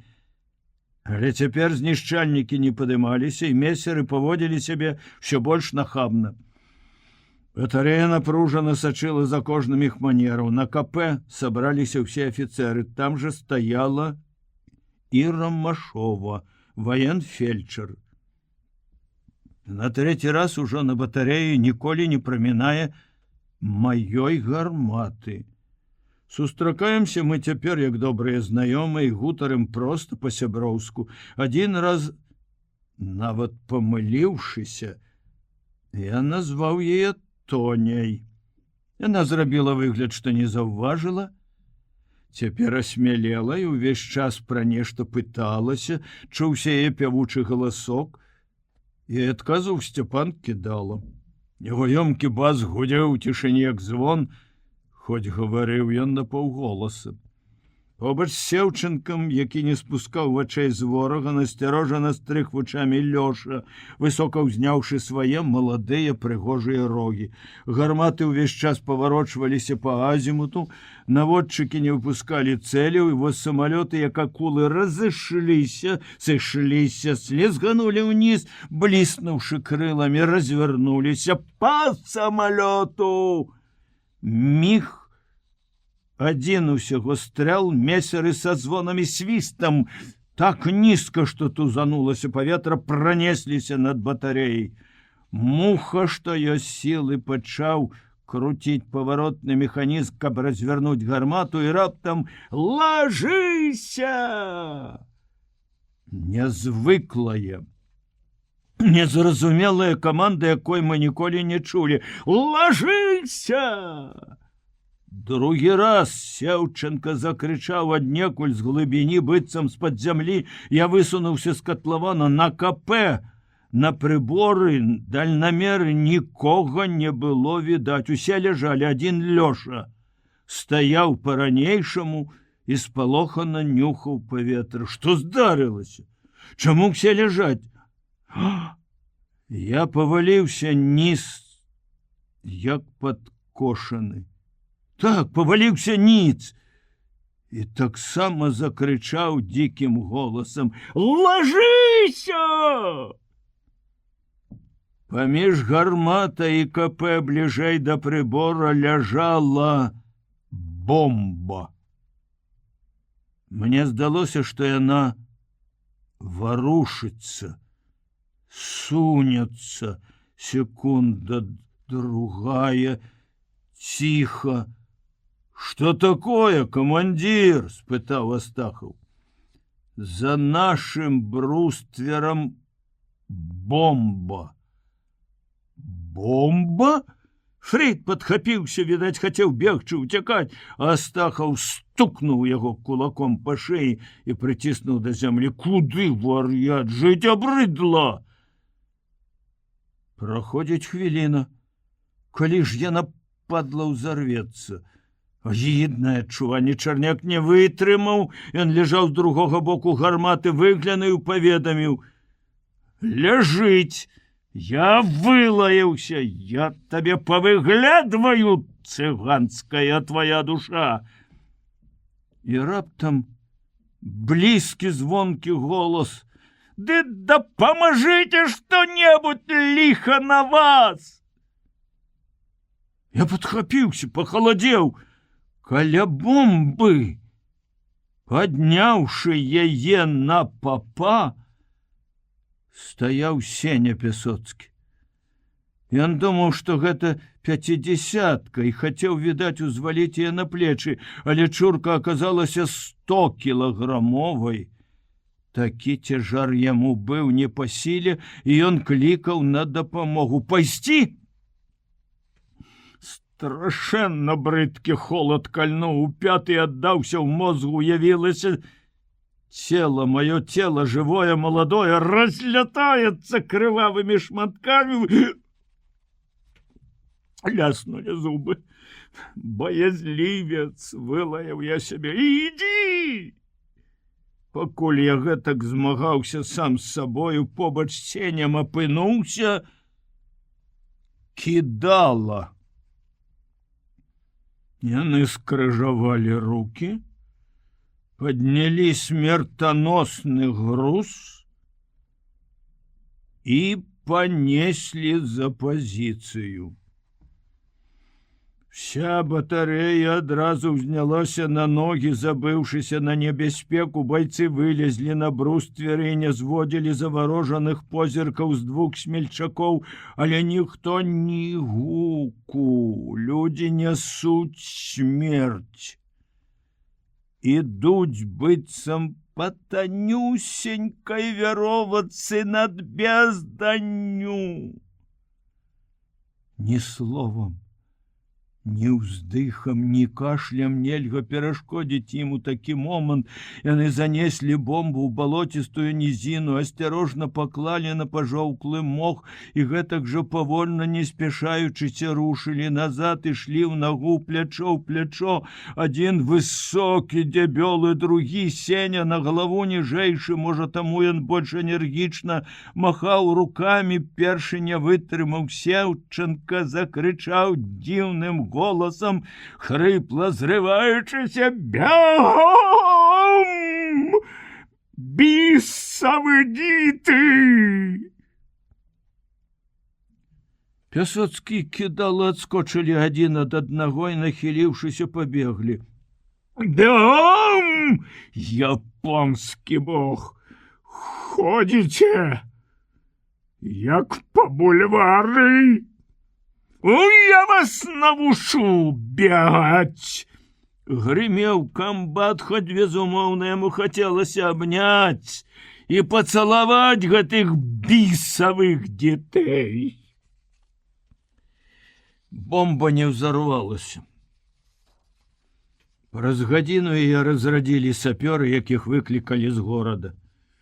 Калі агульная ўзрушанасць і захапленне нарэшце ўтаймаваліся, я пайшоў да Сені і сказаў, што таксама хачу паціснуць яму руку. Без лішніх слоў, як другу. Ён схаваў свае рукі за спіну і злосна адказаў: «Пайшоў ты! Абрыдла мне!» Але ўбачыў, што ашаламіў мяне, загаварыў больш лагодна. Навошта з мяне рабіць героя? Гераізм — гэта свядома і разумнае. А я несвядома. Ды і не вельмі разумна. Ты думаешь, я смелы такі? Глупство. Я баюся смерти, як ты, як усе. У мяне і цяпер дрыжаць калені, руки. Чаму я падхапіўся? Просто порыў. Стало неприемно, крыўдна, абразліва, што мы нюхаем зямлю з-за нейкай адной паршывай бомбы. Я глянуў, ляжыць, маленькая такая, не помню, можа, захацелася паказаць сябе. Вось якія, полюбуйцеся.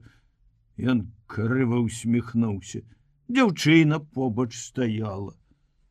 Ну, але які ж тут гераізм? Дарэмна ты, запярэчыў я. Это ўсё твой самааналіз, ты абавязкова хочаш усё ўсвядоміць, знайсці вытокі і прычыны, чаму, навошта? Добра, гэта парыў, але высакародны парыў. Я здымаю шапку. Безумство храбрых поем мы славу. Безумство храбрых — вот мудрой жизни. Так, здаецца, сказаў чалавек, якога мы з тобой аднолькава любім. Да так-то яно так, але все адно на душы пагана чамусьці. Пагана? Вось у мяне сапраўды пагана, прызнаўся я.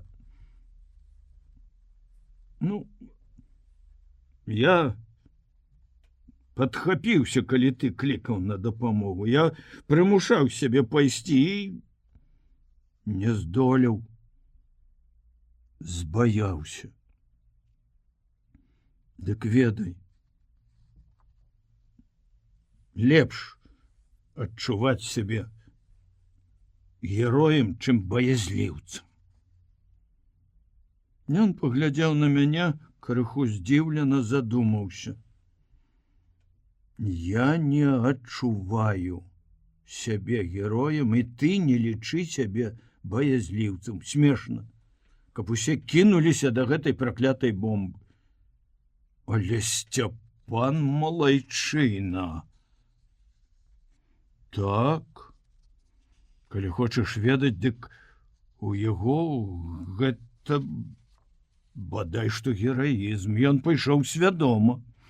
Но я, дурань, нават не падумаў, што не здолею падняць яе. Мы доўга гутарылі на гэтую тэму, спрачаліся. Маё развярэджанае сумленне ён, здаецца, урэшце супакоіў. Заўтра нас павінны прымаць кандыдатамі ў члены партыі. Я сказаў, што вось ён напярэдадні гэтай падзеі даказаў сваё права быць у радах партыі. А я наадварот пераканаўся, што няздольны на самаахвярны подзвіг, што я, па сутнасці, яшчэ баязлівец. Дык, можа, каб быць шчырым, варта сказаць пра свае сумненні таварышам. Сеня сказаў, што я дурань, што гэта моя выдумка, якая выходзіць з таго ж корпання ў душы, у якім я вінаваціў яго, што мяне могуць нават узняць на смех. Падумаўшы, я згадзіўся з ім і крыху супакоіўся. Але я яго не разумею. Магчыма, упершыню не магу зразумець, чаму ён як бы незадаволены сваім учынкам. Я, безумоўна, ганарыўся б, каб аднёс з пазіцыі бомбу і адчуваў бы сябе героем. 6 верасня. Нас перакінулі на той бок заліва, на заходні. Шкада было абжытых зямлянак, у якія нашы знаходлівыя сувязісты нават правялі з горада электрычнасць. Утульна нам жылося, цёпла. Муха бурчаў. Якая розніца, дзе будзе стаяць батарэя, з якога боку страляць. З ім моўчкі згаджаліся, але калі адразу ж пасля таго, як занялі баявы парадак, Сеўченка пачаў трэніроўку, У гэты раз не па самалёту, а па танках і пяхоце, змоўк нават муха. І ўсе непазнавальна змяніліся. Зрабіліся маўклівыя, засяроджаныя, пільныя.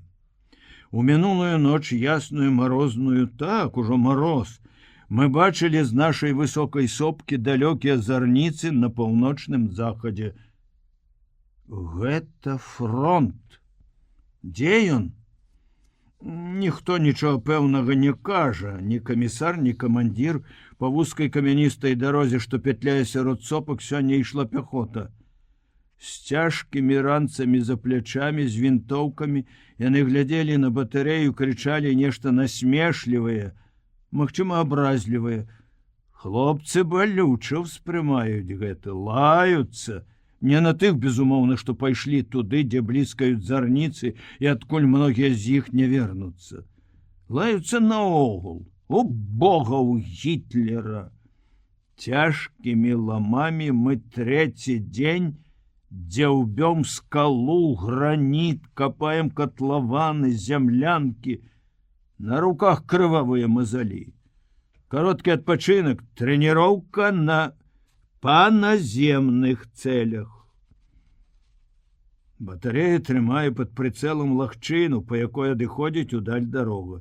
Пяхота можа абысці па лясістых сопках. Але танкі могуць рухацца толькі па гэтай дарозе, іншых шляхоў тут няма. Няўжо яны прорвуцца і сюды? Тады мы павінны будзем стаяць на смерць. Кожны дзень, кожную гадзіну і хвіліну я рыхтую сябе да гэтага. Памерці, але не збаяцца, не адступіць. Пры сваім росце я дрэнна зараджаю, калі нізкі вугал узвышэння не дастаю. Упарта трэніруюся, вучу іншыя нумары. Многае будзе залежаць ад трапнай наводкі і тэмпу агню. Я прапанаваў, каб прыборшчыкі таксама вучыліся наводзіць і страляць. Страху няма. Таго страху, які быў у пачатку вайны. Але адчуваецца нейкі, як бы цяжкі смутак расставання з нечым дарагім. Сёння пайшоў снег, і ўсё навокал пакрылася ўрачыстай, некранута сарамлівай беллю. Усё, акрамя заліва, які стаў яшчэ чарнейшы, ажно блішчыць, як дзёгаць. Не люблю глядзець на гэтую чарнату, дыхае магілай. Няўжо зіма ў пачатку верасня? Не было ж восені, не паспелі нават брусніцы, якіх тут на сонцы хоць граблямі зграбай. Чырвона-зялёныя ягады засыпае снег. Ад гэтага таксама робіцца сумным. І думаецца, у нас дома яшчэ па сутнасці лета, восень ледь-ледь кранае першай пазалотай лісця бяроз і асін. Дома! Што робіцца сёння там, дзе наша дамоўка? 11 верасня. Сёння Сеўчанка і камісар раптам вырашылі арганізаваць канцэрт батарэйнай самадзейнасці, які мы рыхтавалі. Это было неспадзявана і незразумела. Людзі смяртэльна змораны, тыдзень дзяўблі скалу, будавалі зямлянкі, трэніраваліся, вялі баі, бо налёты ў апошні дні, даволі частыя. Муха бурчаў, паспаць далі, па не песнямі частаваць. Галоднаму не да песень. У глыбіні душы нават я падтрымліваў яго, хоць канцэрт мяне цікавіў, у ім удзельнічала Тоня Рамашова. Можа, камбат знарок выбраў такі выпадак, каб упрыгожыць канцэрт адзінай жанчынай. Яна прыехала раніцой паклапаціцца аб нашым здароўі. Пасля налёту не прыйшоў катер, і яна вымушана была астацца начаваць. Было даволі холодна, хоць апошнія дні пацяплела і снег растаў. Байцы збіраліся марудна, незадаволеныя. Сеўченко мусіў выклікаць усіх па камандзе. «Батарэя строіцца!» Размясціліся ў цэнтры пазіцыі, акцёры выступалі з узвышэння, на якім звычайна стаяў і сачыў за небам разведчык. Рана змерклася, пад вечар з мора прыплылі цяжкія хмары. Надвор'е тут мяняецца восень кожную гадзіну.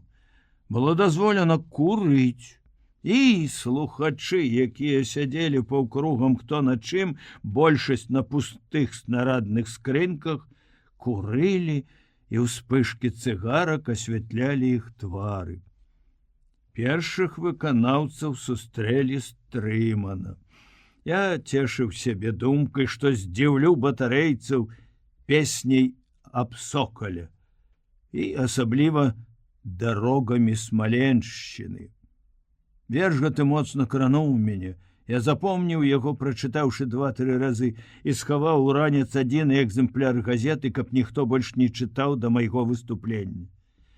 Песні вяла папляскалі і зноў пры зямлі пад нахіленымі постацямі вспыхнулі запалкі. Мне прыкурыць. Сухараў, Муха, не туши. Докурить, Павел.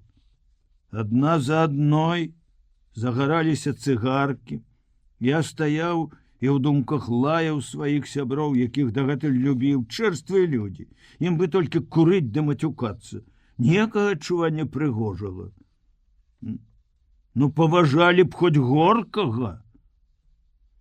Дарогі чытаў, і самому хацелася плакаць. Голас дрыжаў, перарываўся. Дарогам не апладзіравалі зусім.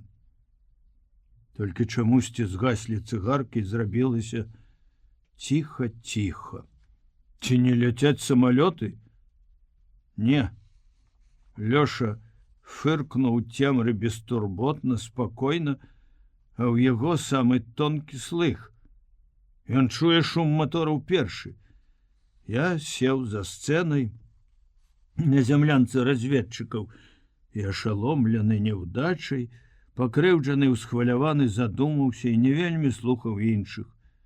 І раптам выбух апладысментаў. Каму? Завошта? Віктор Вальноў спяваў пад акампанемент гітары. Яны яму крычалі: «Біс! Паўтарыць! Давай яшчэ!» Мне зрабілася сорамна. Няшчасны эгоіст, я не чуў нават, што спяваў сябра, а сам патрабуе нейкай асаблівай увагі і прызнання. Ён паўтарыў: «Воротился ночью мельник». Хитрый москвич. Ведае, чым можна зацікавіць людзей у такі момант. Жартам, гумарам. Смутку, цяжкага роздуму хапае і так, падумаў я. І зноў памыліўся. Выйшлі Сеня Пясоцкі і сувязіст Лабада. Заспявалі. Ой, там за лісом, за дубіною сидів голубко з голубіною.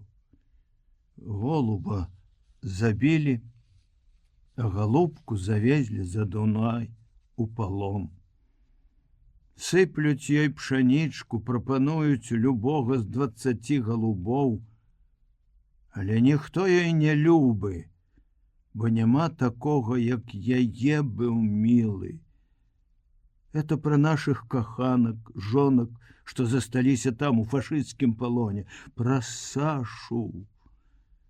Я адчуваў слёзы на вачах, слухаючы песню. Зааплодзіравалі не адразу, быццам чакалі працягу. Што ж далей? А потым пляскалі доўга, дружна, горача, без крыкаў, без просьбы паўтарыць, але з удзячнасцю, якая адчувалася ў саміх воплесках. Узрушаны я зноў апынуўся там, у родным краі. і зноў не слухаў нашых выканаўцаў, вярнула мяне назад на батарею фантастычны паўкруг агеньчыкаў Антаніна. Яна заспявала песню, якую кожны з нас 1000 разоў чуў і спяваў сам. Дан приказ яму на запад. Нічога асаблівага не было ў яе спеве. Танглявы, слабы, бясколерны, як сказаў адзін музыка голас. Але батарэя раўла ад захаплення. Біс крычалі так гучна, што чуваць, напэўна, было далёка, бо раптам, бліснуўшы ў хмарах, на нас, як шабля, упаў прамень пражэктара. Дзіўна выглядала ўся гэтая карціна. Слухачы і спявачка ў белым яркім святле, асабліва спявачка.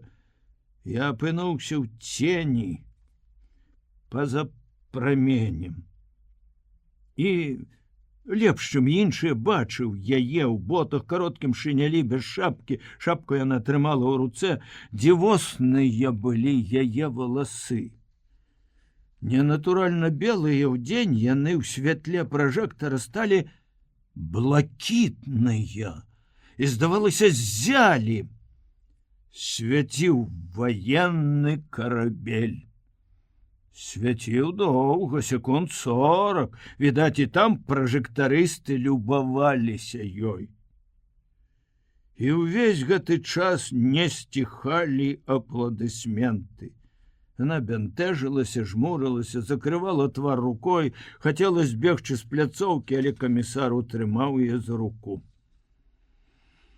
Калі пражэктар згас, яна спявала валагодскія прыпеўкі. Колькі гарачых размоў было пасля канцэрта. Хлопцы мае ап'янелі, забыліся на стомленасць, вочы блішчалі, гаварылі голасна, перапынялі адзін аднаго, смяяліся. Адна жанчына, колькі шуму, сказаў Астахаў з усмешкай дарослага, які апынуўся сярод дзяцей, і пажартаваў. Недарма Сталін гаворыць: «Жанчына вялікая сіла». О, жанчыны, як бы ў роспачы прастагнаў Фрыд. У добрым настроі ён заўсёды крыху тэатральны. У мяне, хлопцы, 5 сясцёр, а я адзін. Раптам паведаміў Муха. Пра гэта ён раней маўчаў. У любы іншы час Чарняк востры на слова не прамінуў бы, каб не пакпіць з Мухі, якога недалюбліваў. Але тут папаўся сам, раптам без дай прычыны прызнаўся. Скончыцца вайна, вярнуўся дадому, адразу ж жанюся. З яго пасмяяліся. Я маўчаў, байцы радаваліся, мне рабілася чамусьці сумна. Астахаў сказаў: «Чаму камандзір нахмурыўся? Калі ў такія хвіліны хмурыцца, цяжка будзе ваяваць». Ужо многія гавораць так, замест жыць, ваяваць. Быццам нам наканавана ваяваць усё жыццё. Вечарылі з большым, чым звычайна апетытам, хоць меню тое ж, аўсяная каша з драска, якая страшэнна абрыдла. А пасля вячэры ў зямлянку нечакана зайшла яна. Ваенфельчар. Хто з хлопцаў прылёг, адразу схапіліся, спім не раздзеючыся, і нават разувацца мае права толькі палавіна разліку.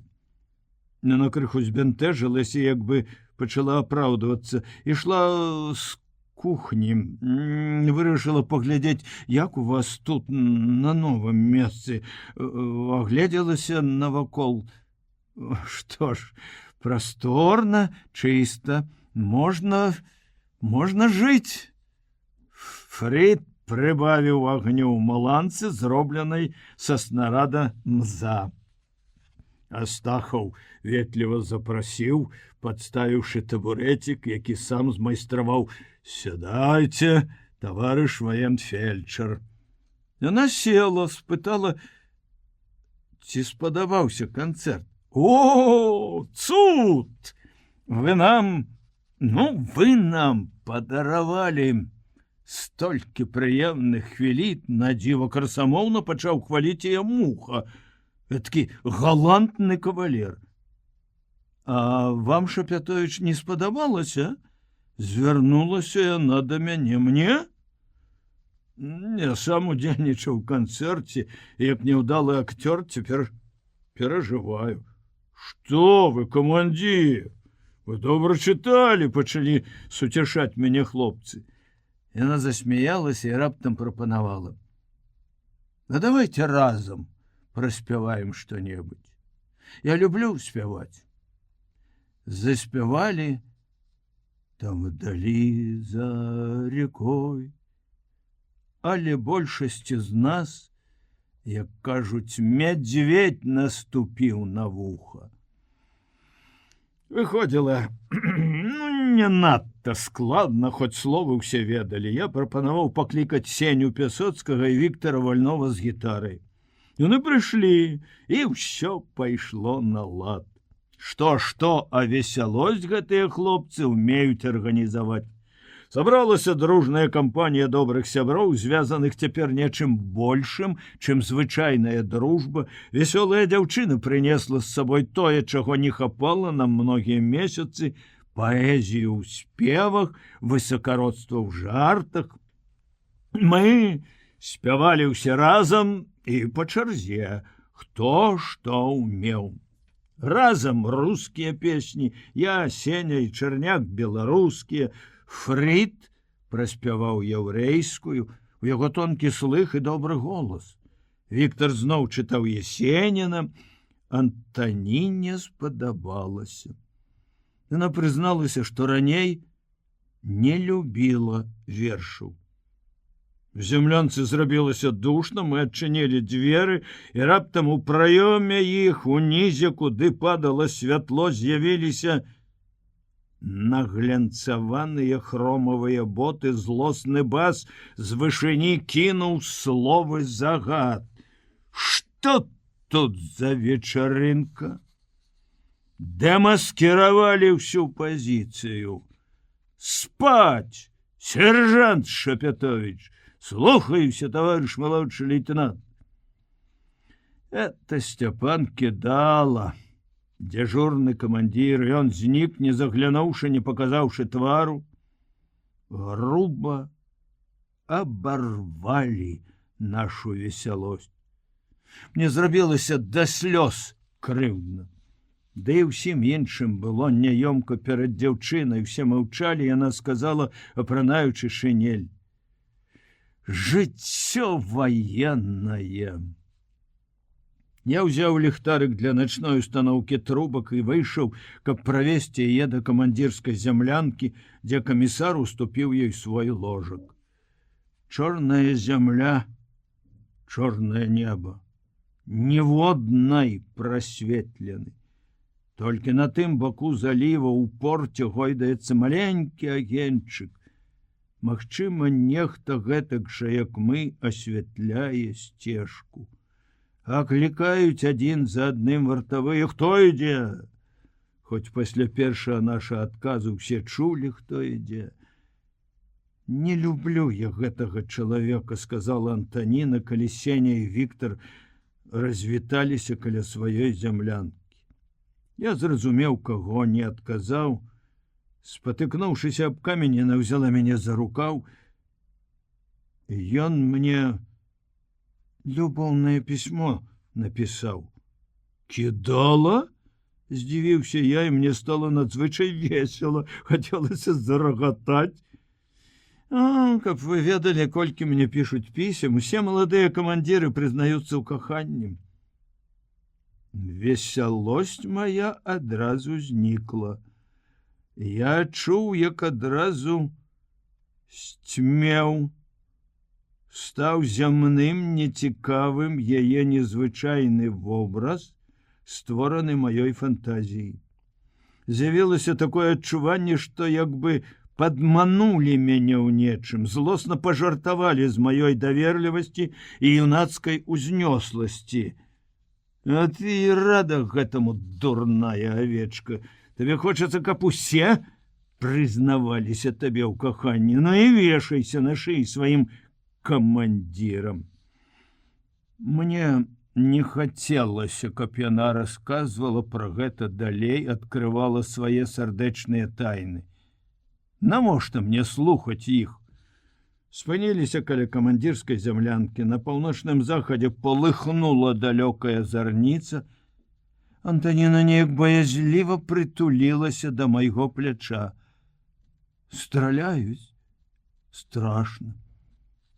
Страшна, што страляюць за дзесяткі кіламетраў? Спытаў я. Я не за сябе баюся. За вас. За мяне? За цябе і за ўсіх.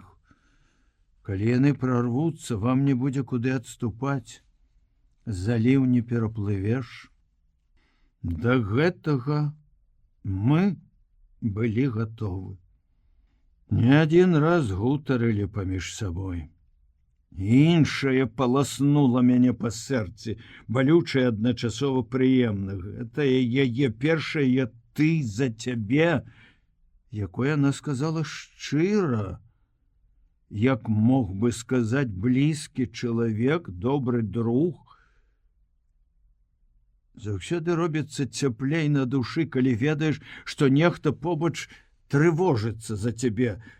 Гэта зноў зблізіла нас. Я дараваў ёй пісьмы. Хіба яна вінавата, што пішуць? Яна адна прыгожая. Ды ўрэшце, што мне да яе асабістых сардэчных спраў? Каб больш нішто не парушала таго пачуцця, што было адноўлена, набыло ранейшую раўнавагу, я паспяшаўся развітацца. Моцна паціснуў яе маленькую гарачую руку. Добрай ночы вам, Антаніна Васильевна. Добрай ночы, Пятро. У цэнтры пазіцыі мяне спыніў кідалам, кінуў твар святло ліхтарыка. Выключу батарэйку, разрадзіш, загадаў ён. Я моўчкі выканаў яго загад. У густой цемры мы не бачылі адзін аднаго, але я чуў яго дыханне, ён стаяў крокі за два. Успомніўшы пісьмо да Антаніны, я з цікавасцю чакаў, да чаго ён можа прычапіцца яшчэ. А што прычэпіцца, не сумняваўся. Што ж гэта ты, а? Так перажываў па жонцы, пакутаваў, і ўжо заводзіш шуры-муры? Якія шуры-муры? Рагатнуў я. Вся батарэя гаворыць. Я чакаў усяго, але толькі не гэтага. Дзікае абвінавачанне, дзікія словы. У любых іншых умовах, абражаны за Сашу, за сябе, я, відаць, кінуўся б на гэтага тупагаловага цыніка з кулакамі. Але субардынацыя, пісьмо, і я ўяўляў, як прызнаваўся ў каханні Сцяпан Кідала, высокаправільны чалавек, і мне рабілася чамусьці весела. Не трэба кулакоў. Але да д'ябла і пачцівую субардынацыю. Як ён, так і я яму. Табе што, зайздросна? Спытаў я. Ён разгубіўся, бо замармытаў нешта незразумелае, ікнуў, потым пагразіў. Я жонцы тваёй напішу. Ён напіша маёй жонцы? Куды? Калі? Балюча мне стала ад думкі, што напісаць няма куды. Каб я ведаў, куды напісаць, дзе яна цяпер. Не трэба было пісаць табе, Сцяпан Кідала. Я напісаў бы сам. Усё, што запісваю ў гэты дзённік, і, можа, нават яшчэ больш падрабязна. Табе не зразумець, што я ніколі не таіў і нічога не стаю ад Сашы. Яна ўсё будзе ведаць, мае ўчынкі, думкі, абы вярнулася наша шчасце. Але словы яго не выходзяць у мяне з галавы. Хоць я ўжо трэці дзень запісваю падзеі таго вечара. Шуры-муры, гіднае, абразлівае слово. Вся батарэя гаворыць. Вся хлусня. Мае хлопцы нічога не гавораць. А адносіны ў нас простыя, сяброўскія, і яны, пэўна ж, не пасароміліся б пакпіць з гэтай прычыны. Але, магчыма, некаму кінулася ў вочы, што Антаніна не прамінае маёй гарматы, калі бывае на батарэі. А я даўно яшчэ ў тэхнікуме заўважыў, што людзі не прызнаюць простай дружбы паміж жанчынай і мужчынам. Заўсёды схільныя думаць, чорт ведае што, і пусціць плётку. Мне напляваць, што думае Кідала. Але яго недарэчныя падараждзрэнні абражаюць Сашу. А гэта мне балюча. Я не хачу, каб ён нават успамінаў яе імя. Шуры-муры, дурань. Нічога ў мяне няма ні ў сэрцы, ні ў галаве, акрамя той цеплыні, якую заўсёды прыносіць жанчына, і ўдзячнасці за яе ўвагу. Яна адзіная прасветлена ў нашым аднастайным і небяспечным жыцці. Але калі людзі не разумеюць звычайнай чалавечай дружбы, няхай не будзе яе. 12 кастрычніка. Снег і агонь, агонь і снег, агонь на зямлі ад выбухаў бомбаў, бясконцых залпаў гармат. Калі яны на нейкі час сціхаюць, снег усё адно гарыць. Свеціцца блакітным водблескам ад пажараў, што шугаюць у горадзе. А калі пажараў няма, агонь астаецца в стомленых запалённых вачах. Неба! Дай адпачынок. Але і там агонь. У нязмернай вышыні гулліва калышацца, плывуць, то ўзнімаюцца, то апускаюцца, пераліваюцца д'ябальскі прыгожыя рознакаляровыя сцягі паўночнага зяння. У мінулую зіму я любіў гэтае дзівоснае відовішча прыроды, якому няма роўных па прыгажосці. Цяпер не люблю. Мне здаецца, калі я гляджу на гэтыя пералівы святла, то неба смяецца з таго, што робіцца на зямлі.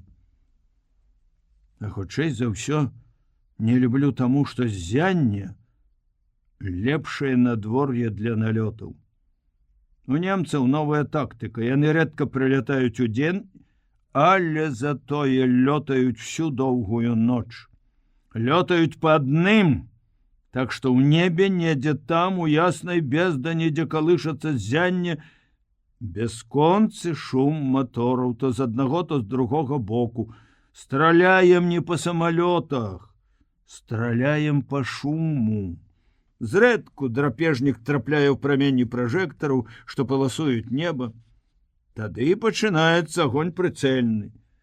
Калі яны вешаюць над залівам і горадам лампады, б'ём па іх, каб пагасіць, а так увесь час вядём загараджальны агонь. Я не веру, што можна загарадзіць неба. Б'ём у белы свет, як у капеечку. Ад гэтага цяжка на душы. Я думаю, што фашысты знарок выбралі такую тактыку, каб выматаць нашы сілы. Мы валімся з ног. Фрыд учора крыкнуў: «О, неба, дай адпачынак!» І гэта не ў жарт. За ноч выпальваем увесь боезапас. Узвод забеспячэння не ўпраўляецца падвозіць снарады. Трактар не ўзбіраецца на абледзянелую гару, і ў час кароткіх перадышак, калі не чуваць шуму матораў, цягаем 4-пудовыя скрынкі. А прыборшчыкі робяць гэта амаль усю ноч. Ад скрынак распаўзаюцца кажухі, а спіны быццам абвугліліся. Чорныя сталі. Учора, калі расход дасягнуў рэкорднай лічбы, каля 600 снарадаў за ноч, Астахаў пачаў разважаць. Кажуць, кожны наш стрэл каштуе каля 300 рублёў. Праўда, камандзір? Дык гэта ж не адна наша батарэя выплюнула за ноч добрых 150 000 рублікаў. Мяне здзівіў такі падлік. На вайне рублі не лічаць, Астахаў. Мільярды гінуць. А дарэмна. Грошы народныя, ўсё трэба лічыць. Муха абурыўся. Ды што ты, людзі гінуць, а ты рублі лічыш? Каб я быў упэўнены, што мы сваёй загародай ратавалі хаця б аднаго чалавека, то не шкадаваў бы. А так шкадую. Колькі людзей уклалі ў гэтыя штукі працы, паказаў Астахаў на снарады, а мы іх у неба. Між іншым, у спрэчках, якія ўзнікаюць у хвіліны зацішша, адзін муха горача абараняе загараджальны агонь. Я хачу зразумець, чаму. На нарадзе камандзіраў я расказаў пра падлікі Астахава. Вось прыклад руплівай гаспадарлівасці байца. Гэтага чамусьці не зразумелі. Хворы Сяўченка, камбат, который дзень тэмпературыць, але не пакідае пазіцыі, стомлена сказаў: «Менш лічыце, а лепш страляйце, не сыпьце гарох, залпы!» А Малашкін нечакана зрабіў вывод: «Вы, Шапятовіч, развялі гнілую дэмакратыю ў аддзяленні. У вас кожны разважае за камандуючага. Палітыкі? Каб я не чуў гэтых размоў!» Крыўдна, за хлопцаў крыўдна, без сну, на марозе. Яны не выказалі ніводнай скаргі. І размовы іх шчырыя, патрыятычныя, як кажуць, баявы дух высокі. Асабліва ён узняўся пасля таго, калі камісар паведаміў, што фашысты добра атрымалі па зубах на подступах да Мурманска і адкінуты за заходнюю ліцу. Праз гэта яны шалеюць і так люта бомбяць горад і порт. А тут яшчэ на злосць ім у заліў увайшоў караван англійскіх суднаў. Першая дапамога саюзнікаў. Мацнее мароз, сярэдзіна кастрычніка, і такі мароз. А там у нас гараць золатам лясы. І, безумоўна, яшчэ цёпла. Роўна год назад я ішоў у армію. Саша праводзіла мяне далёка ў поле па дарозе на рэчыцу. Ранак быў ясны, сонечны.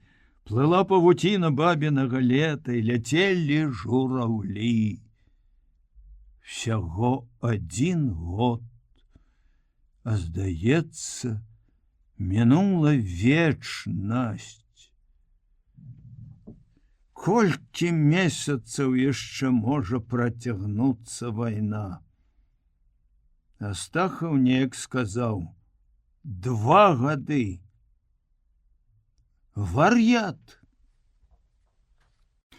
19 кастрычніка. З падбітага намі Ю-87 выкінуўся з парашутам лётчык. Прызямліўся кіламетры за 2 ад батарэі на схіле голай гары. Севченко загадаў: «Малодшы лейтенант Кідала, возьмите разведчика Бурова». Камбат на момант задумаўся, мяркуючы, даволі 2 чалавек для такой аперацыі ці замала. Сержанта Шепетовича затрымаць немца. Але калі мы ўжо сталі на лыжы, даў новую каманду: «Отставить Бурова. Сержант Пясоцкі, пойдзеце вы».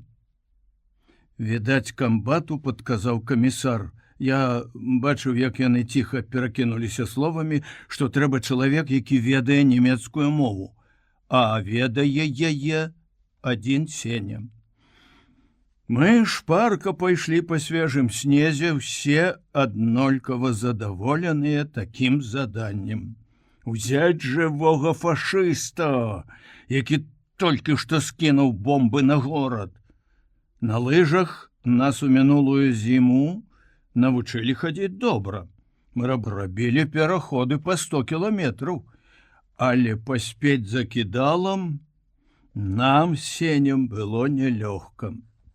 Высокі, дужы, ён адразу вырваўся наперад.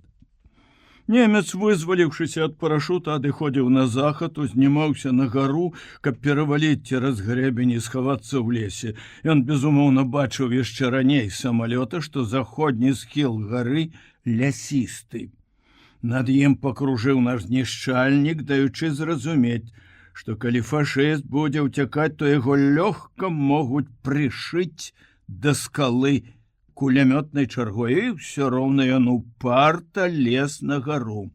Ось гад, а? На куды лезеш, на што спадзяецца, а? Горы, тундра, снег, уцячэ ад нас, па яго слядах пойдзе штурмавік-самалёт. Яму хочуць захаваць жыццё, ён лезе на смерць. Абураўся я страшэнна, ідучы побач з Пясоцкім. Ты ведаеш, якія яны фанатыкі? Фашызм — это страшэнны фанатызм. Я не магу зразумець, як з такой працавітай цвярозай нацыі, як немцы, маглі выхаваць гэтулькі фанатыкаў-забойцаў, разважаў Сеня. Яму хацелася пагутарыць, але было цяжка. Беглі мы надзвычай шпарка, а вецер біў твар, і Сеня задыхаўся. Каля падножжа гары мы ўзялі лыжы на плечы, немец ужо быў амаль на самай вяршыні. «Дай папераджальны стрэл», — сказаў мне Кідала. Я ўзлёг грудьмі на камень, нацэліўся, але вышэй галавы, каб часам не забіць. Стрэліў, немец азірнуўся і раптам знік, відаць, скочыў у нейкую яму. Вось жа падлюга! Кідала вылаяўся, выхапіў з кабуры пісталет, нібы намерыўся весці ў атаку цэлы полк. За мной! І зноў мы не паспявалі за ім. Ён быў лягчэй апрануты, у шынялі, мы ў кажухах, ногі то слізгалі па голым абледзянелым камені, то ў горных упадзінах угрузалі па калена ў снезе. Непамерна цяжкія зрабіліся вінтоўкі і лыжы. Пот заліваў твар, перад вачамі зіхацелі вясёлкі, сэрца стукала, здавалася, не ў грудях, а ў горле. Я хапаў на хаду снег. «Не еш, прастудзішся», — папярэдзіў Сеня. «Калі ён ідзе гэтак жа, як мы, нам не дагнаць яго да ночы», — прахрыпеў я. «Дагонім раніцой», — адказаў Сеня. «Хіба Севченко даў такую каманду?» Была каманда взять яго жывым. Сказаўшы гэта, Сеня раптам ціха войкнуў, схапіўся за жывот. «Што?» Кальнула ў жывот боль. Вот тут во. Твар яго дагэтуль расчырванелы, збялеў, я разгублена схіліўся над ім. Што ж рабіць? Можа, астанешся, пасядзіш, адпачнеш. Ён падняўся, абапіраючыся на маё плячо, усміхнуўся праз боль. Ну што ты, кідала, скажа, што я збаяўся. Скажа на цябе пасля бомбы? Дні 3 назад генерал уручыў яму ўзнагароды за подвиг з бомбай, медалі за адвагу. Яны першыя ўзнагароджаныя на батарэі. Онь, чуеш, паказаў Сеня наперад. Кідала, які апярэдзіў нас метраў на 300, махаў пісталетам і крычаў, каб мы ішлі хутчэй. Пайшлі. І Сеня першы рушыў далей. Я ішоў побач і бачыў, якія пакуты прыносяць яму хада. Заставайся, настойліва параіў я. Адгэтуль цябе ўбачаць з батарэі, зразумеюць, што нешта здарылася, прышлёт дапамогу. Ён узлаваўся: «Ачапіся, Пятро!» А праз хвіліну з палёгкай уздыхнуў, прыслухаўся і радасна, як дзіця, засмяяўся. Ну, вось і ўсё. Мы пайшлі шпарчэй. Кідала правільна разлічыў. Мы дасягнулі перавала больш лёгкім шляхам, цераз седлавіну, а там у нас была перавага над ворагам. Мы зноў сталі на лыжы. Лес пачынаўся ніжэй, і мы, павольна зніжаючыся, беглі па адкрытым месцы ўздоўж грэбеня, пакуль не выйшлі на след. Але ў лесе лыжы прыйшлося скінуць зноў. Спуск быў залішне круты, камяністы. Немец быццам знарок лез праз самы гушчар, падлазіў пад кашлатыя заснежаныя елкі, скакаў з абрываў. Не, ён проста бег, не выбіраючы дарогі, імкнучыся адысці як мага далей на захад. На што ён разлічваў, зразумець немагчыма. Камандзір наш зноў паспрабаваў вырвацца наперад, але я астудзіў яго. Сцяпан, ён можа адстрэльвацца, асцярожна. Маё папярэджанне спадабалася яму. Ён пайшоў побач з намі і гаварыў па-сяброўску проста.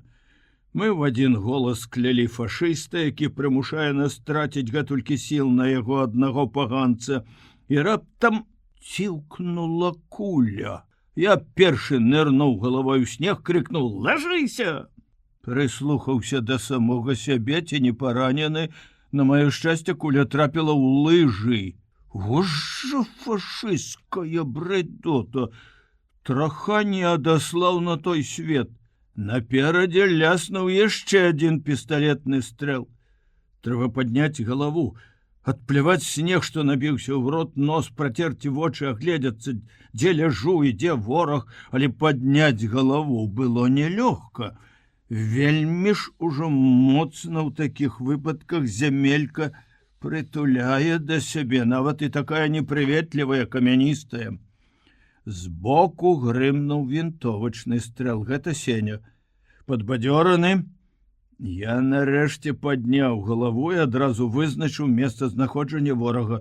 Ён быў метраў за 40 наперадзе, за вялікім валуном, паабапал якога стаялі 2 каржакаватыя сасны. У яго была зручная пазіцыя. Але ён рана пачаў страляць. Не вытрымалі нервы. Угледзеўшы, што ляжу на адкрытым месцы, я адпоўз за бліжэйшы камень і адтуль паслаў кулю ў нябачнага ворага. Куля высекла іскру на валуне і са свістам зрыкашэціла. «Пясоцкі, не давай яму высунуцца, а мы з Пятром у абход. Ты справа, я злева!» – закамандаваў Кідала. Я перапоўз да другога каменя, потым зрабіў перабежку, схаваўся за дрэвамі. У гэты момант Сеня крыкнуў па-нямецку. Такая фраза ёсць у вайсковым разгаворніку, і я зразумеў яе сэнс. «Здавайся, гарантуем жыццё» і ўсё іншае. Я чакаў, што немец адкажа. Стрэліць? Няхай не спадзяецца на нашу літасць. Не. Над валуном узняліся 2 рукі, в адной рэвальвер, у другой белая носавая хустачка. «Коммен зігір!» Ён выйшаў. «Ласен зі ді пістолі, und хен де хох!» Ён кінуў пісталет у снег і стаяў з узнятымі рукамі. Першы падбег малодшы лейтенант і даў яму па вуху. Немец упаў, кідала, пхнуў яго ногой. Я не асудзіў Сцяпана. За маю зямлю, якую яны захапілі, за шчасце, якое растапталі, за толькі што перажытыя напружанне і страх, напэўна, зрабіў бы тое самае, каб апынуўся каля яго першы. Злосці ў мяне было даволі. Але ляжачага я не мог бы ударыць. Акрамя таго, я адразу ўбачыў яго вочы, прыгожыя, блакітныя, яны былі напоўнены такім смертэльным страхам, што мне зрабілася шкада яго. Гэта быў малады хлопец, бадай што наш равеснік, высокі, дужы, з даўгаватым тварам, вялікім і лбом, тыповы арыец, але без якіх-небудзь прыкмет ці рыс садыста, забойцы, якім стаў за апошні час у нашым уяўленні вобраз кожнага фашыста. Ад гэтага нават патыхала нечым мірным, не крывёй, не гарам пажараў і нават не бензінам, а тонкімі прыемнымі духамі. Праўда, калі мы загадалі яму падняцца і павялі назад, страх у яго вачах знік. Бліснулі такія іскры, што прымусілі мяне насцеражыцца. Пачалі раздражняць яго шырокая спіна, лёгкая хада, элегантная футравая куртка, прыгожыя унты, вся яго постаць чужынца, ворага. Сеня спытаў, каторы раз ён налятае на Мурманск. Цум эрстенмаль. Хлусіць, падлюга, баіцца адказнасці, не паверыў я. Можа, з новай часці, выказаў меркаванне кідала. Спытай, дзе ён быў дагэтуль, адкуль прыляцеў. Аус Берлін, адказаў ён з хітрасцю і нават, як мне здалося, са здзекам. Як яго прозвішча? Фрыц Кронкер. Що-такі Фрыц, засмяяўся кідала. Спытай, Сеня, на што ён спадзяваўся, калі так упарта ўцякаў? Да Фінляндыі 100 кіламетраў. Вар'ятам трэба быць, каб мець надзею дайсці. Фрыц выслухаў пытанне, спыніўся, павярнуўся да нас тварам і пачаў адказваць горача, пераканана, нават злосна. Сеня збялеў. Кінуўся да яго, схапіў за каўняр курткі, трасануў, закрычаў яму ў твар, глытаючы ад хвалявання і абурэння словы, некалькі разоў паўтарыў Масква і Берлін, потым з загідай штурхнуў немца ад сябе, фашысцкі вырадак. Што ён сказаў? Сеня не адразу здолеў перадаць нам. Нахабная морда, ён яшчэ пагражае, гаворыць, каб мы не радаваліся, што збілі яго і ўзялі ў палон. Бачыш, выходзіць, палонны не ён, палонныя мы. Кажа, што 3 дні назад вялікая армія фюрера пачала сваё рашаючае наступленне і ўжо штурмуе Маскву, што нам тут усім хутка капут. Мы вымушаны будзем скласці зброю. Во гад, а? Я адказаў, што яго смярдзючаму фюреру не бачыць Масквы, як сваіх вушэй, не на тых напалі. А вось мы прыйдзем у Берлін, у яго Берлін. «Виркомен нах Берлін!» — крыкнуў Сеня па-нямецку. «Чуеш, сволач? Гітлераўская!» Фрыц панурыў галаву, згорбіўся, як бы чакаючы ўдару. Пад'ём быў круты і цяжкі, мы адчувалі стомленасць, і было не да размоў. На перавале на хвіліну спыніліся, каб адпачыць, цяпер можна не спяшацца, хаця і вечарэла ўжо, сонца даўно схавалася за гарамі, яно выглядвае яшчэ ў дзень гадзіны на 2. Неба на паўднёвым захадзе гарэла барвова-фіялетавым агнём, а на паўночным усходзе было цёмна-сіняе. Адтуль з мора наступала ноч. Мы бачылі сваю батарэю, адчувалі, што нашы сябры глядзяць на нас, бачаць 4 постаці на фоне неба і радуюцца, што мы затрымалі фашыста. За светлым ад вобліку снегу залівам жыў, дыхаў горад. Дымам паравозаў, комінаў, параходаў каля прычалаў. Палонны доўга не зводзіў з яго вачэй. Напэўна, яго ўразіла, што горад жыве. Можа, яму здавалася, што іх бомбамі ён знішчаны ўшчэнт. Ва ўсякім разе нешта прымусіла яго сур'ёзна задумацца, бо ён раптам цяжка ўздыхнуў і як бы падумаў услых. Сеня зняважліва хмыкнуў. Дайшло. Гаворыць, што это будзе сусветная трагедыя, калі, не дай Божа, мы прыйдзем калі-небудзь у Берлін. Не, хлусіш. Будзе сусветная радасць, калі мы збавім людзей ад карычневай чумы. Немец глянуў на Сеню з нянавісцю. У задуменні ён, мабыць, забыўся, што адзін з нас ведае яго мову. Калі мы пачалі спускацца, то збоку прыкладна за кіламетр убачылі 3 чалавек. Яны ішлі на пярэймын. За пярэймынам і махалі рукамі. З войск НКВД да палоннага, здагадаўся Кідала. Ён дастаў з кішэні новенькі бліскучы пісталет лётчыка, з жалем агледзеў яго. Забяруць мой трофей. Гэтыя дружкі сваю справу ведаюць. На гару, небось, не кінуліся.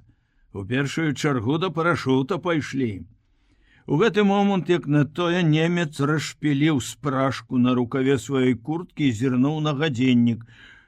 Гадзіннік быў цудоўны, вялікі, з чорным цыферблатам, белымі стрэлкамі. Я ўбачыў, як у Сцяпана прагна бліснулі вочы, сквапная думка вылезла на шырокі, самазадаволены твар. Пясоцкі, скажы гэтаму тыпу, каб аддаў мне гадзіннік. Навошта? Здзівіўся наіўны Сеня. На памяць. Дарэмна хіба мы яму жыццё ратавалі? Усміхнуўся Кідала. Сеня зразумеў, сумеўся, ажно пацямнеў з твару, але сказаў з верай, што можна пераканаць гэтага несвядомага чалавека. Таварыш малодшы лейтенант. Але ж гэта марадзёрства. Ну, ты мяне не вучы. Яны паўсвету абрабавалі. Можа, маці твою забілі, а ты мне марадзёрства. Рабі, што загадваю, твоя справа цялячая. Я не магу гэта перакласці. Хочаце, забярыце самі, ён зразумее без слоў. Кідала натапырыўся, прыпыніўся, апусціў доўгія рукі, перайшоў на той афіцыйны тон, які любяць не вельмі разумныя камандзіры, ветлівы і ў той жа час пагрозлівы і здзеклівы. Вы што, Пясоцкі, не выконваць загаду? У баявых абставінах? Так. Фашыста пашкадавалі. Сваячка знайшлі, так? 4 гады вучобы ў тэхнікуме, жыццё в адным пакоі давалі мне права сказаць яму з абурэннем: пасаромейся, Сцяпан. Ты камандзір чырвонай арміі, паважай самога сябе. Але гэта ўзарвала яго зусім. Ён закрычаў на ўвесь кольскі паўвостраў: які я вам Сцяпан, сержант Шапятовіч! Я быў для вас Сцяпанам калісь, але ніколі больш не буду. Ніколі! Зарубіце сабе на носе, зразумелі? Я ведаў, як яго ўлагодзіць, шчоўкнуў абцасамі, выцягнуўся, казырнуў: так точно, таварыш малодшы лейтенант, все разумею. Ды раптам позірк мой упаў на палоннага. Ён стаяў, глядзеў на нас, і здалося мне, усміхаўся зняважліва і зларадна. Я пахаладзеў ад думкі, а што калі ён разумее па-руску? Зрабілася так сорамна за кідалаў, так страшэнна сорамна, што хацелася праваліцца скрозь гару. Гэтак паказаць сябе перад ворагам. Глядзіце, ён разумее, паказаў я на немца. Дайшло нават да кідалы. Ён схамянуўся, штурхнуў палоннага ў плячо. Пайшоў, сволач, хутчэй! І шырока закрочыў побач з ім. Ён мне зноў быццам у душу напляваў, сказаў Сеня, сумны, разгублены, схуднелы ад стомленасці. Калі мы сустрэліся ж з чэкістамі, ужо здалі ім абавязкі канвою і крыху адстаўшы маглі пагутарыць паміж сабой. А ты на яго плюй. Не прымай да сэрца, ён будзе маўчаць, як вады ў рот набраўшы. Хіба мне ад гэтага лягчэй? Я зноў страціў да яго павагу, якая была з'явілася пасля бомбы. А это цяжка, Петя. Я казаў табе, неўжо не разумее абрабаваць палоннага, што абрабаваць забітага, агідна. Ніколі ў жыцці я не даносіў ні на кого. І люта ненавіджу людзей, якія гэта робяць, ходзяць скардзіцца начальству, пускаюць плёткі, нагаворваюць адзін на аднаго. Але я доўга думаў пра сённяшні выпадак. І ўвесь час мне ўспаміналіся словы кідалы. Фашыста пашкадавалі, сваячка знайшлі. Словы гэтыя вельмі абуралі мяне, бо нагадвалі тыя недарэчныя абвінавачанні, якія ён кінуў Сеню ў першы дзень вайны. Я не вытрымаў. Пайшоў да камандзіра і камісара, расказаў ім. Камісар слухаў з затоенай, але добрай усмешкай на твары. Я думаю, ён радаваўся за нас з Сенем, што камсамол, школу, лад наш выхавалі нас такімі. Камісар, найвялікшы гуманіст і безумоўна разумее нас. Сеўченко хмурыўся і, выслухаўшы, вылаяўся. Гора мне з вамі! Я спалохаўся, няўжо ён асуджае нас? Не, дурань ён ваш кідала, але я зраблю з яго чалавека. І попрасіў, каб мы нікому больш пра гэта не расказвалі. 14 листопада. Который день раскрываю свой шиток и ничего не могу записать. Мне соромно перед самим собой, перед теми, кому трапить мой дзённік, перед Сашей. Лепш не вспоминать, не записывать. Может, спалить? Знішчыць, каб нішто не вымушало мяне на прызнанне? Каб ніякіх дзённікаў і ніякіх слядоў. Але хіба лягчэй будзе ад усведамлення таго, што ніводзін чалавек ніколі ні аб чым не даведаецца? Я даваў слова, што буду да канца сумленны. Нічога не буду таіць, ні падзей, ні думак, не схлушу, каб зрабіць сябе лепшым, прыгажэйшым. Не. Я мушу все записать шчыра. Мяне лёгка раніло асколкам у плячо. Завезлі ў санчасць, якая размешчана ў бараку цагельнага завода. Там у гліняных кар'ерах схаваны ўсе тылы дывізіёна. Цагельню ні разу не бомбілі. Мяне паклалі ў вялікім светлым пакоі, хоць гэта спачатку так здалося пасля зямлянкі. На самай справе пакойчык невялічкі, шчыльна стаялі 4 бальнічныя ложкі, з іх толькі адзін быў заняты, ляжаў абмарожаны сувязіст з НП. Упершыню за много месяцаў я адпачываў у поўным сэнсе слова, і целам, і душой. Мне ўсё было прыемна.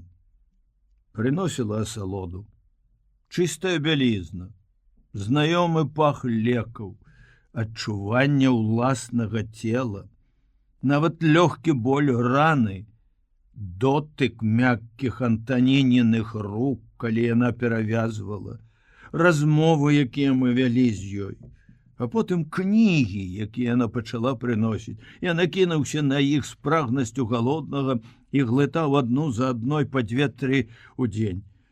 Я нічога не чытаў з пачатку вайны, акрамя газет, бо кароткія перадышкі ў нялётныя дні аддаваў дзённіку.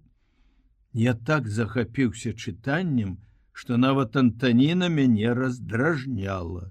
Калі заходзіла і пачынала гаворку, а гаманлівага суседа проста ўзненавідзеў за тое, што пустой балбатнёй ён перашкаджаў мне углыбіцца ў кнігу. «Пачытай ты што-небудзь! Ну, пачытай лепш!» — прасіў я, каб ён змоўк. «Я ў добры час не чытаў, а ты хочаш, каб я цяпер затуманіваў галаву. На ліха мне гэта!» — адказваў ён. Вось жа ёсць людзі, а? У той дзень связіст выпісаўся, а я застаўся адзін, вельмі задаволены гэтым. Нарэшце ніхто не будзе перашкаджаць мне. Раніцой заглянула Антаніна, зрабіла перавязку, сказала, што едзе на нашу батарею. Я і гэтай акалічнасці ўзрадаваўся, бо толькі што пачаў запіскі з мёртвага дома. А ваенурач і другі фельчар заходзілі рэдка. Антаніна вярнулася пад вечар, заглянула ў палату, па-сяброўску спытала: «Не сумуеш?» І паведаміла: «Я сёння буду дзяжурыць». Узрадавала: «Прыйдзеш і будзеш няма чаго рабіць, балбатаць, не дасі пачытаць», — падумаў я. Але яна не прыходзіла. А я, праглынуўшы за дзень запіскі, пачаў у грумраку. Маленькая лямпачка пад столлю свяціла цьмяна, але я не зважаў на гэта. Вочы мае могуць чытаць і пры месячыку. Рыпнулі дзверы. «Усё чытаеш?» — з дакорам спытала Антаніна. «Папсуеш вочы, самалёта не ўбачыш, камандзір», і выключыла святло. Я прыціх, не адказваў, чакаючы, калі яна выйдзе, каб падняцца, ўключыць святло зноў і чытаць далей, і раптам я адчуў яе гарачае дыханне.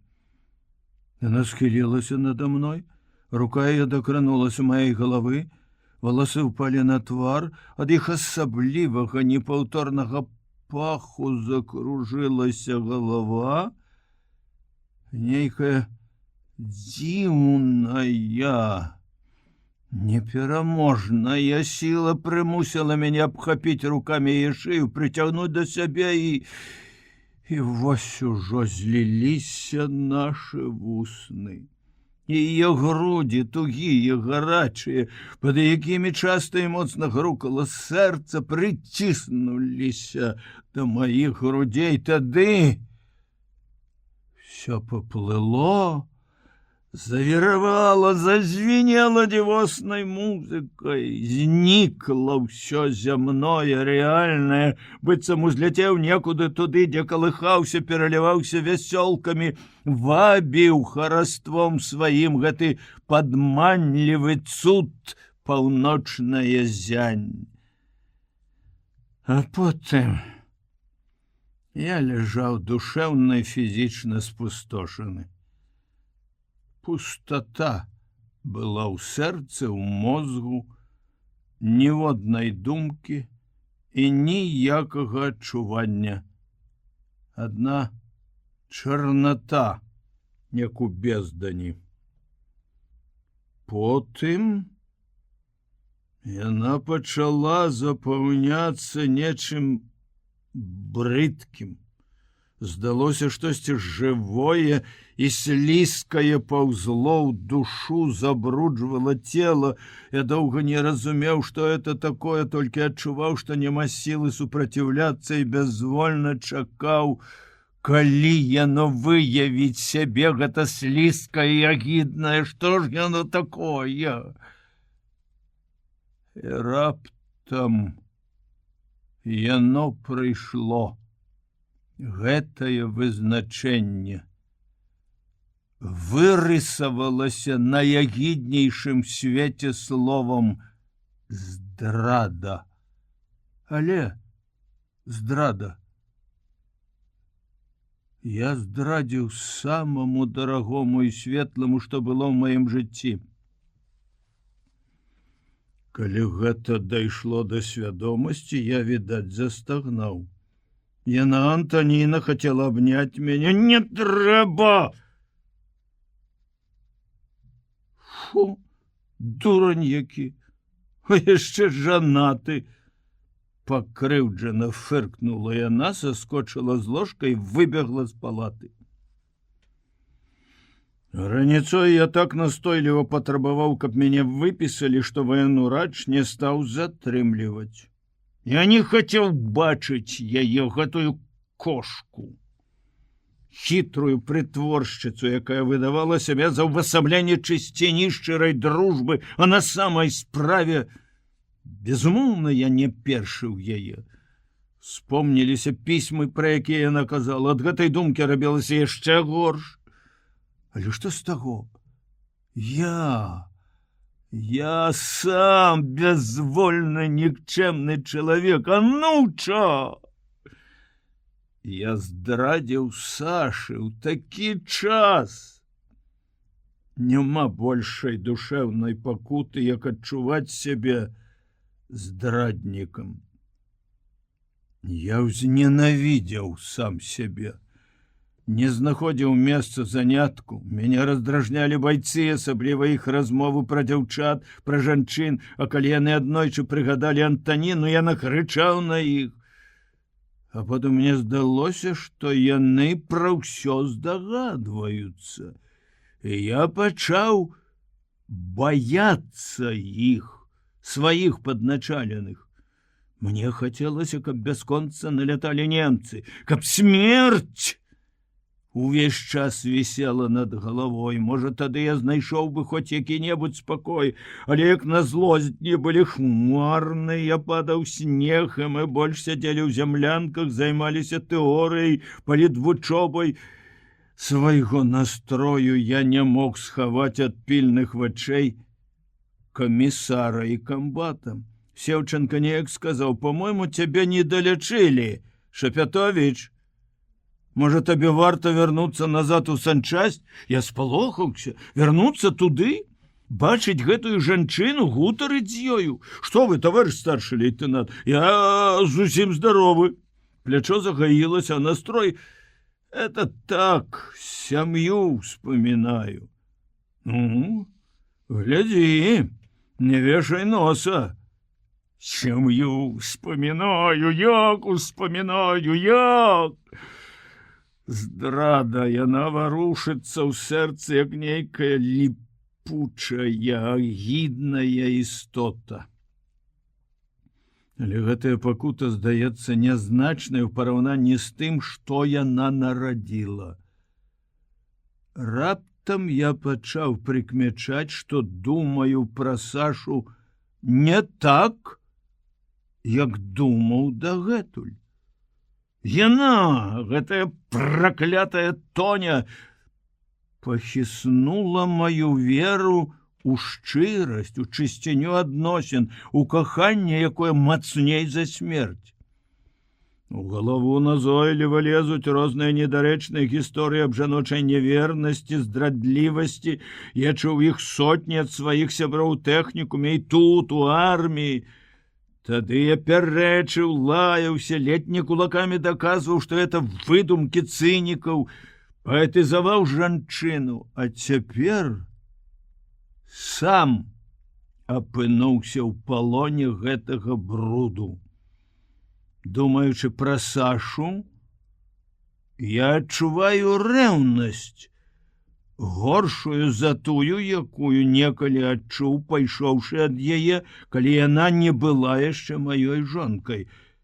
Я разумею, як гэта нізка, пошла, пачварна. Я сам нягоднік, здраднік і раўную яе. Да каго? Чаму? У такі час яна ў няшчасці, ў няволі, ў палоне. О, Божа! Здаецца, я трачу рэшткі цвярозага розуму. Але што рабіць? Як вярнуць ранейшую душэўную раўнавагу? Тады я думаў толькі пра адно, адчуваў толькі адзін боль. Цяпер чорт ведае, што робіцца ў маёй дурной галаве. Ні разу за год не ўспомніў я таго маладога настаўніка. Здаецца, Лялькевіч яго прозвішча. А цяпер ён увесь час стаіць у маіх вачах. Я бачу яго пераможную, зняважлівую усмешку, такую, як тады на валейбольнай пляцоўцы. А мінулую ноч сасніў, што ён абнімае, цалуе Сашу, а я стаю, як здранцвелы, не магу зрушыцца з месца і толькі плачу. Чарняк раніцой казаў, што я плакаў у сне. Я пачынаю ненавідзець яго, Лялькевіча, малазнаёмага мне чалавека, разумеючы ўсю дзікасць і недарэчнасць свайго пачуцця. Можа, ён недзе на фронте, ранены, можа, забіты ўжо даўно, а я... Не, за мной робіцца нешта нядобрае. І пакуты мае мацнеюць ад таго, што я не магу расказаць пра ўсё гэта нікому, нават Сеню. Ледзь набраўся сілы і смеласці, каб запісаць у дзённік. Запісаў і спалохаўся. Баюся пакінуць сшытак у зямлянцы, хоць раней пакідаў смела, упэўнены, што пасля таго выпадку з мухам ніхто з байцоў не палезе ў мой ранец. Можа, лепш вырваць гэтыя аркушы. 23 лістапада. Скажы мне, Петя, чаму ў цябе такі настрой? Чаму ты такі невясёлы? А чого радоваться? Немцы под Москвой. Все можа здарыцца, тады мы апынёмся ў пастцы, у ледяной пастцы. Ну, ведаеш, не падабаюцца мне твои думкі. Ты кандыдат партыі, камандзір, такі настрой у наших умовах перастае быць прыватнай справай. Май на увазе. Иди, скажи комиссару. А что ты думаешь? И скажу. Я здзіўлена поглядзеў на Сеню. Сур'ёзна ці жартуе? Не.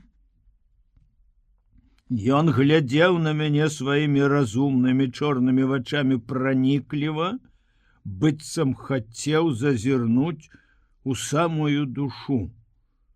Як варажбіт, чарадзей, прачытаць усё на твары. А можа, адкрыць табе душу? Навошта? Каб ты, мой лепшы друг, думаў, нібы я спалохаўся становішча на фронте. Не, я не баязлівец і ў перамогу веру гэтак жа, як і ты. Ад іншага няма спакою маёй душы.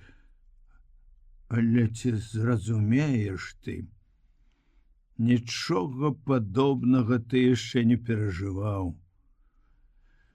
Думаешь все об сусветных проблемах, высоких материях, мои разважанні пакуты могуць здацца табе нікчэмнымі, вартымі смеху, і тады мне будзе яшчэ цяжэй, думаў я. Правда, я не веру, што ты стаў такі панікёр і песіміст. Занадта много ў цябе любові, каб ты мог страціць веру ў будучыню. Любові? Здзівіўся я. Да чаго? Да ўсяго? да жыцця, радзімы, да блізкіх, да жонкі. Я ледь не застагнаў, знянацку ён дакрануўся да самага балючага месца. Таму і цяжка, што люблю. Хто не любіць, таму што, таму ўсё роўна. Мне ўвесь час здаецца, што зусім іншае прыгнятае цябе. Так паводзіць сябе чалавек, які зрабіў нешта благое, у каго нячыстае сумленне. Гэты хлопчык можа ўсё зразумець, але прызнацца яму я ўсё роўна не магу. Мы сядзелі ў зямлянцы, сеневы падначаленыя, разлік дальнамера, працавалі на кухні, скупое святло палярнага дня цадзілася праз шыбачку ў дзвярах і падала на твар гаспадара. У яго дзіўны твар у апошнія дні, залішне шчаслівы для такога часу. Можа, таму я і не мог расказаць яму свае таямніцы, як расказваў раней. Мяне раздражняў яго твар, незразумелая адзнака шчасця на ім. Чаго радавацца, а? Калі нават быць самым вялікім аптымістам, то ўсё роўна радавацца няма чаго. Слухай, Сеня, а чаму ты такі? Які? Чорт цябе ведае, які? Быццам адзін ты ведаеш, што заўтра канец вайне. Твар блішчыць, як намаслены блінец. Ён засмяяўся, перасеў да мяне на нары, абняў за плечы. Ты добры друг, Петя. Я радуюся, што ў мяне ёсць такі друг. Аднаму табе я магу сказаць, чаму я такі. Але дай слова, што ты нікому. Я быў калі-небудзь балбатуном. І ў дзённік свой дурацкі не пішы. Я хачу, каб гэта было толькі маёй тайнай. Мне цяжка было даць слова, што я не запішу нашай размовы. Акрамя таго, мяне крыху пакрыўдзіла, што ён назваў мой дзённік дурацкім, і я змоўчаў. Ён таксама доўга маўчаў, ці то чакаў майго клятвеннага слова, ці думаў, можна мне даверыць тайну, ці не. Потым трасануў мяне за плечы. Я скажу табе дзіўную рэч, у якую ты, напэўна, не паверыш. Я закахаўся. Закахаўся? Паўгода ён не бачыў у вочы ніводнай дзяўчыны, бліснула думка, ніводнай, акрамя... Няўжо? Што ж гэта такое робіцца? З кожным днём мне не лягчэй. Сапраўды, я адчуў сябе гэтак жа кепска, як адразу пасля той недарэчнай гісторыі, якая прынесла мне такія пакуты. Прайшло паўмесяца, і перажыванні мае нібы пачалі прытупляцца. І вось табе на! Ты здагадваешся, у каго? Не цяжка здагадацца, Антаніна. Але... Я рэзка падняўся, скінуўшы яго руку з пляча. Яна не варта твайго кахання. Ён схапіў мяне за каўнер кажуха, быццам спалохаўся, што я выйду і пакіну яго аднаго, нічога не растлумачыўшы. Не варта? Чаму не варта? Хоць не трэба, нічога не кажы. Ён адштурхнуў мяне.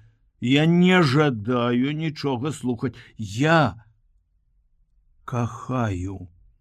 І мне хораша. І я нічога не хачу ведаць. Ты, магчыма, пачуў там нейкія плёткі. Калі адна жанчына і гэтулькі мужчын навокал, заўсёды будуць плёткі. Але я не хачу іх чуць.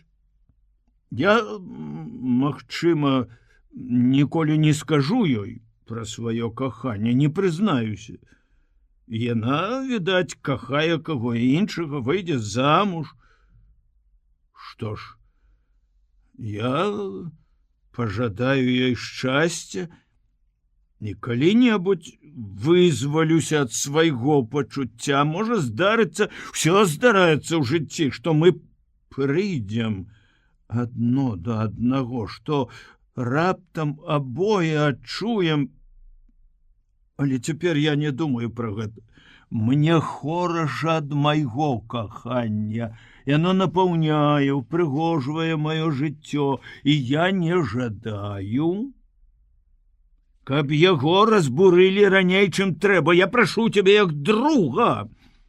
Ён гаварыў горача, доўга, і ўсё, што сказаў, немагчыма было запомніць. Я, уражаны, утрапёна стаяў з другога боку халоднай чыгуннай печкі і думаў пра сваё. Не, цяпер гэта не толькі маё. Мая тайна, але яна закранае іншых людзей, дарагіх мне людзей. Гэтая жанчына, як прывід, стала не толькі паміж мной і Сашай, але таксама вось паміж мной і лепшым другам маім. Па сутнасці, яна разбурыла нашу дружбу. Бо цяпер мы ўжо ніколі не будзем такія шчырыя адзін перад адным, як былі дагэтуль. Я са страхам думаю, што магло б здарыцца, каб я ўсё расказаў яму. Як бы ён паставіўся да гэтага? А мяне так цягнула расказаць, але кожны раз мяне стрымліваў яго вясёлы, узнёслы настрой, яго шчаслівы твар, што ж няхай астаецца са сваім уяўным шчасцем. Праўда, я крыху затуманіў гэтае шчасце. Ён нічога не хацеў чуць пра Антаніну, але на сэрцы, безумоўна, стала трывожна. І пасля гарачых слоў ён не стрымаўся, каб не спытаць: «А што ты чуў? Чаму яна не варта майго кахання?» Кажуць, яе кахае начальнік боезабеспячэння. Я знарок назваў самага прыгожага і цікавага афіцера. Сеня засмяяўся. Кахае? Ды яе, можа, дзесяткі чалавек кахаюць. І што з таго? Хіба праз тое, што яе кахае нехта іншы, не магу кахаць я? Я ж нічога не патрабую за сваё каханне. Мяне здзіўляе твая логіка, Петро. Не варта. Не, я разумею, ты чуў нешта бруднае. Цэнікі ёсць, сам ты некалі казаў, і зайздроснікі. Але для мяне яна самая прыгожая, добрая, чыстая. Я нічога не хачу ведаць, а калі пачую, што? Все адно не паверу. Наіўны хлопчык. Некалі і я быў такі. І мне зрабілася крыўдна і горка ад таго, што цяпер я адчуваю сябе горшым, чым быў яшчэ зусім нядаўна. 1 снежня майстры рамантавалі гармату, і Сеўченко паслаў мяне з пакетам на КП дывізіёна. Здаўшы пакет, я ішоў назад, не спяшаючыся. З цікаўнасцю аглядаў горад. Ён даўно вабіў мяне, хацелася зазірнуць ва ўсе яго куткі, каб даведацца, як жывуць людзі ў вайну пры амаль штодзённых бамбёжках. Усюды сляды разбурэнняў, руіны дамоў, папялішчы, засыпаныя снегам. Але горад жыве поўным жыццём. Прыкметы гэтага жыцця бачыў я на кожным кроку, і яны прыемна ўражваюць, нараджаюць упэўненасць і спакой. Са здзіўленнем спыніўся я перад трохпавярховым домам, адна палавіна якога была разбурана, а ў другой жылі людзі. Гардзіны на вокнах, вазоны, у аконным праёме лесвічнай клеткі, дзе тырчалі рэшткі паламанай рамы, паказалася жанчына, павесіла на падаконнік дывановую дарожку, пачала выбіваць пыл. Мне здалося гэта дзівам.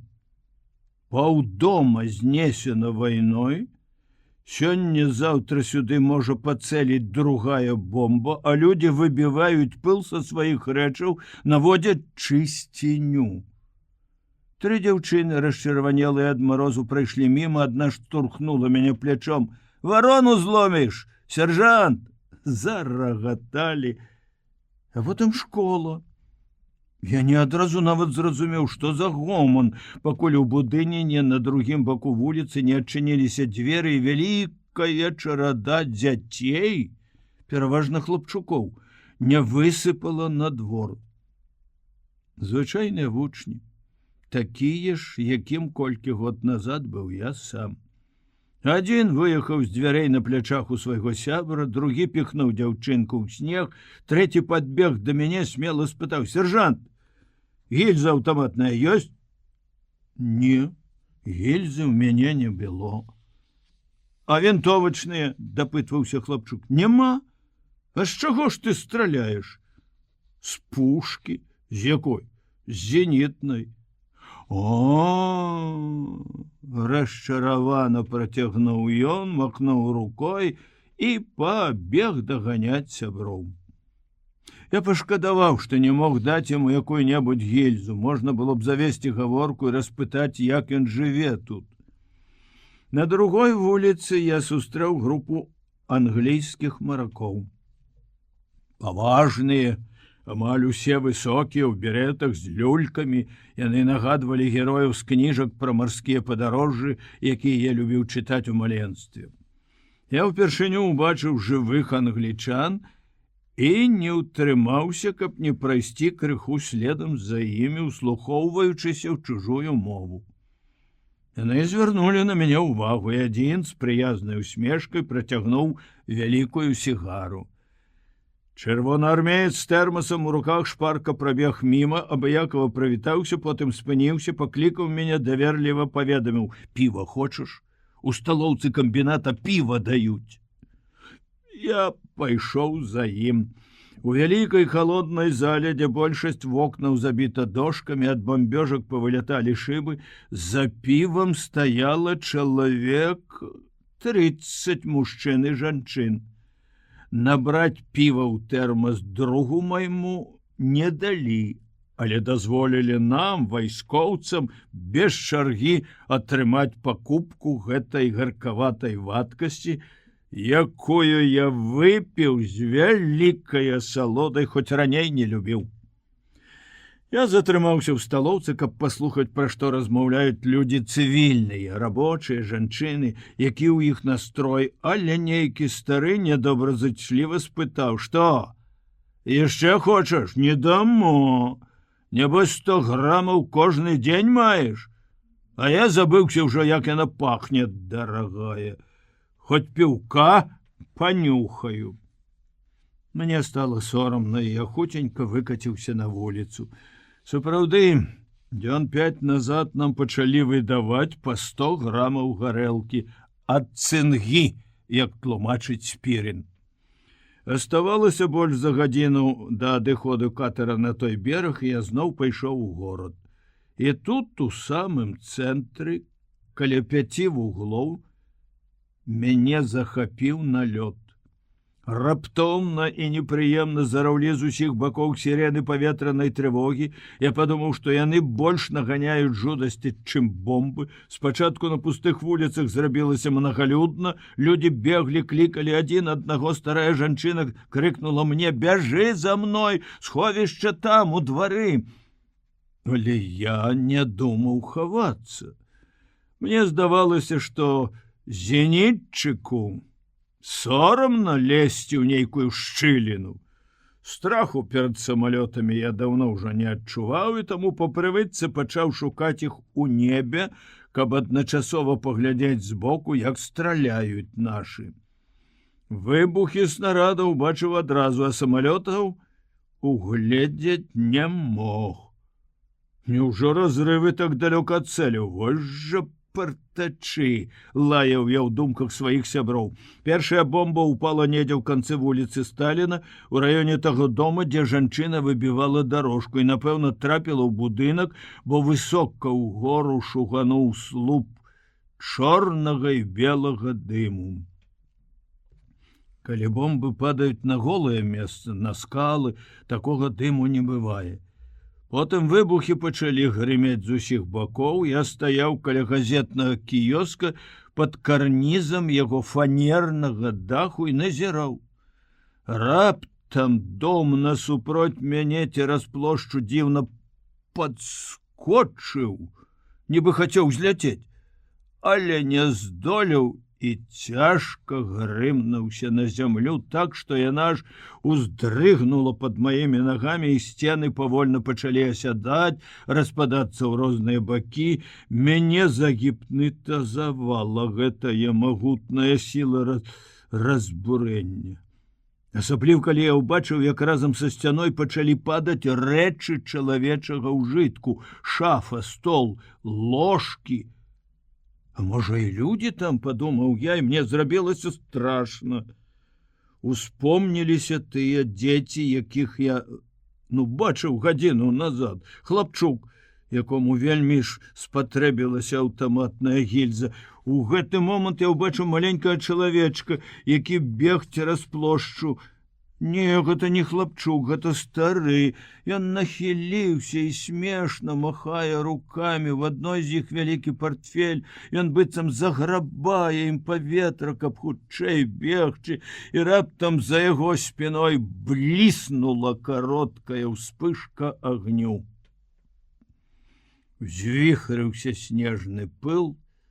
Побач са мной пасыпалася каменне, забарабаніла па даху кіёска. Калі пыл і дым аселі, чалавека на плошчы не было.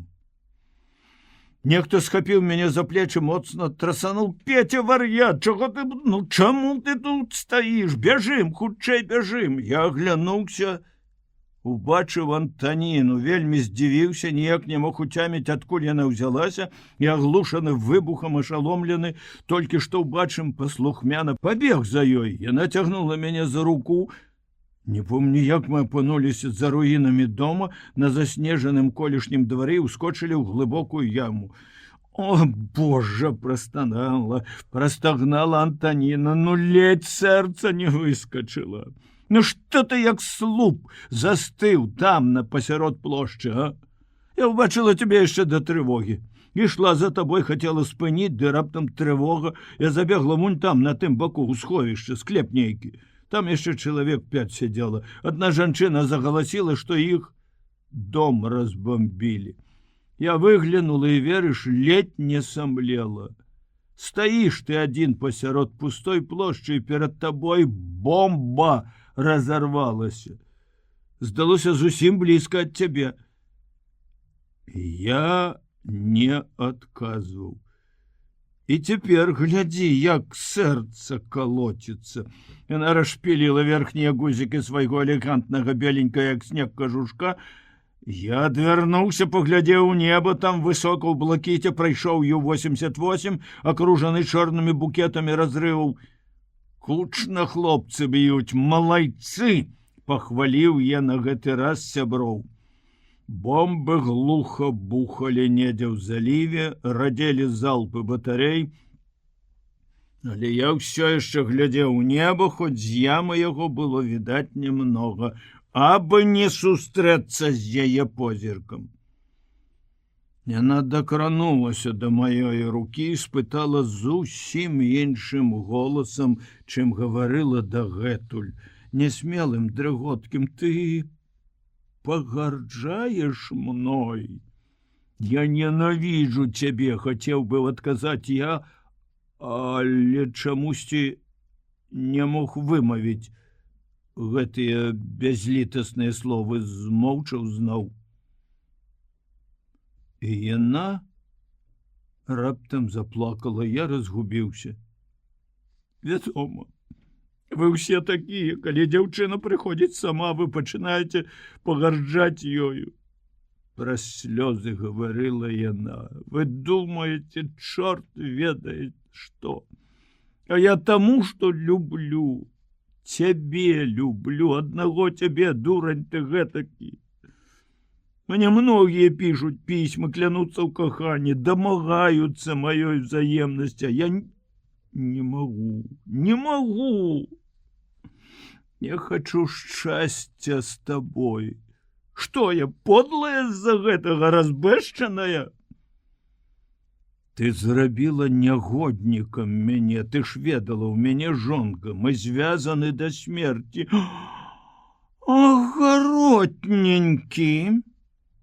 Раптам ад плачу перайшла яна на здзеклівы тон. Яго спакусілі, чысцюлька.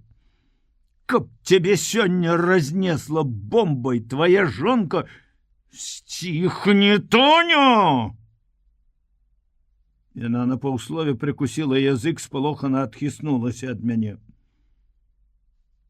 Мы доўга будзем сядзець тут? Спытаў я пасля хвіліны маўчання. Падсадзі мяне, я вылезу.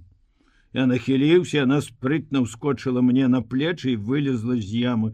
Потым падала руку, памагла выбрацца мне. Навокал было ціха, па вуліцы ішлі людзі, хоць адбою яшчэ не давалі. Мы таксама выйшлі на вуліцу. Я раптам адчуў, што ў душы маёй няма той злосці на яе, якая была дагэтуль. Я сказаў прыязна. Цябе кахае цудоўны чалавек, Сеня Пясоцкі. Ты не ўяўляеш. У адказ яна прашыпела з лютай злосцю, ажно перакасіўся увесь яе твар. Пайшоў ты к чорту! Са сваім Пясоцкім я вас ненавіджу! Усіх ненавіджу! І шпарка пайшла ў другі бок, пакінуўшы мяне слупянелага пасярод вуліцы. Цяпер я думаю... Што яна за чалавек? Адзін Сеня, магчыма, мог бы растлумачыць яе дзіўныя ўчынкі і словы.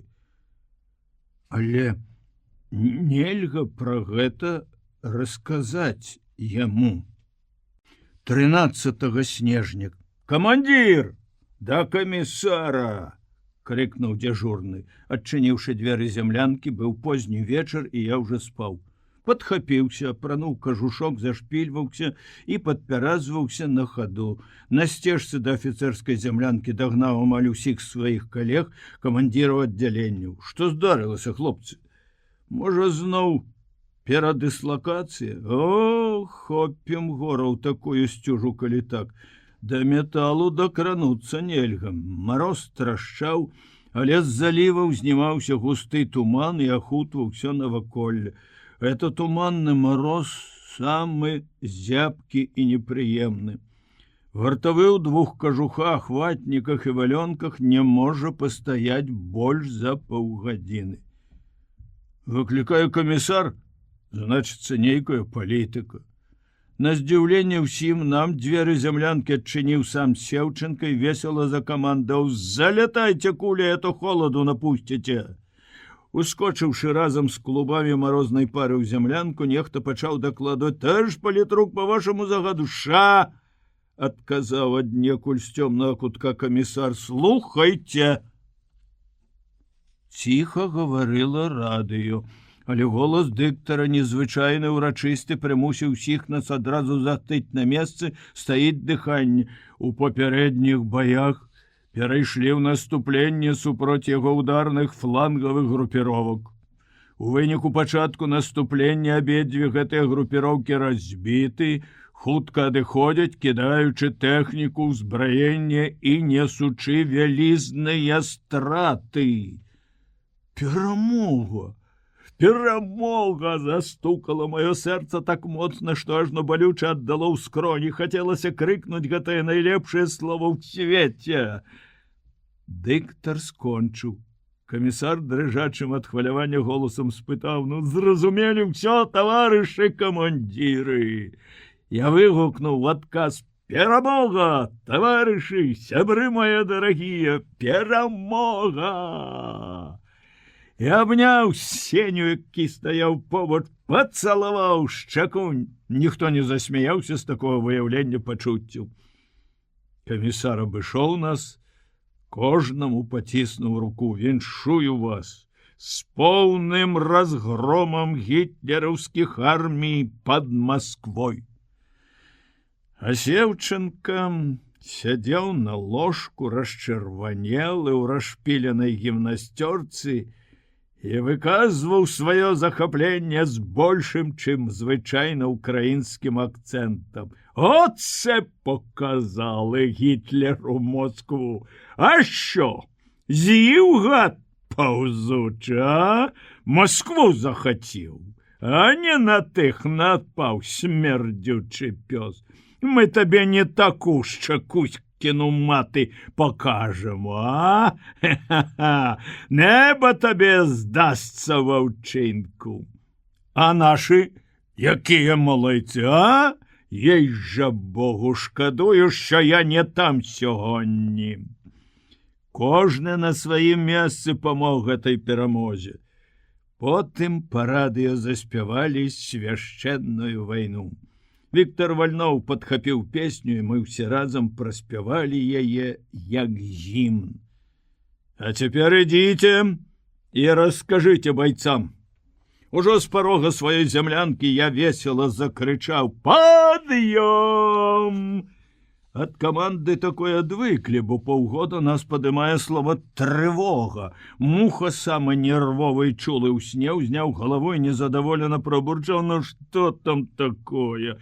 Перамога, хлопцы!» Адразу ўзляцелі пад столь зямлянкі кажухі, падхапіліся ўсе, нават Габаў, якога часта па трывозе мы выносілі і кідалі ў снег, каб прачнуўся. «Якая? Дзе?» Да позняй ночы не маглі ўціхамірыцца байцы. Выслухаўшы гэтую радасную навіну ад мяне, расказвалі і адзін аднаму. Прыйшоў з паста Астахаў, все разам расказвалі яму. Змяніўся Чарняк, зноў пачалі спачатку, уважліва разглядалі карту, хоць на ёй, акрамя Кліна, не было ніводнага з вызваленых гарадоў. Пачаўся новы дзень.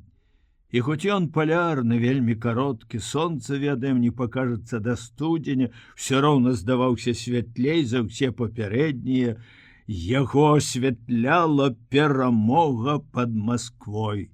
Мы віталі яго. І ў такі дзень было горка і балюча бачыць, як прыляцелі месяры, і ў паветраным баі збілі два нашыя самалёты. Праўда, самалёты не нашы, англійскія «Харікейны», але лётчыкі на іх нашы.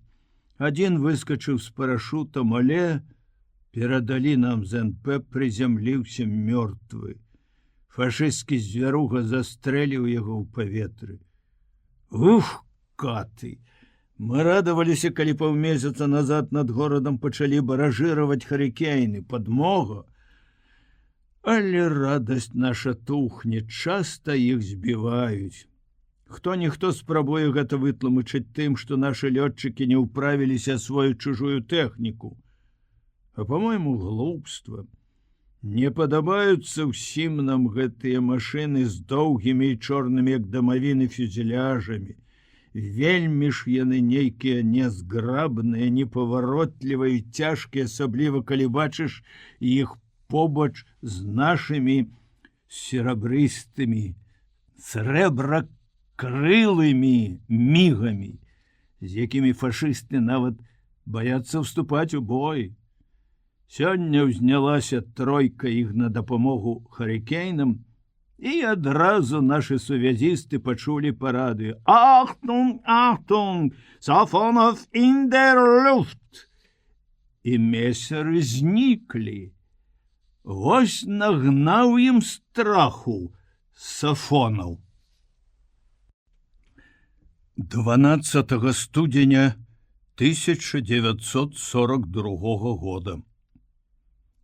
Снежная пустыня, цішыня. Такая цішыня, што робіцца жудасна. Мімаволі часам пачынаеш гаварыць шэптам, а то раптам хочацца закрычаць так, каб пачулі за сотні, за тысячы кіламетраў, там, дзе людзі, дзе вайна і жыццё. Я ўглядаюся ў гэтую снежную роўнядзь, белую, ажно балюча вачам. Не заўсёды яна белая. Часта здаецца мне крывава-барвовай. Быццам на ёй застылі ўспышкі тых агнёў, якіх так многа было там, у Мурманску. Можа, гэта ад неба? Тут ужо на якую гадзіну паказваецца сонца, і калі яно ўсходзіць ці заходзіць, неба гарыць рознакаляровымі агнямі. Мне належыць глядзець у неба, ці не ляцяць варожыя самалёты. А я не магу адарваць вачэй ад снежнай гладзі возера. Напружана ўзіраюся у далёкі, зацягнуты блакітнай смугой супрацьлеглы бераг. Мае новыя падначаленыя глядзяць на мяне як на хворага псіхічна ненармальнага. Не дакучаюць лішнімі размовамі і стараюцца, каб я як мага радзей станавіўся на варту. А мне хочацца стаяць аднаму, каб ніхто не перашкаджаў думаць, перажываць, уяўляць. Часта я забываю, дзе я, што са мной. Бачу Сеню. Ён лажыцца сярод снежнага поля, адзін курчыцца ад болю, ад холаду, кліча на дапамогу, а навокал пуста. Не, ён сядзіць, заплюшчыўшы вочы, засынае. А снег пачынае варушыцца, узнімацца хвалямі, як мора ў буру, і залівае, засыпае яго, набіваецца ў вушы, ў рот, за каўнеру, рукавы. Я кідаюся яму на дапамогу і адзін раз кінуўся так, што ледзь не зваліўся з абрывістай скалы ў возера. А тут метраў 10 вышыні, гэта, відаць, бачыў нехта з маіх байцоў. А то часам са снежнай пены выплывае нахабная морда кідалы, ён усміхаецца. Ён можа спакойна мыліцца і усміхацца пасля таго, як забіў. У мяне няма іншага слова Сеню. Я толку яго морду кулакамі, прыкладам вінтоўкі, толку ў думках. А можа, і не толькі ў думках, здаецца, аднойчы я сапраўды замахнуўся прыкладам на прывід яго. Магчыма, і гэта бачыў нехта з маіх падначаленых, ці чуў, як я кагосьці страшэнна лаю. Цяжка мяне ўразіла смерць Сені Пясоцкага. Вельмі цяжка. Каб ён загінуў у баі ад бомбы, ад кулі, а то такая недарэчная, пакутлівая смерць. Толькі учора я здолеў расказаць больш-менш падрабязна гэтую сумную гісторыю сваім паважным дзядзькам. Тады яны зразумелі дзівоты свайго камандзіра і пачалі глядзець на мяне іншымі вачамі. Можа, ад таго, што я выліў усё з сябе, а можа, ад спагады гэтых сталых людзей зрабілася неяк лягчэй на душы. Я нават спаў мінулую ноч без кашмарных сноў. Здаецца, магу нарэшце паслядоўна і параўнаўча спакойна запісаць усе падзеі ў свой дзённік. Камандзір узвода кіравання Сцяпан Кідала сабраўся праверыць НП. Метэаслужба прадказвала нялётнае надвор'е, і камісар вырашыў паслаць з узводным Сеню Пясоцкага.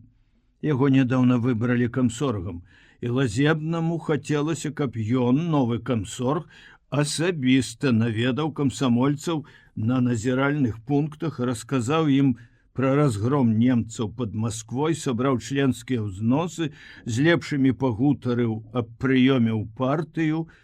Такую важную справу ён мог даверыць толькі Сеню. Раніцой яшчэ прыцемкам яны выйшлі. Да бліжэйшай НП было кіламетраў 15 нялёгкага горнага пераходу.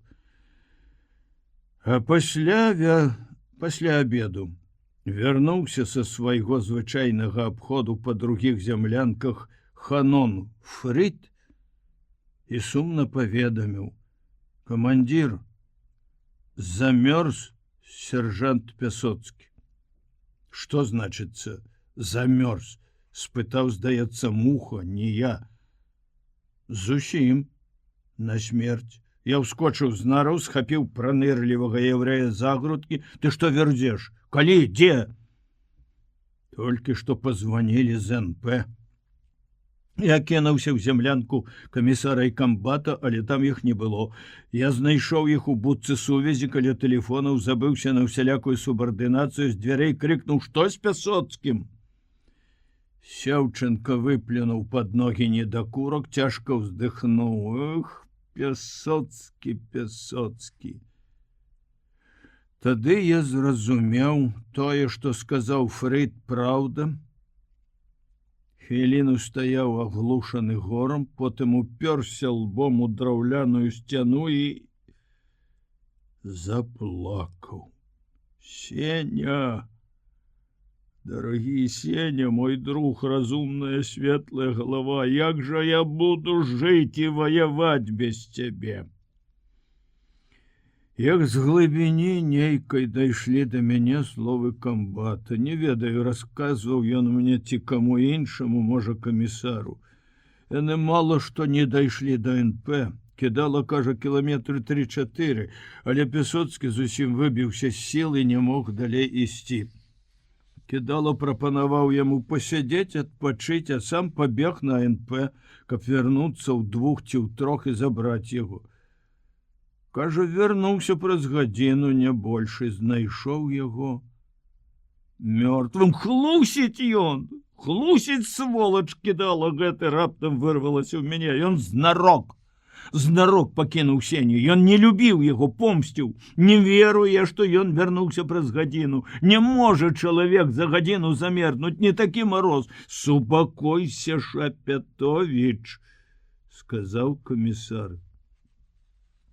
«Усё высветлім, і калі хто вінаваты, нелёгка сказаць. Супакойся, калі так недарэчна і страшна загінуў твой лепшы друг, дарагі чалавек. Я хадзіў сам не свой, плакаў, не саромеючыся перад байцамі сваіх слёз. Не мог заснуць уначы, заплюшчваў вочы і бачыў адну і тую ж карціну. Сеня адзін на схіле голай заснежанай сопкі, ветер узнімае пазёмку, снег засыпае вочы, мацнее мароз, забіраецца пад кажух. Бачу яго, мароз, як жывую істоту, пачварную, бязлітасную. Не, вінаваты не мароз. Я ведаю, хто вінаваты, я перакананы». Фрыд расказаў. Сувязісты шэпчуцца паміж сабой, што камандзір узвода спачатку паабедаў на НП, потым пайшоў з разведчыкамі па Пясоцкага. «Всё высветлім, і калі хто вінаваты, як яго пакараюць, разжалуюць, пашлюць у штрафны батальён». А Сені няма, залатога чалавека. Няўжо няма? Няўжо ніколі не загучыць больш яго ціхі, заўсёды далікатны смех, не заіскрацца розумам у яго ясныя вочы?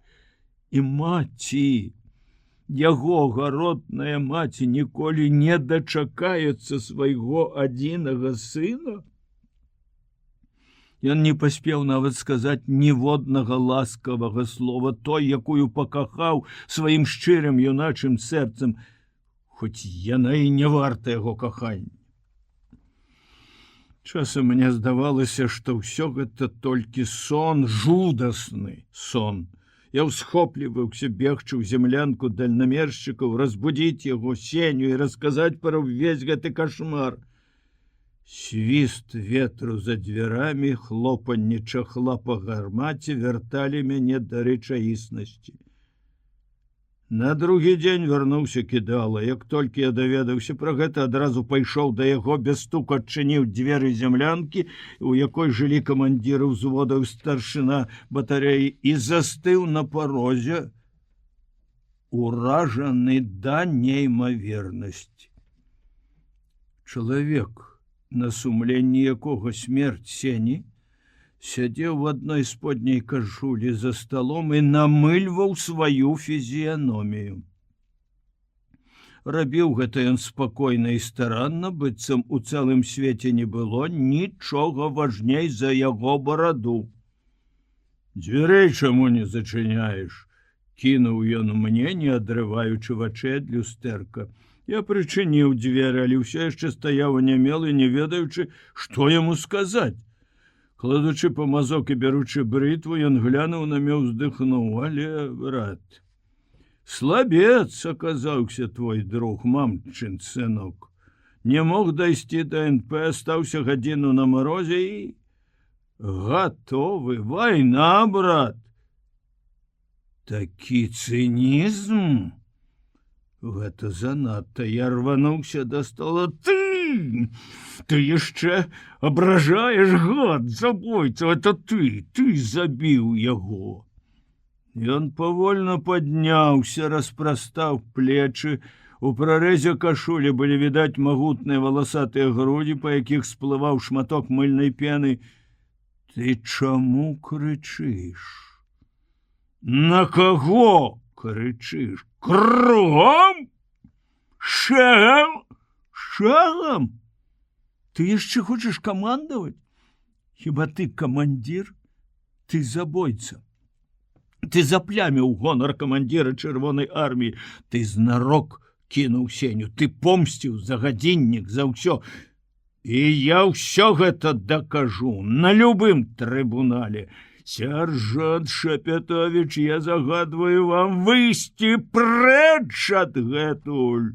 Лоб яго стаў белы, як пена на шчоках. Загадваеш? А якое права ты маеш загадваць? Кто ты? Забойца ты! На тваіх руках кроў чалавека, сапраўднага чалавека, а ты выйдзі прэч! Загарланіў ён не сваім голасам, кінуўся ў бок да ложка і... Раптам у руцэ яго бліснуў пісталет. Ён накіраваў яго на мяне. Кругом! Страляй! Страляй!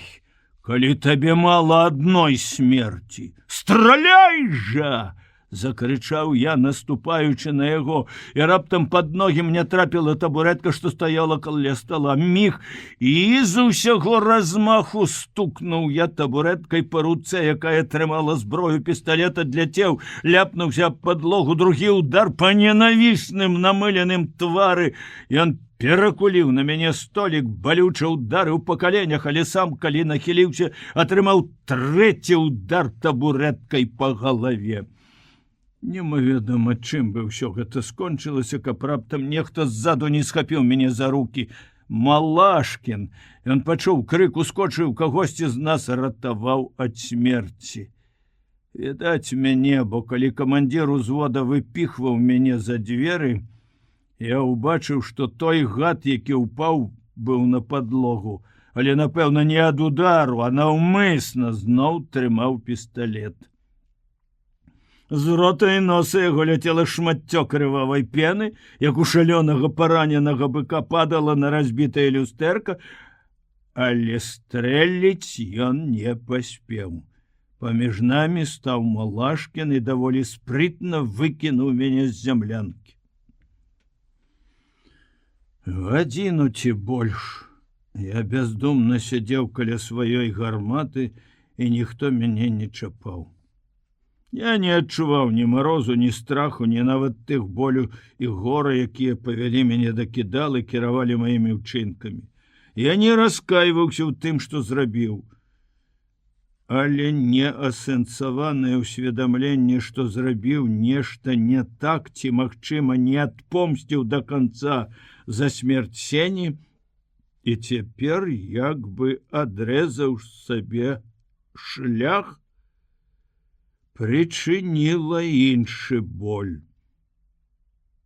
Хацелася плакаць ад бяссільнай злосці і крыўды. Байцы праходзілі паўз мяне, спачувальна ўздыхалі, даведаўшыся, што адбылося. Адзін Астахаў сказаў: «Дарэмна ты, камандзір, чапаў гэтае дзермо. Цяпер яны ЧП зробяць». Сяржант падняў руку на малодшага лейтенанта. «Ведаеш, як могуць раздзьмуць?» «Чорт з ім, няхай робяць, што хочуць, мне ўсё роўна», адмахнуўся я. Не хацелася ні з кім гаварыць, нават з гэтым добрым і разумным Астахавым. Падышоў Малашкін, а я ўсё сядзеў. Ён пастаяў каля мяне, можа, хвіліну, як бы не адважваючыся выказаць тое, што яму загадалі. Сказаў ціха: «Встаньце». Я падняўся. Ён сам, пазбегаючы глядзець мне ў твар, у вочы, расперазаў мой рэмень. Я зразумеў. Бяруць пад арышт. Каля катлавана стаяў разведчык з вінтоўкай. «Завядзіце на КП дывізіона і здайце начальніку каравола», сказаў яму малодшы лейтенант. Выйшлі з зямлянкі мае байцы. «Бывайце, хлопцы», паспрабаваў я бадзёра усміхнуцца, але усмешка, відаць, не ўдалася. У чарняка у вачах бліснулі слёзы. Ад гэтых слёз і ў мяне у горле стала горка салёна. «Пайшлі», сказаў я канвойнаму і хутка закрочыў па пазіцыю. І тут убачыў, што не толькі мой разлік, але і ўсе іншыя, уся батарэя праводзіць мяне спачувальнымі позіркамі. І мне захацелася таксама неяк развітацца з батарэйцамі, сказаць нешта, каб яны зразумелі, што я не адчуваю сябе вінаватым. Каля бусоля на сваім звыклым месцы стаяў Лёша, панурыўшы галаву, перажоўваючы ягель. Я падышоў, абняў яго за цёплую шыю, пацалаваў халодныя ноздры, сказаў голасна: «Будь здароў, друг Лёша, не гаруй. Нічога, не прападзём, а буду жывы. Няхай гэты падлюга не трапляе на маім шляху, так і перадайце яму». Олень кіўнуў галавой, фыркнуў. «Шапятович, что это за камедыя?» — пачуў голас камандзіра батарэі. Я павярнуўся, ён ішоў ад дальнамера. Я апусціў рукі і адказаў сур'ёзна: «Гэта не камедыя, таварыш старшы лейтенант, а трагедыя, калі свой забівае свайго». Ён падышоў на 2 крокі, пільна заглянуў мне ў вочы, уздыхнуў: «Ах, Шапятович, Шапятович!» і махнуў рукой, кінуўшы зласліва: «Анархіст ты і дурань». Я зразумеў, што ён таксама перажывае. І, можа, таму мне стала крышку лягчэй, але ненадоўга. На траўлеры перапраўлялася многа народу, ваенныя, цывільныя. І я прыкмеціў, што многія глядзяць на мяне як на злачынца, дэзерціра якога-небудзь ці здрадніка. Нават абыходзяць бокам, быццам я заразны. Як гэта было крыўдна і балюча. Я ледь трымаўся, каб не крыкнуць, што я не злачынца, і няхай яны не глядзяць на мяне гэтак.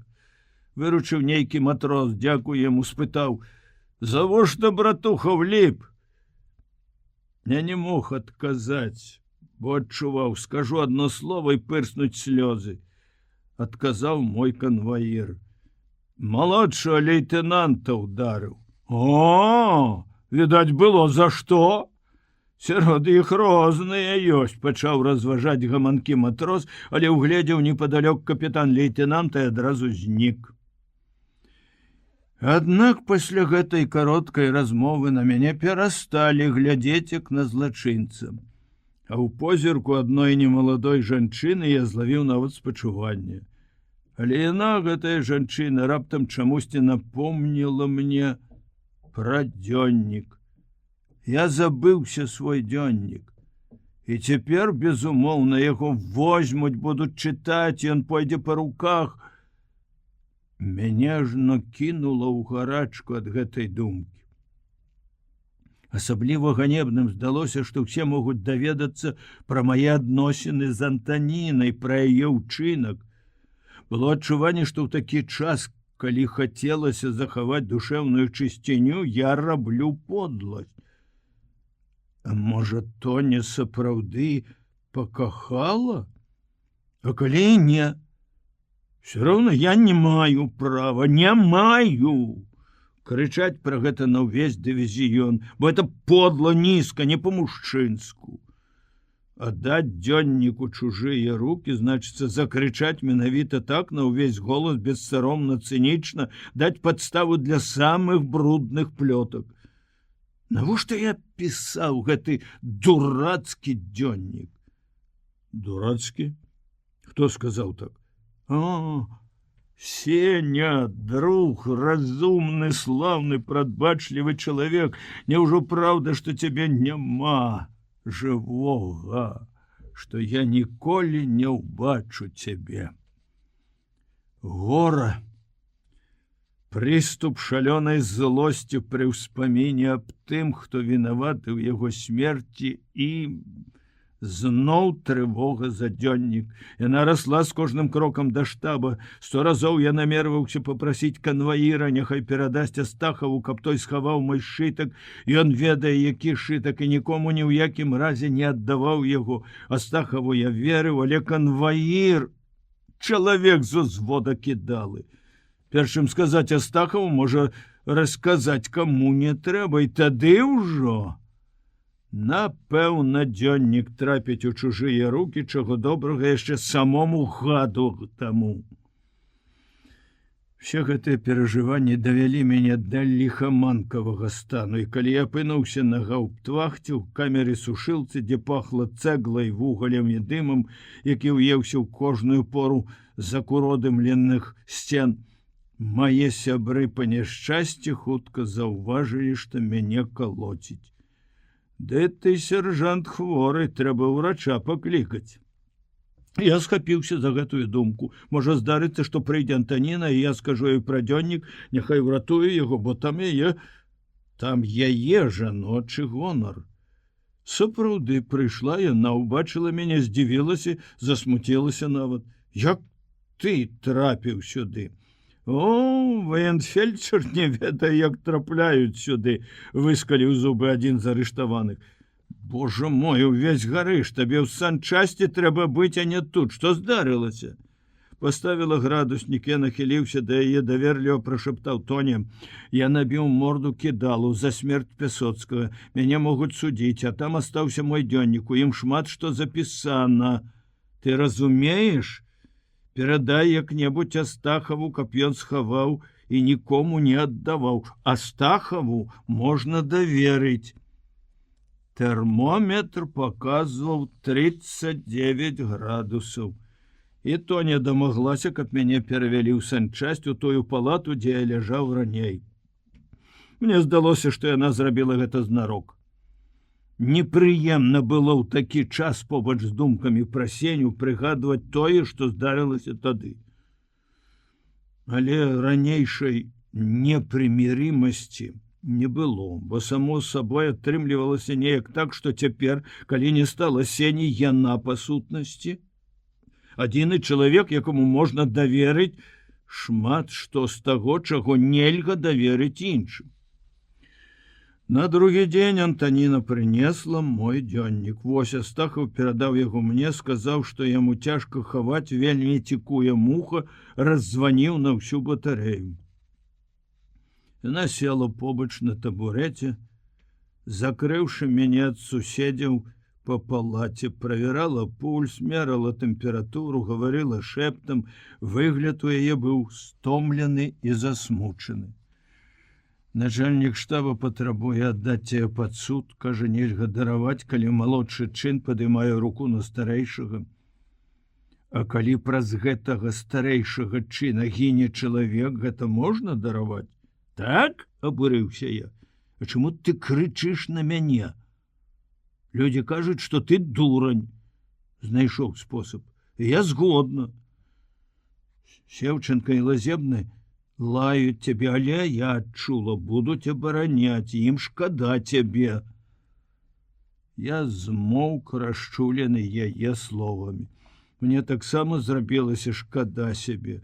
Я попрасіў, каб яна пакуль што схавала дзённік, і калі што здарыцца, паслала па адрасе, які напісаны на многіх старонках сшытка. Толькі не чапай нічога. Яна паглядзела на мяне са здзіўленнем, відаць, не зразумеўшы, што там можна чапаць. Я растлумачыў. Там дрэнна напісана пра цябе. Яна ўспыхнула ўся, сарамліва апусціла вочы. Я ведаю. Ты чытала? Не. Я ведаю, што ты не мог напісаць пра мяне добра. Ты все яшчэ ненавідзіш мяне? Я не адказаў.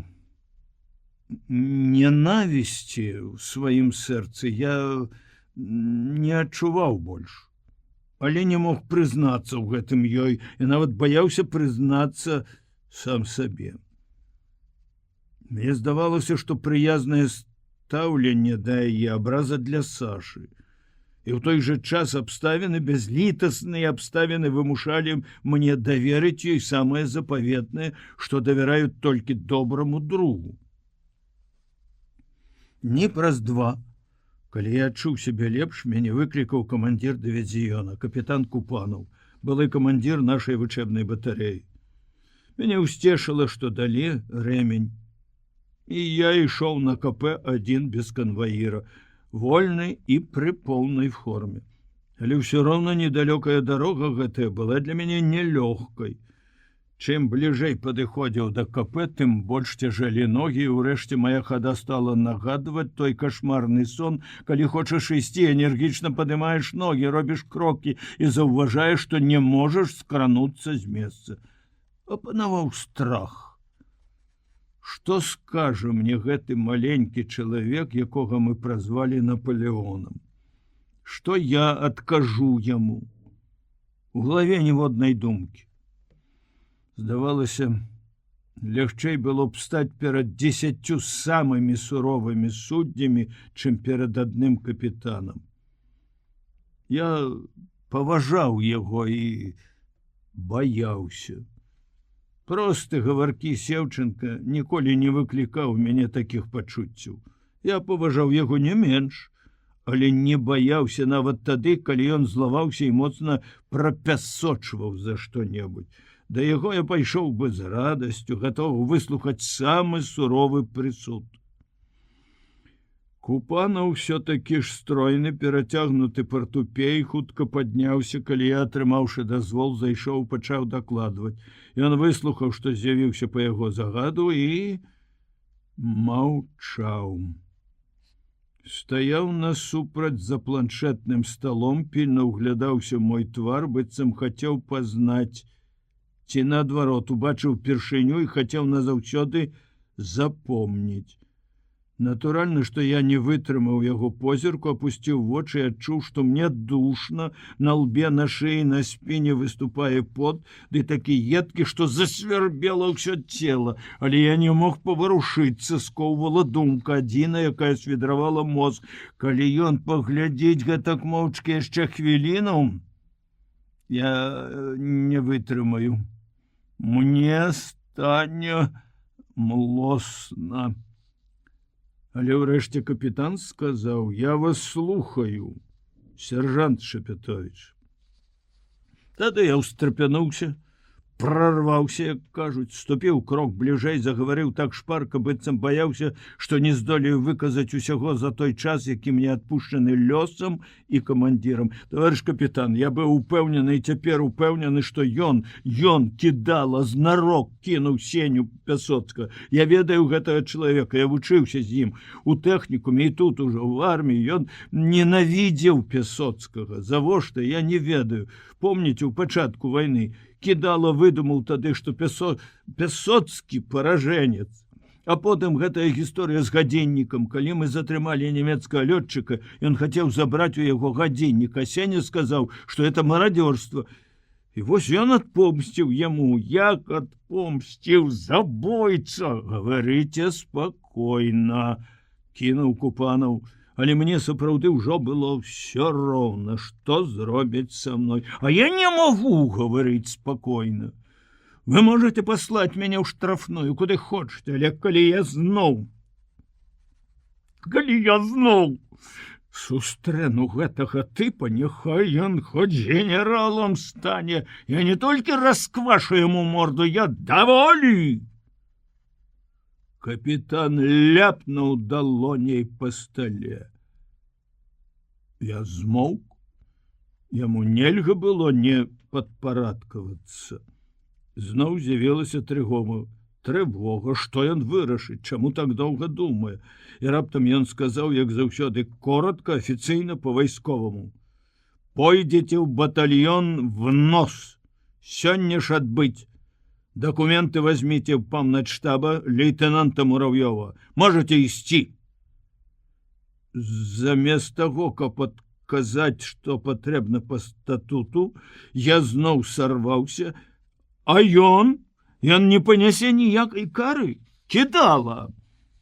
Я ўбачыў, як уздрыгнулі, узляцелі на лоб белыя бровы камандзіра дывізіёна. Здзівіўся ён. Расчараваўся ці ўгневаўся?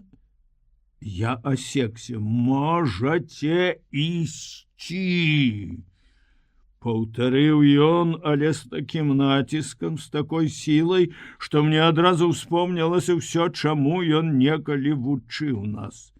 Я выскачыў з душнай зямлянкі, прагна глытнуў марознае паветра і тут асэнсаваў яго словы: «Пойдзеце ў батальён в нос». Чаму гэты батальён? Не разумею цяпер. Але тады я зразумеў, што ўратаваны ад нечага страшнага і ганебнага, што знайшліся людзі, якія зразумелі мой душэўны стан. Калі я схапіў табурэтку ўпершыню за тыя чорныя дні, я ўбачыў дзень палярны, хмурны, але ён здаўся мне цудоўным. Я ўбачыў белы снег без водбліскаў агню, сіні заліў, няскораны горад і узрадаваўся жыццю.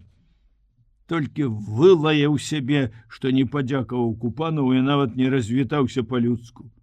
Свінтус! Атрымаўшы належныя дакументы і свой ранец з небагатым салдацкім набыткам, я пайшоў у санчасць, каб забраць у Антаніны дзённік. Помню, ідучы, я пашкадаваў, што аддаў яго. Панікёр. Але няхай яна зразумее, што я ратаваў яе гонар. Яна не выявіла асаблівых пачуццяў, даведаўшыся, што я ад'язджаю. Ні смутку, нічога іншага і нічога асаблівага мы не сказалі адно аднаму, словы былі нязначныя, Падзённік яна некуды хадзіла. Прынесла яго акуратна загорнуты ў марлю і цыратку. Выйшла з барака ў адным халаце, каб правесці мяне, і на двары сказала: «Мне перадалі яго пісьмы 3.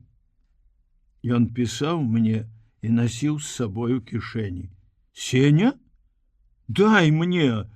Яна пакруціла галавой. «Не, я нікому не дам іх.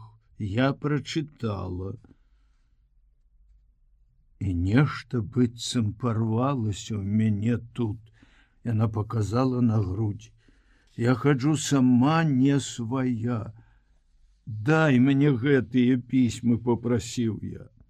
Ну навошта яны табе? Ты не кахала яго. Не кахала, паўтарыла яна. Але пісем я табе не дам. А можа я стану лепшай, калі яны будуць пры мне. Яна сказала гэта такім голасам, што я пашкадаваў яе і адчуў. Хвіліна развітання для мяне робіцца сумнай. Больш не было слоў, якія я мог сказаць. Попрасіў, каб яна перадала прывітанне маім хлопцам, асабліва Астахаву і Чарняку, а Сеўченку і Лазебнаму скажы дзякуй, ніколі не забуду іх. Яна спытала: «Ты напішаш мне?» «Не ведаю», адказаў я шчыра, бо сапраўды не ведаў, ці будзе ў мяне жаданне пісаць ёй. Развіталіся кароткім поціскам рук. Люты. Я не стаўлю нават даты. Дні так падобны адзін на адзін, што адрозніваюцца хіба толькі тым, што бываюць ясны, калі з-за далёкай грады лясістых сопак вылазіць ненатуральна жоўтае халоднае сонца, гадзіны на 2-3, а ўначы калышуцца ў небе дзіўныя палотнішчы палярнага ззяння. І бываюць дні завірушныя, апошніх у гэтым месяцы больш. Снег пачынае падаць зверху, узнімаецца знізу, і ўвесь свет засцілае снежная каламуць. Сціраецца мяжа паміж днём і ноччу, паміж сапраўдным і уяўным. Снег і снег. Павярнуўшыся, не ведаеш, куды ісці, дзе ўсход, дзе захад, дзе зямлянка, дзе абрыў возера.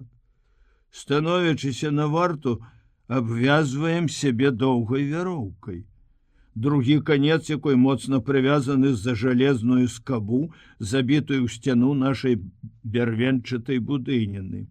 І вартавому у такія ночы прыходзіцца час ад часу падымаць усіх, каб прачысціць тунелепадобны праход ад дзвярэй на пляцоўку і скінуць снег з даху, з коміна, бо прапусці гадзіну-другую, і мы будзем пахаваны жывымі. Не здолеем ні адчыніць дзвярэй, ні выбрацца праз акно. Хаціна, у якой мы жывём, пабудавана ў дзіўным месцы, у цясніне паміж скаламі. Цясніна, расшыраючыся, паката спускаецца да берага азёрнай бухты. Это адзіны выхад на шырокі прастор, вароты ў свет. Праўда, цяпер, калі намяло гурбы снегу з даху, можна ўзабрацца па левай круцізне ўверх і адтуль лёгка спусціцца ў лясную даліну, што ляжыць на ўсходзе ад нас. На правы выступ скалы ўзысці лягчэй. Прырода як бы збудавала штучныя ўсходцы, якія мы таксама акуратна чысцім, бо там на вяршыні гэтай скалы наш назіральны пункт. Там стаіць вартавы і сочыць за небам. З іншых 3 бакоў скала строма абрываецца ў возера. Вузкае і даўгое, як амаль усе азёры поўначы, яно цягнецца на паўночны захад так далёка, што супрацьлеглы бераг яго вырысоўваецца толькі ў ясныя раніцы. Калі ўсходзіць сонца, возера слепіць сваёй белізной. Не белізной, блакітнай іскрыстасцю. Цяпер я ніколі не бачыў снег белым, такім, як бачыў у роднай Беларусі. Цяпер ён заўсёды то ружовы, то блакітны, то сіні, то нават жоўты. Пост наш самы далёкі. Ад Кандалакшы, дзе знаходзіцца штаб батальёна, трэба ехаць цягніком на захад да маленькага ляснога паўстанка, каля якога размешчаны нейкія прыфрантавыя тылы. Ад гэтага паўстанка, з якім мы маем тэлефонную сувязь, трэба ісці на лыжах кіламетраў 15 на поўнач. Вспамінаю размову з камандзірам батальёна. Я прыехаў не адзін, нас было 5 з дывізіёна, але астатнія разведчыкі. Яны ведалі, што едуць на пасаду камандзіраў пастоў, бо батальён толькі фарміраваўся. Я не разумеў, калі даведаўся пра ўсё гэта, ды і дагэтуль не разумею, чаму Купанаў паслаў сюды мяне, агневіка. Хацеў схаваць ад трыбунала? Ці баяўся, што калі астануся ў дывізіёне, няхай на іншай батарэі непазбежна сустрэнуся з кідалам. І тады можа быць яшчэ большае ЧП. А магло здарыцца. Нам лепш не сустракацца, бо я ніколі не дарую яму смерці Сені. Майор Журавлёў, худы і стомлены, потым я даведаўся, што ён прыехаў з блакаднага Ленінграда, няўважліва разглядаў нашы дакументы, але калі чарга дайшла да мяне, зацікаўлена ўзняў вочы. А, это ты. Купанаў расказваў мне. Што ж ты сваіх б'еш? Сярод сваіх таксама трапляюць, я не мог знайсці ёмкага і трапнага вызначэння і запнуўся. Якіх варта біць, усміхнуўся майор і тут жа цяжка ўздыхнуў. Бывае. Я адразу адчуў сімпатыю да гэтага чалавека. Люблю людзей разумных і простых, нефармалістаў. Пойдзеш камандзірам 9-го, сказаў мне тады майор Журавлёў, але май на ўвазе. Самы адказны пост, самы далёкі і самы блізкі ад фронту. Там трэба вуха трымаць востра. Глядзець не толькі за небам, але і за зямлёй. Часам праз лінію фронту прорываюцца лыжнікі. А фіны, ведаеш, якія лыжнікі? А лінія фронту тут. Чорт я суцэльную утрымае на гэтай забытай Богам зямлі. Тут улетку не прайсці, не праехаць. Людзей у вас будзе мала, пакуль што ўсяго 3 чалавекі, там вы 4. Несці дзяжурства прыйдзецца ўсім. Людзі своеасаблівыя. Да кожнага трэба падабраць ключик. І вось калі я пражыў 1,5 месяца з гэтымі своеасаблівымі людзьмі, ключики знайшліся самі сабой. Ці больш правільна сказаць, ніякія ключики не спатрэбіліся. Можа, я дрэнны камандзір, ліберал, як лаяў мяне Малашкін, але і з новымі сваімі падначаленымі, калі крыху апомніўся і пра ўсё расказаў ім, хутка здружыўся. І служба ў нас ідзе без усялякіх непаразуменняў. Кожны ведае сваё месца, свае абавязкі, і ўсе дакладна без спрэчак выконваюць мае няхітрыя загады. А людзі сапраўды своеасаблівыя. 2 з іх старэйшыя за майго бацьку. Фядос Ефремович Сушылаў і Алампі Маркович Самародаў. Апошні мне здаўся зусім старым чалавекам. Пасля я даведаўся, што ён гады на 3 маладзей за Сушылава. І неяк мімаволі з першых дзён я пачаў называць яго дзядзька Алампі. Так гэта і замацавалася за ім. І стары Сушылаў, і малады насмешнік Платон Чуб звяртаюцца да яго цяпер толькі гэтак. Дядька Алампі калгаснік з нейкага глухога раёна Кіраўскай вобласці, чалавек малапісьменны, ціхі і дзіўна. Селянін, бацька вялікай сям'і, а нейкі няўмелы як дзіця, непрыстасаваны да розных жыццёвых умоў.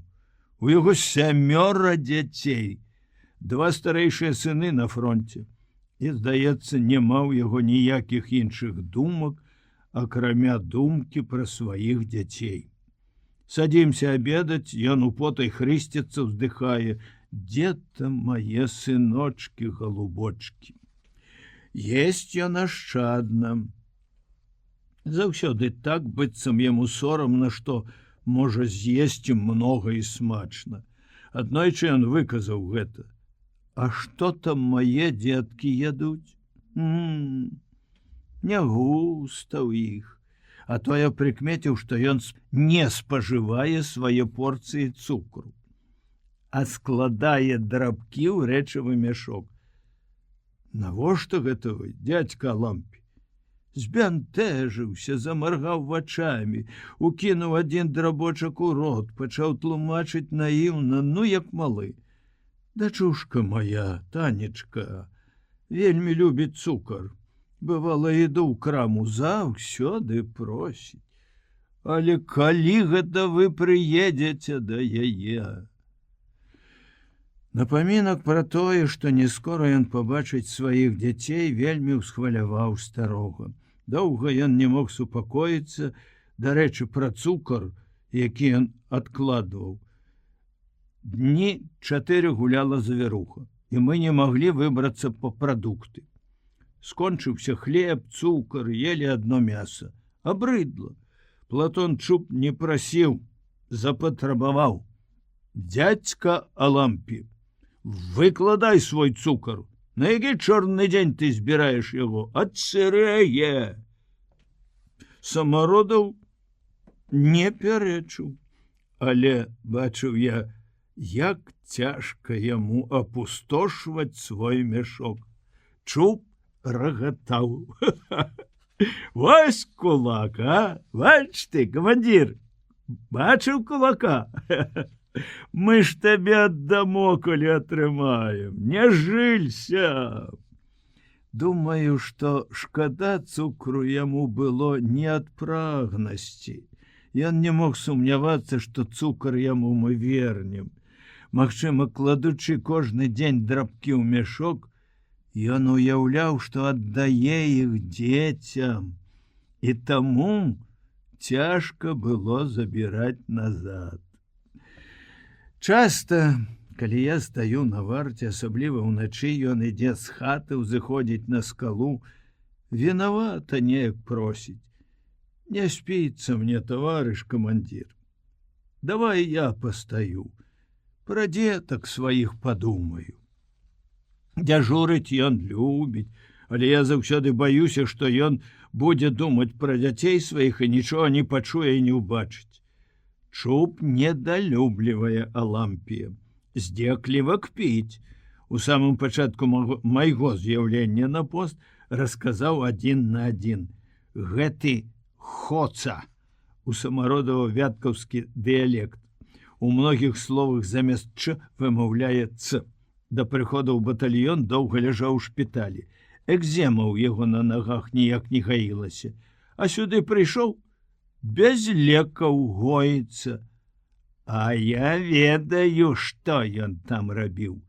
Соллю пасыпаў сваю экзему, каб на фронт не паслалі. Непрыемна мне было слухаць гэта, не спадабаўся Чуб за тое, што адразу нагаворвае на таварыша, што выдумаў на старога чалавека такую абразлівую мянушку хоца. Я заўсёды не любіў людзей, якія смяюцца з мовы іншага народа ці з дэфектаў вымаўлення асобных людзей. Я сказаў пра гэта Чубу, Ён, відаць, не зразумеў і колькі дзён трымаўся афіцыйна. Але мяне ўразіла іншае. Соль гэтая, якой пасыпаюць раны, каб надаўжэй затрымацца ў шпіталь. А? Няўжо сапраўды ёсць такія людзі? Я ведаў, што ёсць дэзерціры, самастрэлы, нам чыталі загады. Все мы на батарэі з ненавісцю гаварылі пра гэтых здраднікаў, можа, з большай ненавісцю, чым нават пра фашыстаў. Але пасыпаць соллю ўласныя раны просто не змяшчаецца ў маёй свядомасці, здаецца неверагодным. Некаторы час пасля гэтага я адносіўся насцярожана і да Самародава, і да Чуба. Толькі да Сушылава я адчуў павагу з першых дзён. Ён з архангельскіх памораў, але не рыбак, а паляўнічы, рабочы з Верасаўгаса. Хоць ловіць рыбу, гэтак жа ўдала, як і паляваць. Ён ва ўсім процілегласць дзядзьку Алампію. Той худы, сутулены, гэты каржакаваты, як камёл добрага дуба, толькі крыху касалапы. Той амаль сівы ўжо, гэты ж старэйшы па гадах, а ў яго ледь-ледь пасерабрыліся скроні. Валасы цёмныя, густыя, з рудаватым адлівам, крыху святлей калматыя бровы, амаль зусім рудыя, а вусы чорныя. Па жэсту, які Сушылаў рабіў часам забыўшыся, я адразу здагадаўся, што ён насіў бараду. Потым стары прызнаўся: так, насіў. Але ў будаўнічым батальёне, дзе ён служыў дагэтуль, камандзір прымусіў яго пагаліцца для гігіенічнасці. Сушылаў попрасіў, каб я дазволіў яму адгадаваць бараду. І я дазволіў на сваю адказнасць. Праз тыдзень твар яго непазнавальна змяніўся. Чуб смяецца: хітры ты, Фядос Ефремович, лянуешся галіцца, бараду выдумаў, а? А я вось скрабу праз дзень тупой брытвай, хоць завязвай нешта. Сушылаў немаўклівы, але вельмі немнагаслоўны. Гаворыць, быццам ласку робіць. Дзяцей у яго двое, дарослыя, сын ваенны марак, дачка студэнтка засталася ў блакадным Ленінградзе. Ад сына прыходзяць пісьмы, пра дачку нічога не вядома. Але ён не ўздыхае, як Самародаў, не ўспамінае пра дзяцей пры нас. Толькі, прыкмеціў я, у газетах надзвычай уважліва чытаю ўсё пра Ленінград. Чуб празваў Сушылава «наш кармілец». І гэта не жарт, это сапраўды так.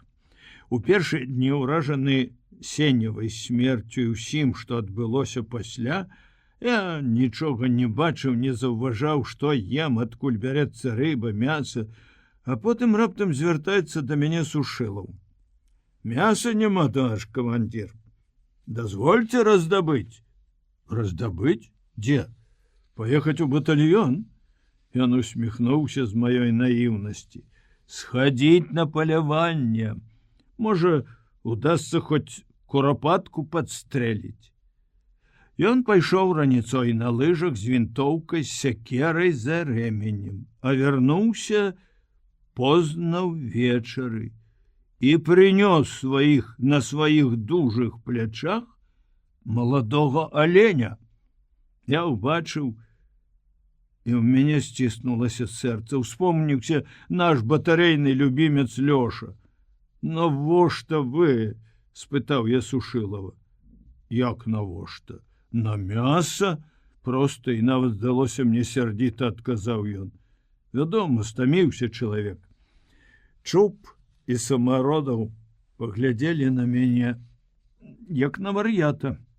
У першыя дні яны сур'ёзна лічылі, што ў мяне не ўсе дома, і пачалі з сялянскай разважлівасцю і сур'ёзнасцю свежаваць аленя. А дзён праз колькі Сушылаў адпрасіўся на возера. Рыбкі захацелася. і прынёс паўмешка акунёў. Ён не толькі ўмеў паляваць і рыбачыць, але і гатаваць быў мастак. Спрабавалі кулінарыць па чарзе, ды абеды дзядзькі Алампія хоць на сабаку вылі. Бабскіх спраў, як ён кажа, гэты сялянскі патрыярх не разумее. Крыху хіба лепш у Чуба, а ў Сушылава нешта незвычайнае. За Леніны ён нагатаваў такіх смачных рэчаў, якіх я ніколі ў жыцці не еў. І ў батальён по прадукты часцей за ўсё ездзіць ён, наш кармілец, сам просіцца. Яму давай любую работу, самую цяжкую, абы толькі не стаяць на голай скале і не ўглядацца ў пустое неба. Не можа трываць памор нерухомасці і бяздзейнасці. Платон Чуб сяго толькі, гадоў на 10 старэйшы за мяне. Ён кубанскі казак. Ганарыцца сваім казацкім званнем і дужа перажывае, што з-за нейкай хваробы не мог трапіць у кавалерыю. Па гэтай прычыне яго ў свой час і ў армію не ўзялі. Але што за хвароба, сам не ведае, ці можа хітруе, не прызнаецца.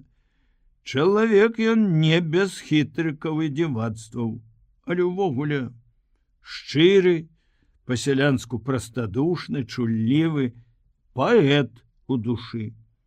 Крыху гультаяваты, наровіць, каб хто іншы за яго зрабіў.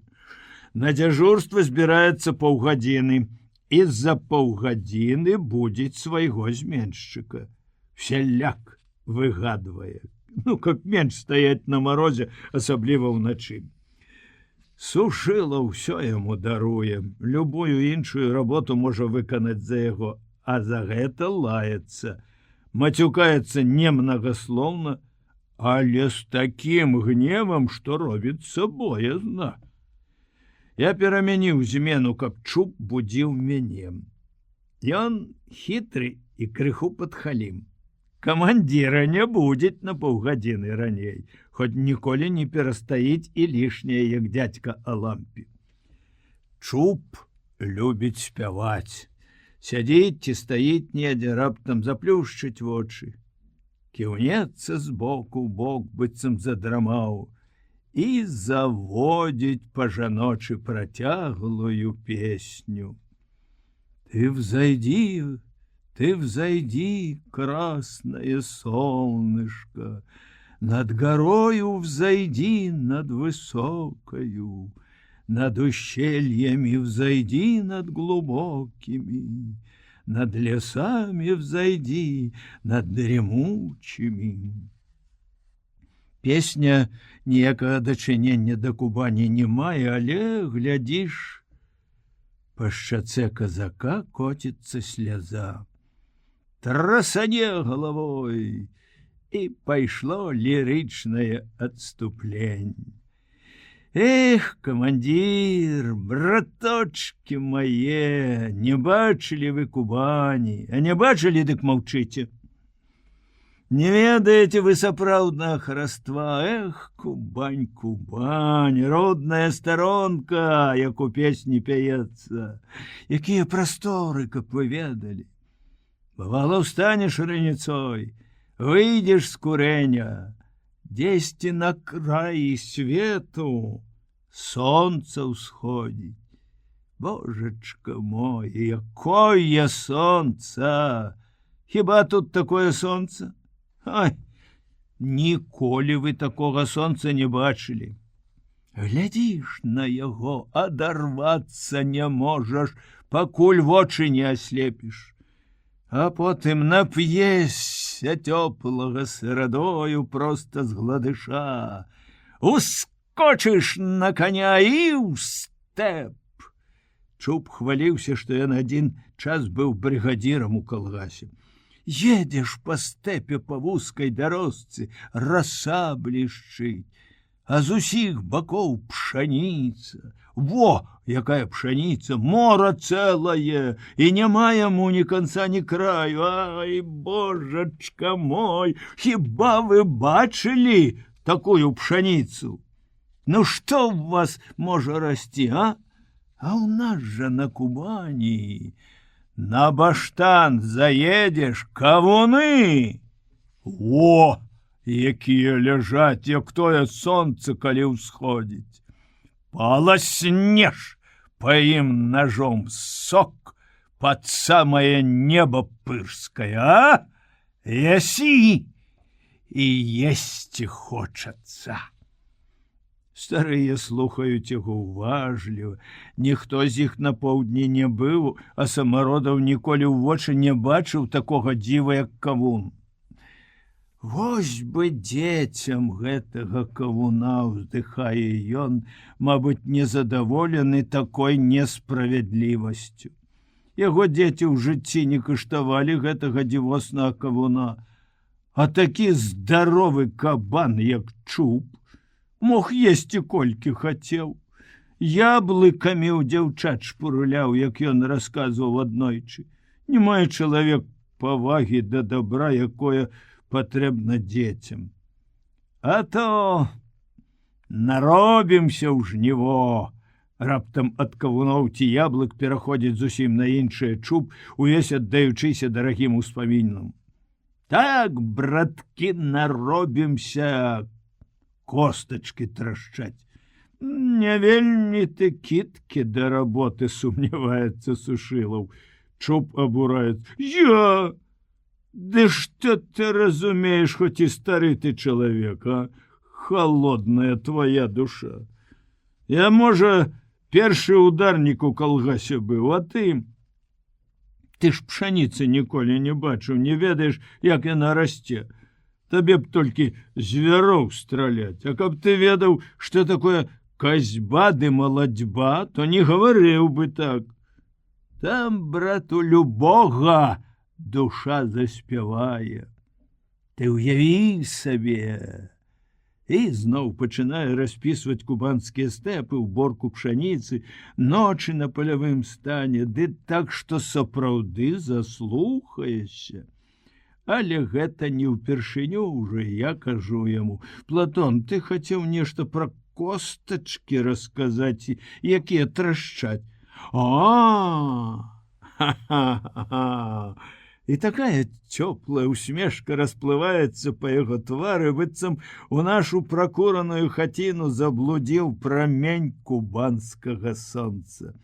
Не пра костачкі, а пра радасць жыцця. Наробіся, всё баліць іныя, здаецца, упаў бы, заснуў бы, дзе стаіш, а прыйдзеш дадому. Дзеці на калені лезуць.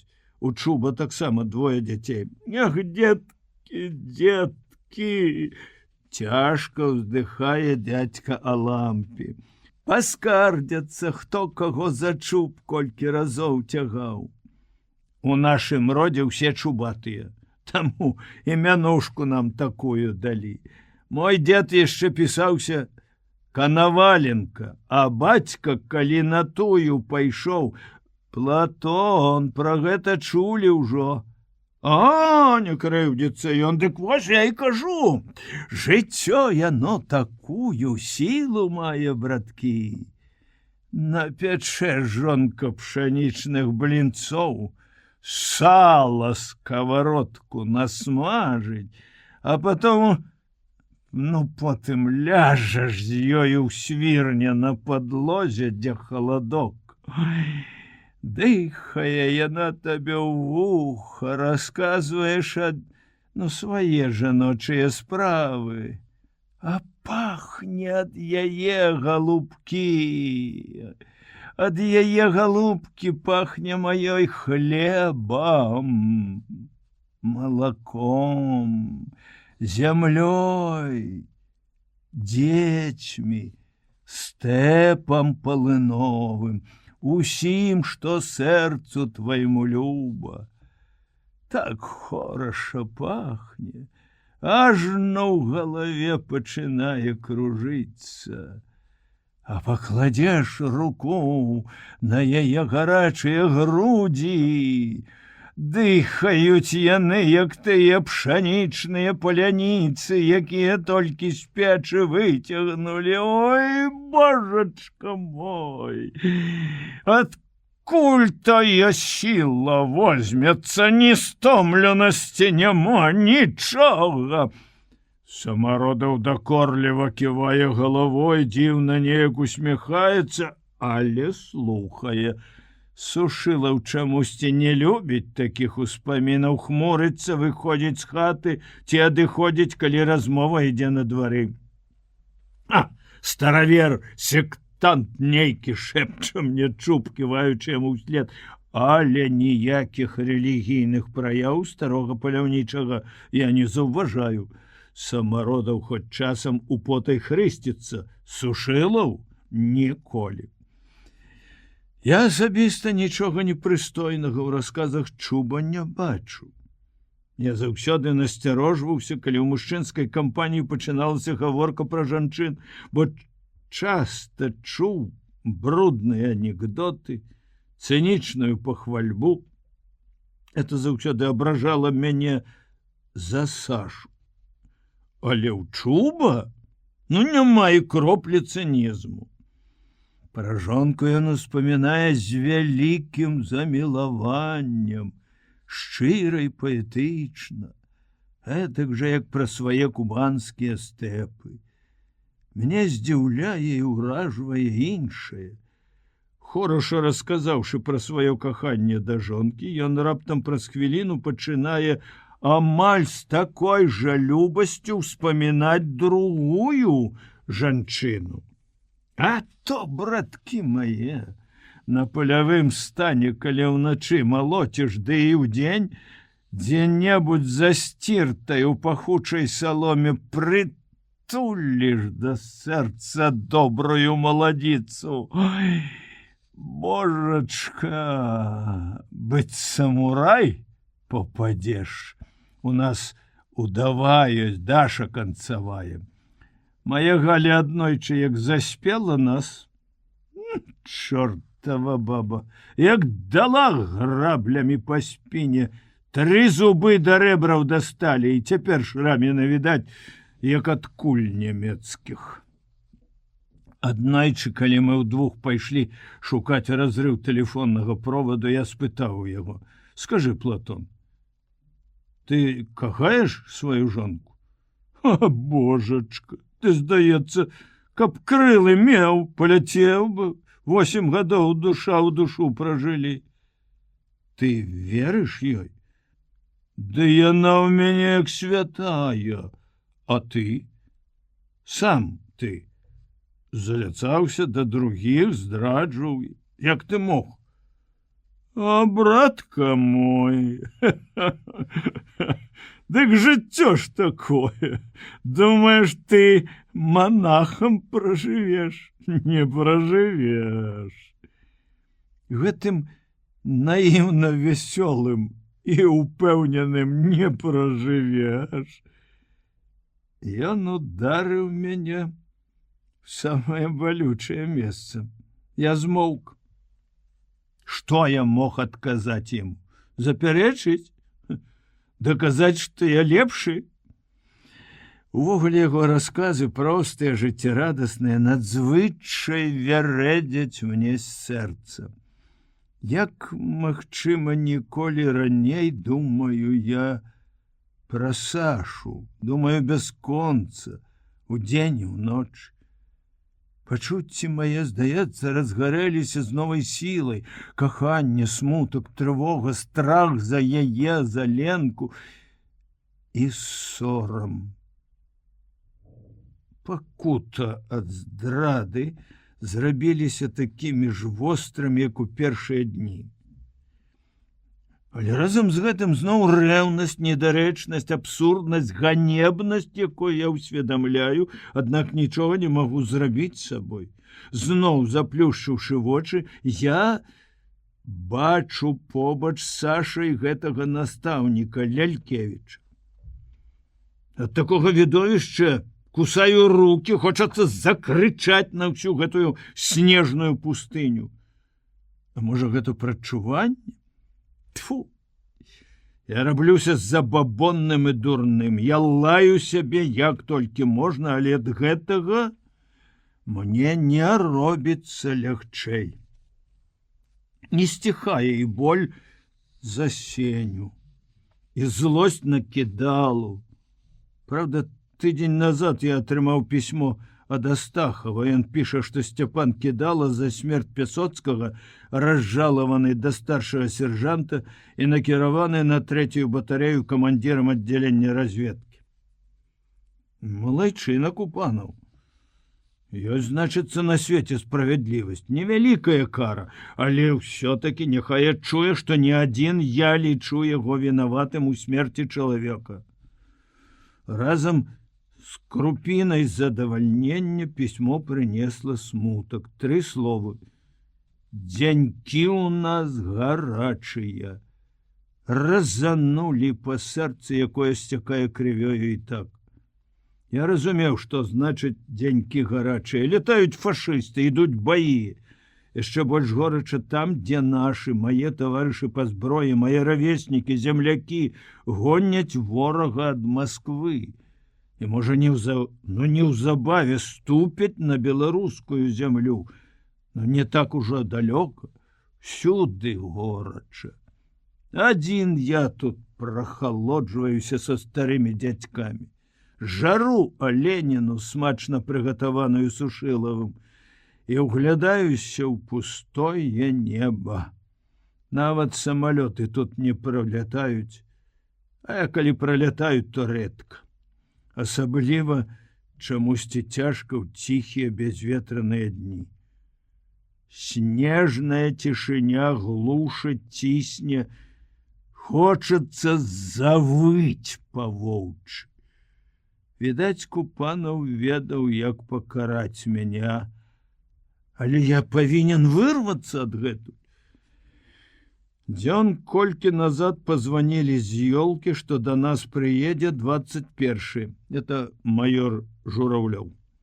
Пачалі раіцца, як сустрэць камандзіра. Сушылаў адразу прапанаваў сустрэць як належна, не скупіцца. Дядька Лампі выказаў апаску, стары ўсяго баіцца, каб залішняя гасціннасць часам не пашкодзіла нам. Пабачыць, майор, як мы жывём, і мяса, і рыба, ды возьме і абрэжа нам паёк, які атрымліваем у батальёне. Вось жа кулак, засмяяўся Чуб. Бачыў ты, камандзір, кулака? Дядька Алампі. Ды ты гасцей прымаў калі-небудзь? Ці ў вас вяткаўскіх гэта не заведзена? Я сына жаніў.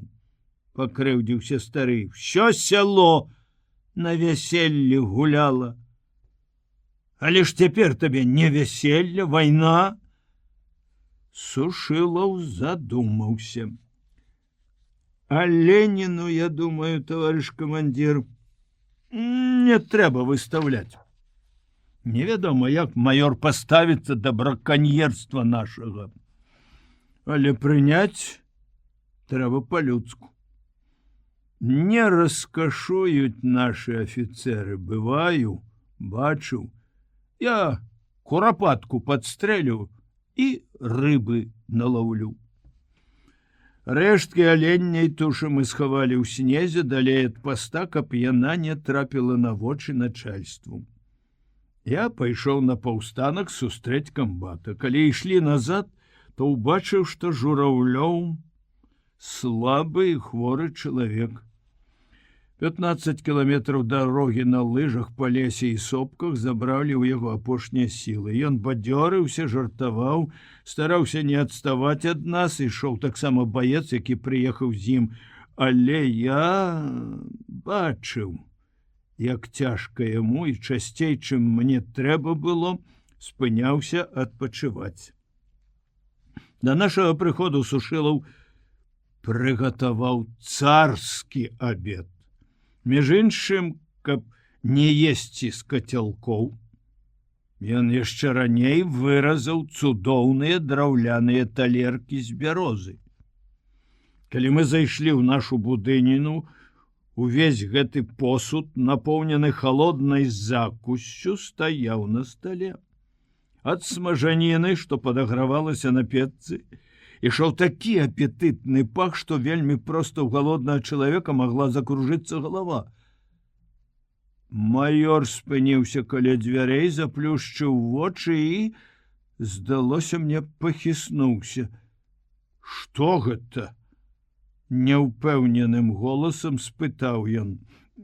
Чым багаты, тым рады, таварыш маёр, бадзёра прывітаўся наш кармілец. Радавы Сушылаў, паляўнічы рыбалоў. Ну, вось, курапатка, рыба, тлумачыў я, крыху баючыся, што маёру можа не спадабацца такая раскоша. Журавлёў стомлена апусціўся на нары. Спалохалі вы мяне. Думаў, зноў галюцынацыя. У мяне ў блакадзе часта было. Чую пах найлепшых страў, якія еў да вайны. Бачу іх. Вельмі нас усіх кранула такое шчырае яго прызнанне. І тое, як ён потым доўга хадзіў навокал стала, углядаўся ў падсмажаную рыбу, нюхаў наварыстую юшку і жоўтую апетытную курапатку. А гатаваў хто? Я, адгукнуўся Сушылаў, спадзяючыся, мабыць, на падзяку. Кухарам у батальён. Не жадаеце пайсці? Чуб пасля прызнаўся, што ён ледзь не самлеў, пачуўшы такую прапанову камандзіра. Кубанец больш за ўсіх любіў смачна паесці, а страціць Сушылава значыцца сесці на траску і гарохавы суп. Ніяк не, таварыш маёр. Ніколі не быў кухарам і не жадаю быць. А гэта, кіўнуў кармілец на стол, пастараліся ўсе разам для дарагога госця. Чуб з палёгкай уздыхнуў, пранесла. Калі такі абед, даставай, Луня, нашы запасы. Будзем баляваць, даўно я не сядзеў за такім сталом, сказаў маёру.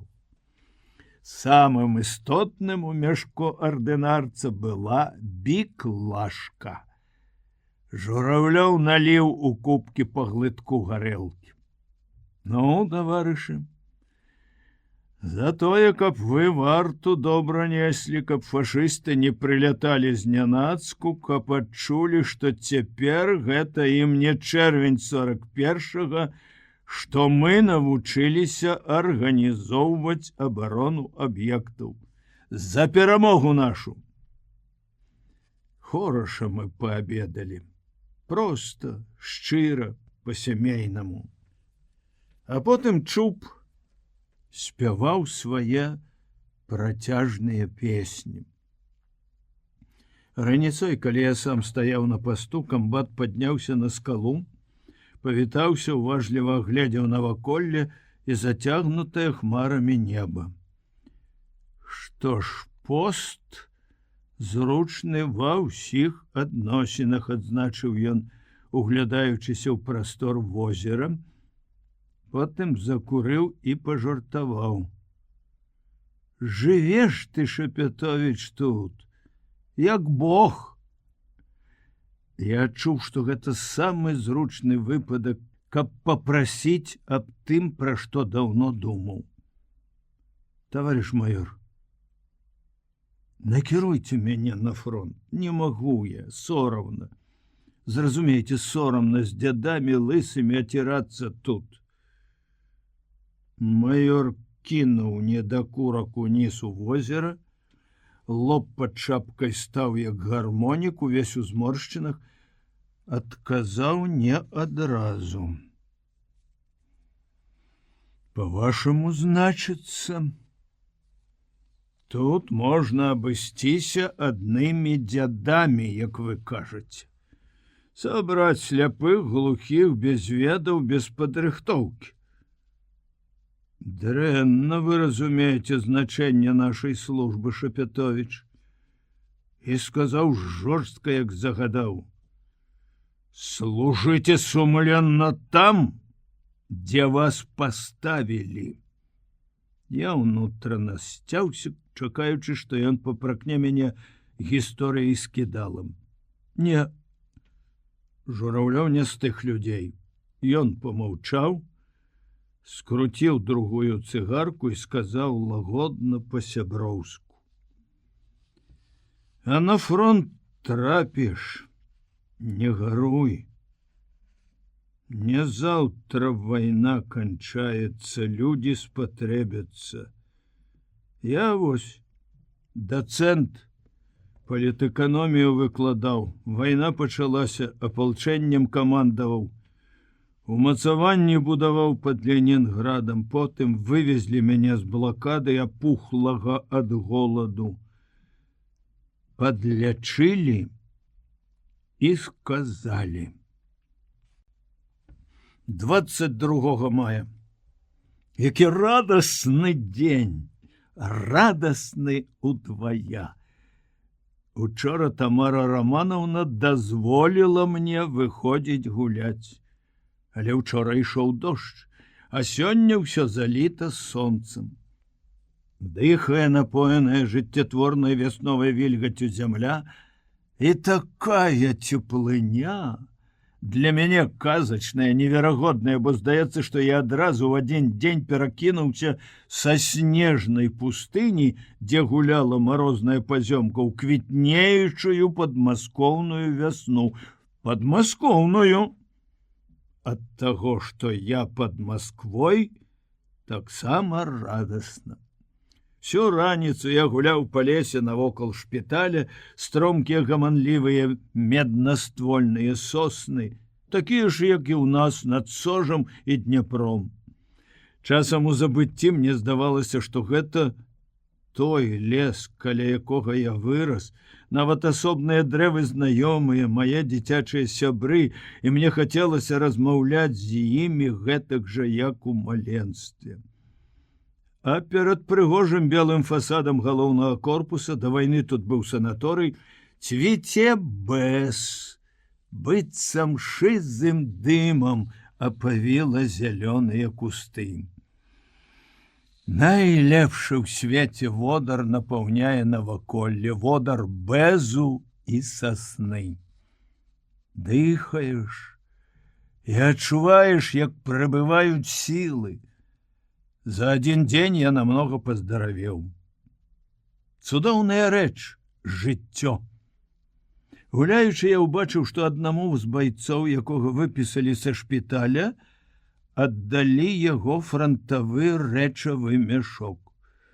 Значыцца, у асобных выпадках рэчы раненых вязуць разам з імі ў тыл.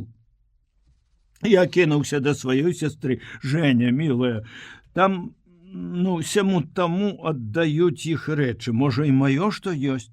Ці нельга даведацца? Яна усміхнулася цёпла, ласкава. У яе заўсёды кожнаму раненаму такая усмешка, як сённяшні майскі дзень. А што ў вас? Скарб там, што вы так хвалюецеся? Я на момант сумеўся, але тут жа вырашыў прызнацца шчыра. Яна разумная і чулая дзяўчына, масквічка, дачка прафесара. Дзённік у мяне. Дзённік? Спачатку вайны я вёў дзённік. Я не памыліўся, яна зразумела. І вось якое шчасце! Ён зноў у маіх руках, знаёмы, родны, зашмальцаваны агульны сшытак, дробненька спісаны у кожную клетачку. Трэба было эканоміць паперу. Я сяджу адзінока ў дальняй альтанцы пад соснамі і размаўляю з ім як самым верным другам. Перагартаў, перачытаў, успомніў. Апошні запіс, які абрываецца словам «сказалі», я не мог дапісаць. Што сказалі маёру Жураўлёву? Пісаў я позна ўначы пры святле газнічкі, зробленай з гільзы буйнакалібернага кулямёта. Побач бестурботна спалі Чуб і Самародаў. Чуб смешна хроп з подсвістам, а за дзвярамі тонка свістаў ветер, той своеасаблівы ветер, які здзірае самы верхні пласт снегу, узнімае тонкія снежныя пылінкі і нясе іх бясконца в адным напрамку. Такая пазёмка засыпае след за 5 минут. Раптам адчыніліся дзверы, ветер калыхнуў полымя газнічкі, Сушылаў, які стаяў на варце, прашаптаў трывожна і таямнічна: «Камандзір, сюды!» Я накінуў кажух, выскачыў, вартавы хутка падымаўся на скалу, я за ім. Ён не стаў там у поўны рост, як звычайна, а лёг за камень, прашаптаўшы мне: «Лажыся!» Я ўпаў побач з ім. «Бачыш?» — паказаў ён на возера.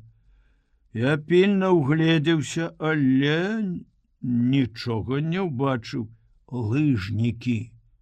Много лыжнікаў, ідуць ланцугом, у маск-халатах.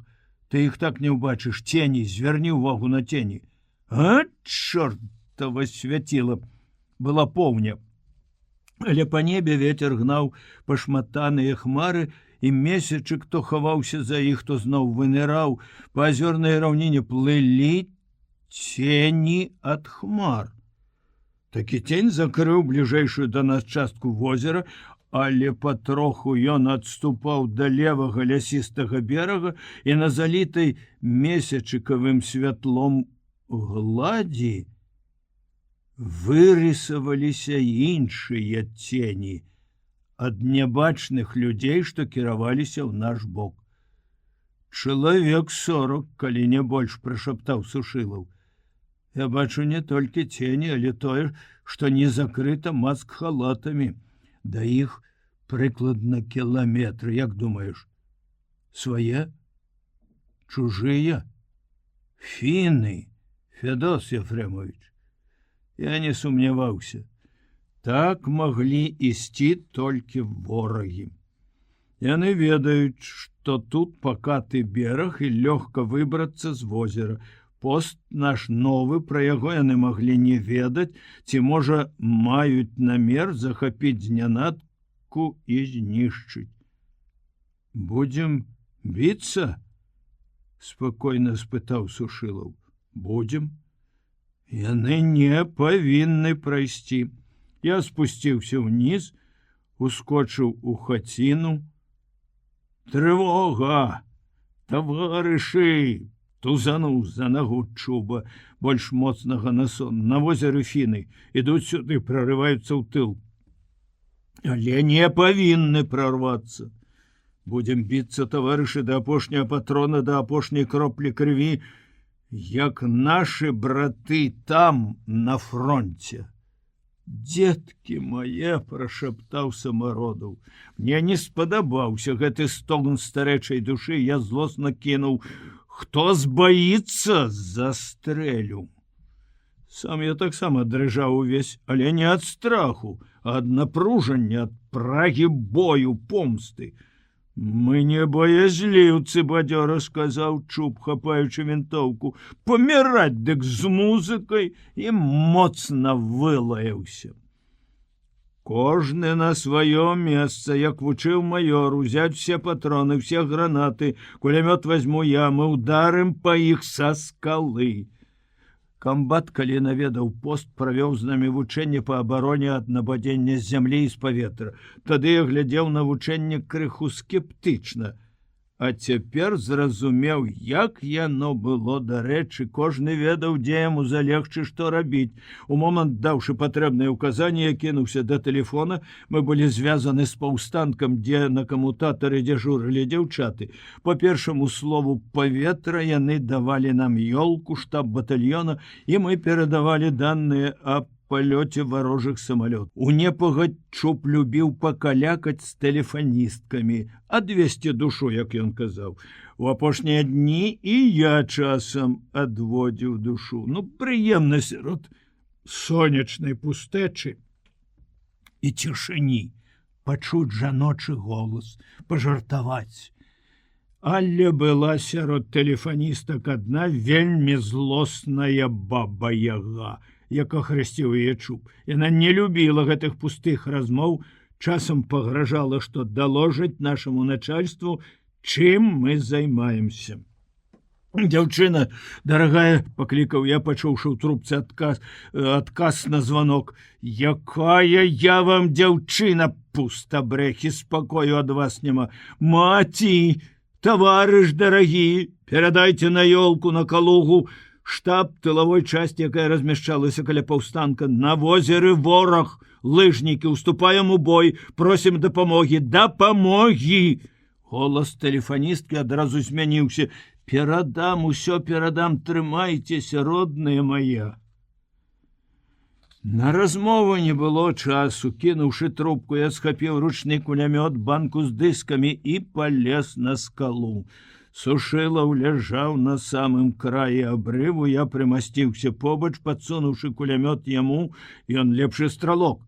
Ад яго ўзяў вінтоўку. Вось яны ўжо дзе. Бачыш? Прашаптаў ён.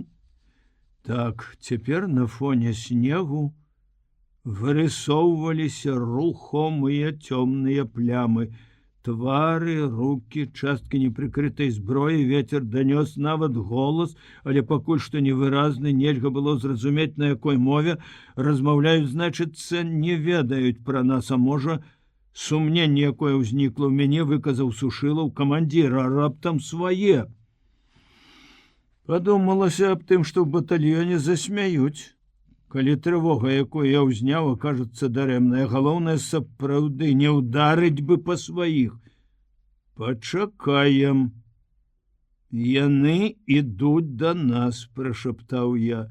Будзем трымаць на мушках. Я лічыў плямы, налічыў больш за 50.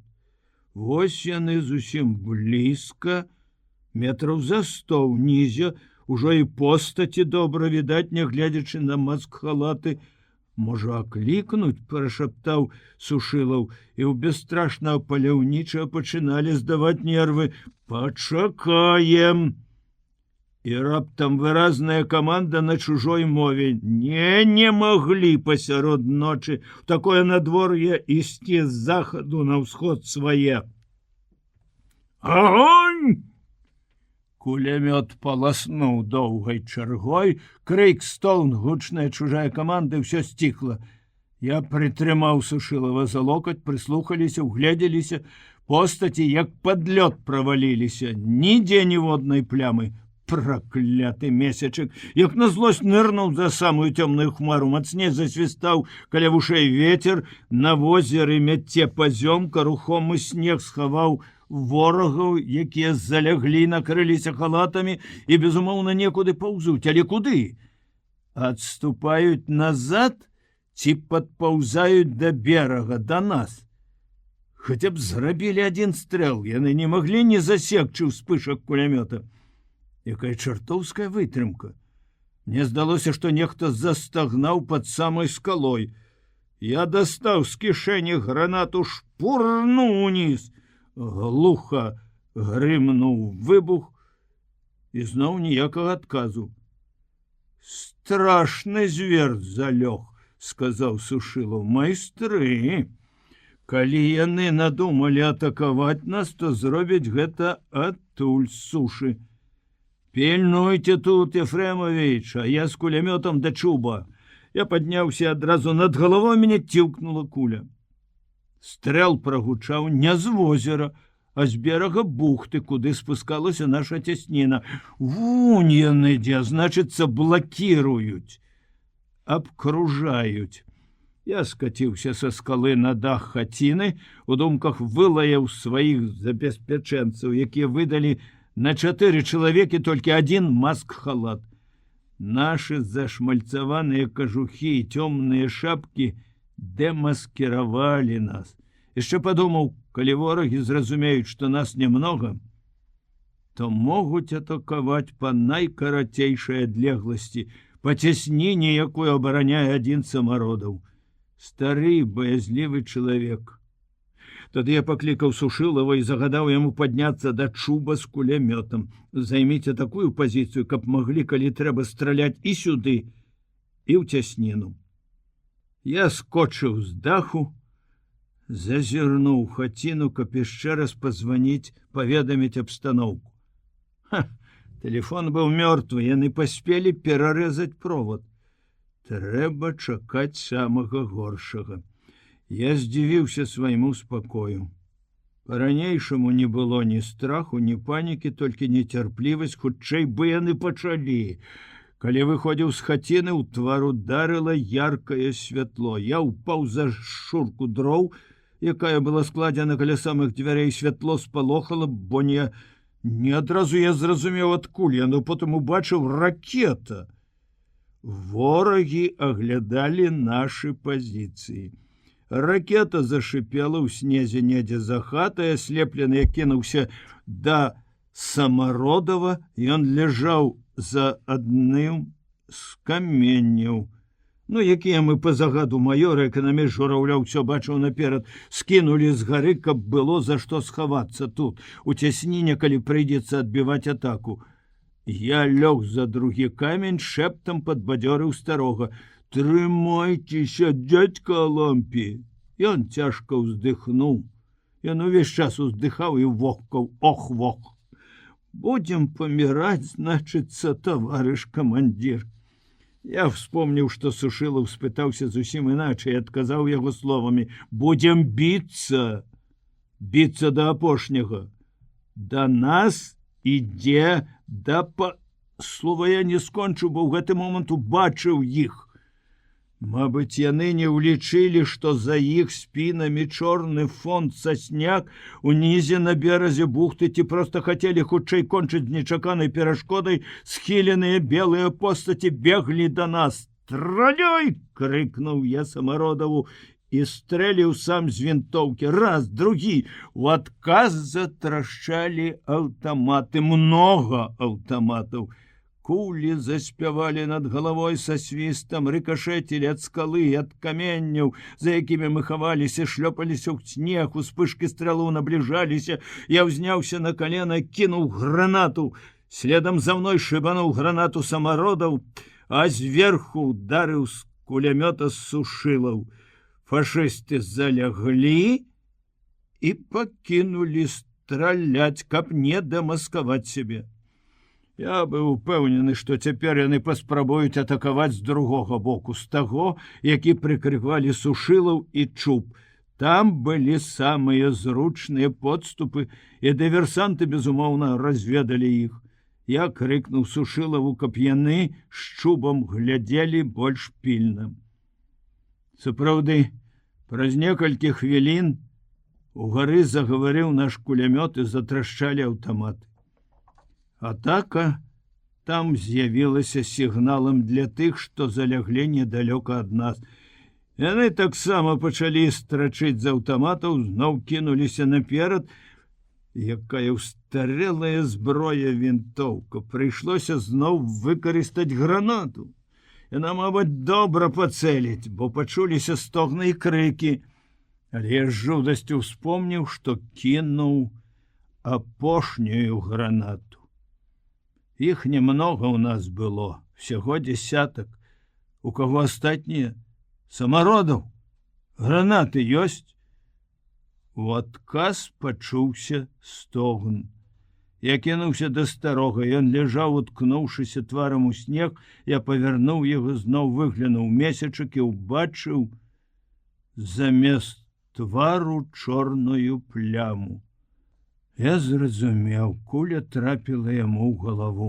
Магчыма, у лоб, і твар быў заліты крывёю. «Паміраю, камандзір! Дзеці! Сыночки мае, дзеці! Перадай!» Што перадаць, я не даслухаў, бо зноў заціўкалі кулі. Я ўбачыў побач з вінтоўкай Самародава гранату і з радасцю схапіў яе, але не кінуў. Месяц засвяціў так ярка, што я выразна ўбачыў постаці на снезе, відаць, забітыя. Адзін варушыўся і стагнаў, крыху ніжэй чыркнула кароткая чарга. Трэба біць з вінтоўкі па ўспышках, вырашыў я. Гранату трэба прыберагчы. Я прыцэліўся і раптам адчуў, што нешта гарачае і ліпучае залівае вочы. Правёў рукой па твары, па валасах, шапкі не было, я не пачуў, калі я сарвала ўсюды мокра і горача. Кроў. Ранены. Трэба перавязаць. Не, трэба перавязаць таварыша, дядька Алампі. Камандзір. Жывы? Пачуўся збоку голас Чуба. Дзіўны голас, здалося мне вясёлы. Платон, чаму ты тут? Сушылаў сказаў справіцца адзін, там іх немного, паслаў падтрымаць вас. Дядька Алампі жывы? Помню, я падумаў, сказаць яму ці не сказаць, што я ранена, Самародаў забіты. Не сказаў, спытаў, гранаты ёсць? 3. Страляй! Не давай падняцца ім. Ён стрэліў і злосна вылаяўся пакручастым мацюком, успомніўшы ўсіх святых і грэшных, Бога і чорта, Гітлера і фінаў. Кроў залівала мне твар, калі я адчуў на губах яе салёны смак, закружылася галава, рабілася млосна, у вачах дваілася постаці, цені, месяц. Усё перасеклі чырвона-фіялетавыя лініі, якія трымцелі і калыхаліся. Не, трэба сказаць, што я ранены, бо калі страчу прытомнасць. Але мяне стрымала песня. Спяваў Чуб. Ці, можа, мне здалося? Не, ён сапраўды спяваў сваю любімую. Посею лебеду на берегу, посею лебеду на берегу, мою крупную рассадушку. І я заворожана слухаў, забыўшыся, што кроў залівае твар. Мабыць, песня давяла ворагаў да шаленства. Дагэтуль яны атакавалі моўчкі, наганяючы страх аднымі аўтаматамі, а то раптам закрычалі дзіка шалёнымі галасамі. Я зноў убачыў іх постаці. На момант іх закрыў выбух гранату, якую кінуў Чуб. Я ўзняўся, каб таксама кінуць гранату. Ярка-чырвонае полымя шуганула перад самым маім тварам, апякло грудзі. Падпаліла снег, загарэўся снег, заняўся полымем з усіх бакоў. Я пачаў адступаць ад гэтай нястерпнай гарачыні і сарваўся ў бездань, паляцеў. І месяц чамусьці апынуўся ўнізе пада мной і закруціўся хутка, распырскваючы вакол сябе рознакаляровыя іскры, як тое тачыла, што стаяла каля кузні майго дзядзькі, дзе мы малыя вастрылі свае шаблі. На апошнім чыстым лісце майго сшытка напісана не цвёрдай рукой хімічным алоўкам. Дарагі таварыш камандзір Петро Андреевич, ляжаў я тыдзень з вамі побач у шпіталі ў Кандалакшы. Ды ты не прыйшоў да прытомнасці, так моцна цябе пасекла праклятая граната.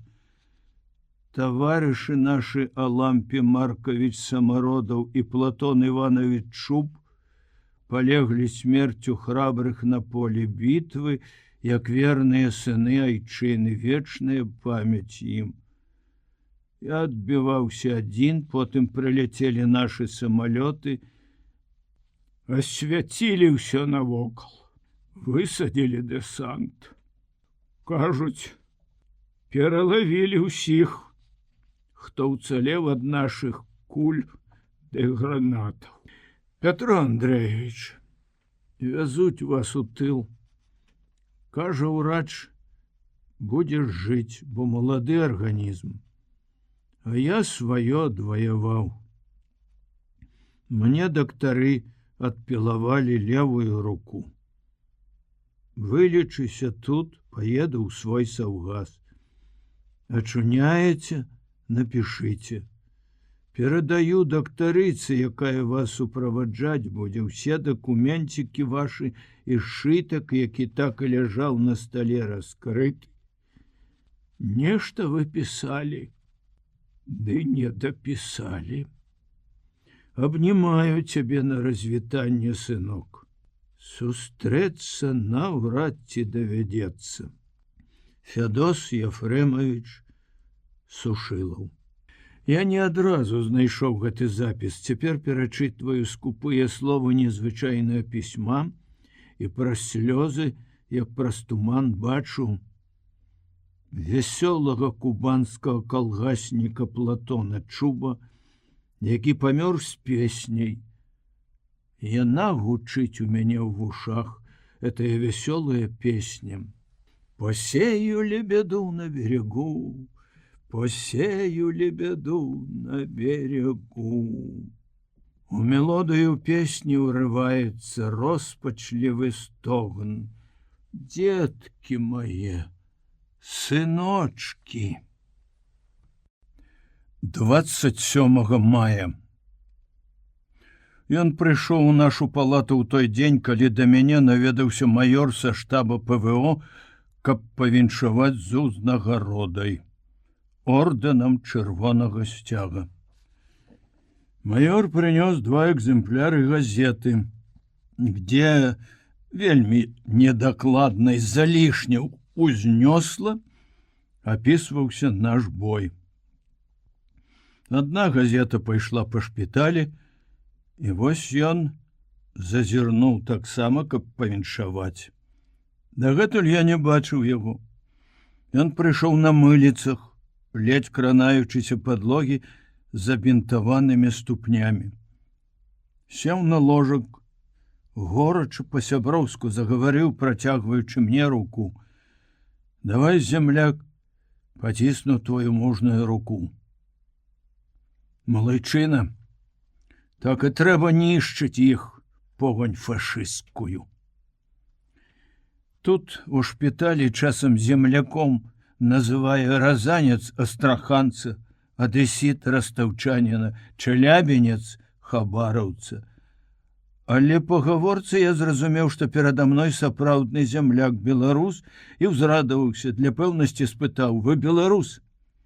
Калі там, паказаў ён на газету, правільна пішуць, што ты гамельчанін, дык я схойнік, ведаеш, з Палесся. Дык гэта ж побач, у мяне жонка ў рэчыцкім раёне. Я пехатою хадзіў да хойнік. Яшчэ больш узрадаваўся я. А з якого вы фронту? Дзе вас параніла? Я? Ён неяк дзіўна усміхнуўся. Я адтуль. Адкуль? З Палесся. Ды не, дзівак, я пытаюся, дзе ваяваў? Там і ваяваў. Там? Як гэта зразумець? Так і разумей. Мабыць, у мяне ў той хвіліну быў такі выраз твару, што ён не мог стрымаць вясёлага смеху. Але, браце, там, у партызанах. А потым накіравалі мяне для сувязі ў Маскву. Ішоў цераз лінію фронту, праваліўся ў нейкім гнілым балоце. Ногі абмарозіў, вось качаюся 2 месяцы. Просто злость бярэ, плакаць хочацца. Там у нас, я ведаю, з вясной хлопцы так разгарнуліся, што горача гітлераўцам. А я вось тут. Я глядзеў на яго. Немагчыма выказаць словамі, як я глядзеў на яго.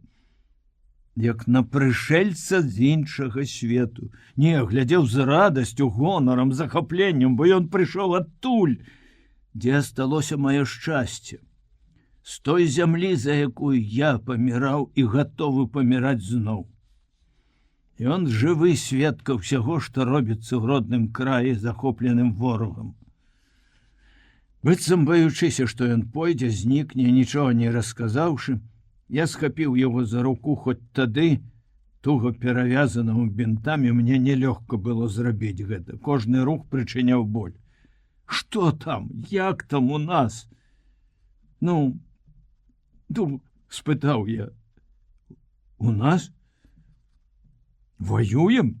Б'ём паразітаў, збіраем сілы. Спачатку цяжка было. Ён расказваў на дзіва спакойна, як пра самае звычайнае. А яны? Яны што? Хто? Гітлераўцы. Вядома, што адбіваюцца. Пробуюць нішчыць нас. Да нас не знішчыш. З намі ўвесь народ. Каб зброі хапала, ды даў кліч, усе у лес пайшлі б. Ёсць, праўда, асобныя здраднікі, паліцаі розныя. Ды з такімі размова кароткая, партызанскі прысуд і гатова. Асабіста я 4 такія прысуды выканаў. А народ, людзей, якія ў вёсках, яны не чапаюць? Ага, не чапаюць. Лютуюць, як шалёныя звяры, паляць вёскі, расстрэльваюць, не глядзяць, ці старыя, ці дзеці. Мяне деда павесілі, 78 гадоў. Мы ўсёй сям'ёй партызаны пайшлі, а ён астаўся, думаў, старога не зачэпяць. У мяне бацькі асталіся і жонка. Ён зразумеў маю трывогу, далікатна памаўчаў хвіліну, потым суцешыў. Не хвалюйся. Можа, і твае ў партызанах. У Сашы дзіця маленькае, у пачатку вайны нарадзілася. Ён, відаць, успомніў пра нешта сваё, такое ж дарагое, як для мяне ўспамін пра Сашу. І цень глыбокага смутку затуманіў яго блакітныя вочы, у якіх адбівалася рама шпітальнага акна. У вачах гэтых як бы згаслі радасныя светлячкі, якія бліскалі там праз усю размову. І раптам мой боль за Сашу і дзіця перадаўся яму. Ён скамячыў пальцамі пра сцяну і сказаў: «Не мне, а некуды ў прастору, туды, дзе быў вораг. Усіх не знішчыш, не, самі раней лягуць». Так пачалася наша дружба. Праўда, у партызана сяброўскія пачуцці да мяне з'явіліся не адразу. Але я прывязаўся да яго з той першай размовы. Я полюбіў Кастуся. Тады, калі я не мог яшчэ ўставаць, для мяне быў пакутлівым, нешчаслівым той дзень, калі ён не прыходзіў у нашу палату. Я выдумляў розныя прычыны, каб яго паклікалі. Ён, мабыць, адчуваў гэта і нейкі час ставіўся да мяне як дарослы да малога. Але я не крыўдзіўся. А калі пачаў падымацца і хадзіць, то не адступаў ад яго ні на крок.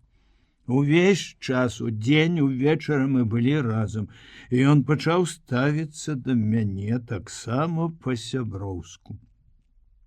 Мы бясконца гаварылі.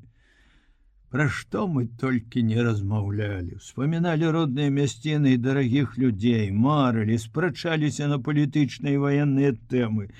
Нарэшце, ў нейкі дзень я выказаў яму сваю мару, якая з'явілася бадай што адразу ж пасля першай нашай сустрэчы, але я доўга таіў яе не толькі ад яго і ад каго інша, але нават ад самога сябе. Я гарэў жаданнем, думаў пра гэта бесперапынна, але разважыўшы заўсёды са смуткам прыходзіў да вываду, што ажыццявіць гэта дужа цяжка. Аднак, калі дружба наша стала такой, што можна было даверыць адзін аднаму самыя патаемныя думкі, я адкрыў сваю мару. Кастусь, зрабі так, каб і я паляцеў з табой у тыл. Ты? Ён сур'ёзна задумаўся, а потым, відаць, вырашыў крыху падражніць мяне, памучыць. А што ты ўмееш рабіць? Як што? Страляць? Страляць цяпер усе ўмеюць. Я артылерыст. Артылерыі ў нас пакуль што няма. Тое, што ён гулліва спакойна адмаўляў усе мае якасці, давяло мяне да шаленства. Я крыкнуў: «Дарогі ўмею будаваць, масты, мала з цябе!» «Нам будаваць не трэба, нам іх узрываць трэба. А калі я ўмеў збудаваць, то змагу і ўзарваць, будь спакойны». Мой мучитель зноў сур'ёзна задумаўся. А вось гэта правільна. Будаўнік павінен ведаць, дзе слабое месца, каб меншым зарадам больш шкоды. Не, ты сур'ёзна хочаш у партызаны? Сур'ёзна? Ды я не ведаю, што зрабіў бы, каб апынуцца там. Эх, шкада, што ты не радыст, нам радысты патрэбны.